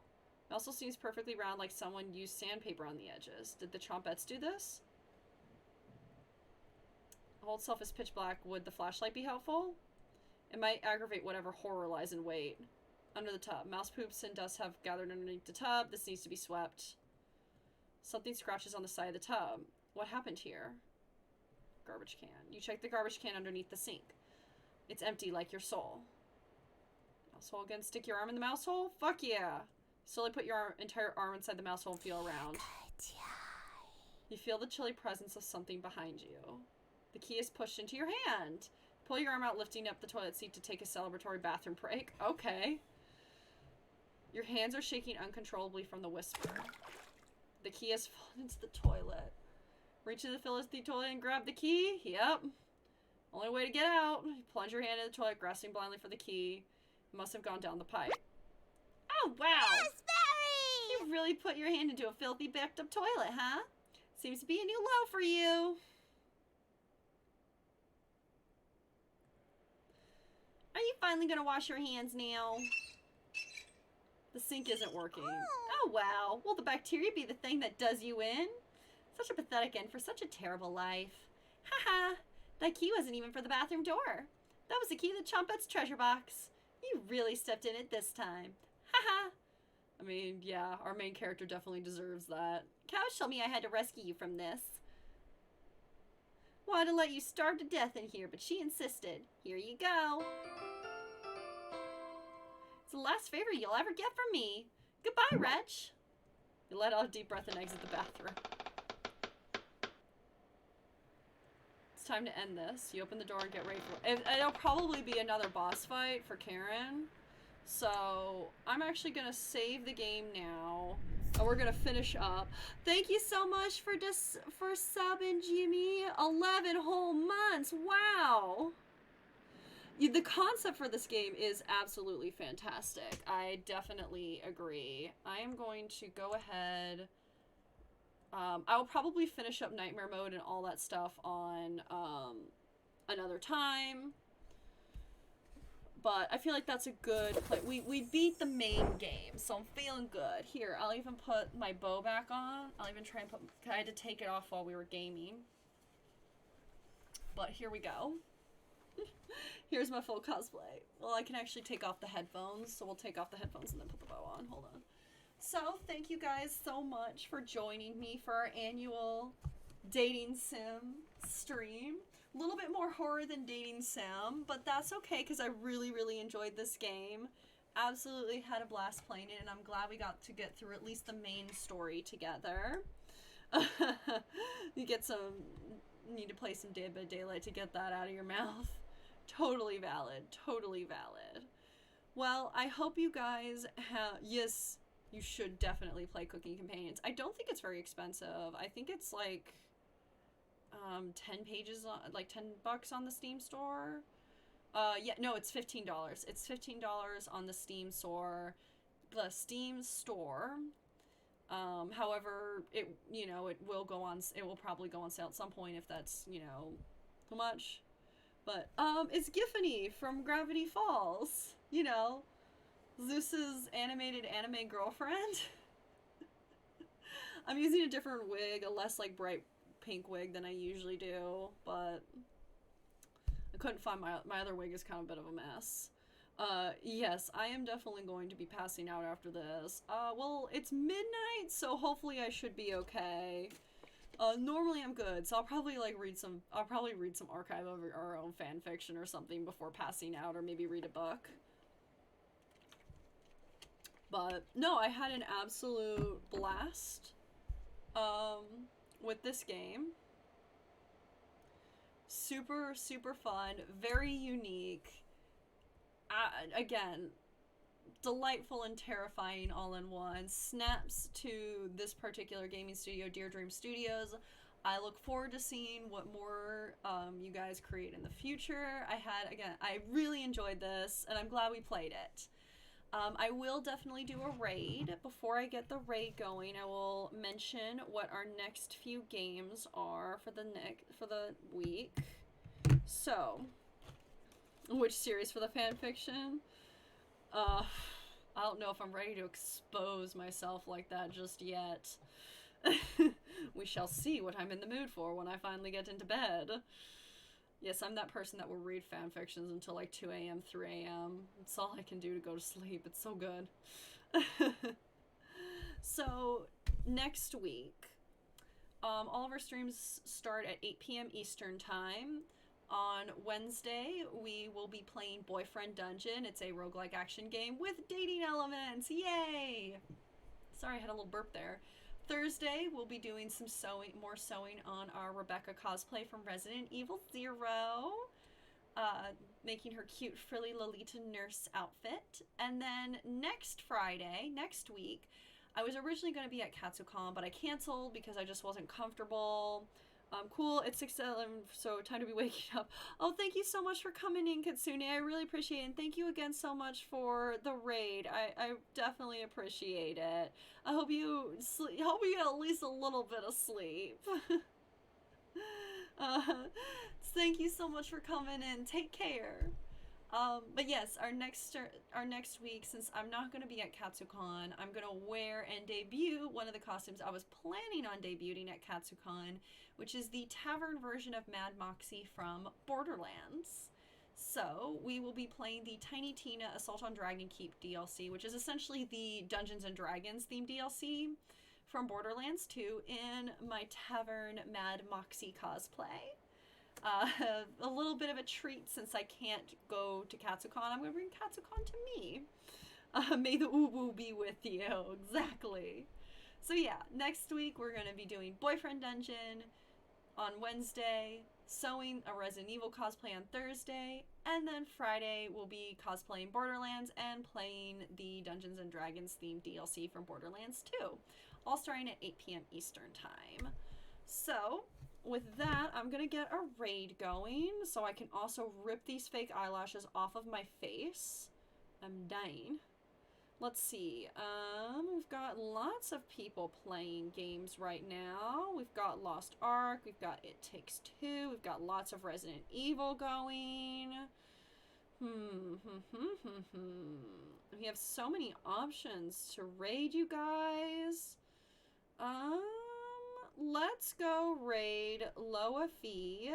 They are playing Lost Ark. We haven't raided this person before, so that should be kind of fun. Thank you, I appreciate it. I'm always happy to share makeup tips whenever I can. Good night. So let's get this raid going. If you are subbed, make sure you get your Hype Shark emotes ready. If not, just make sure you're coming in with some good vibes. Hopefully, I will see you guys next week for either some more dating sims or sewing or Borderlands. If not, either way, I hope you have a wonderful weekend and a very happy Valentine's Day coming up. I know this wasn't a traditional lovey-dovey dating sim, but I had a lot of fun.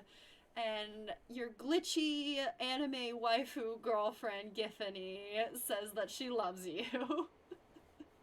Stay with me, Zeus, forever. Take care, my dears. Take care, my darlings. And let's Hype Shark raid. Woo!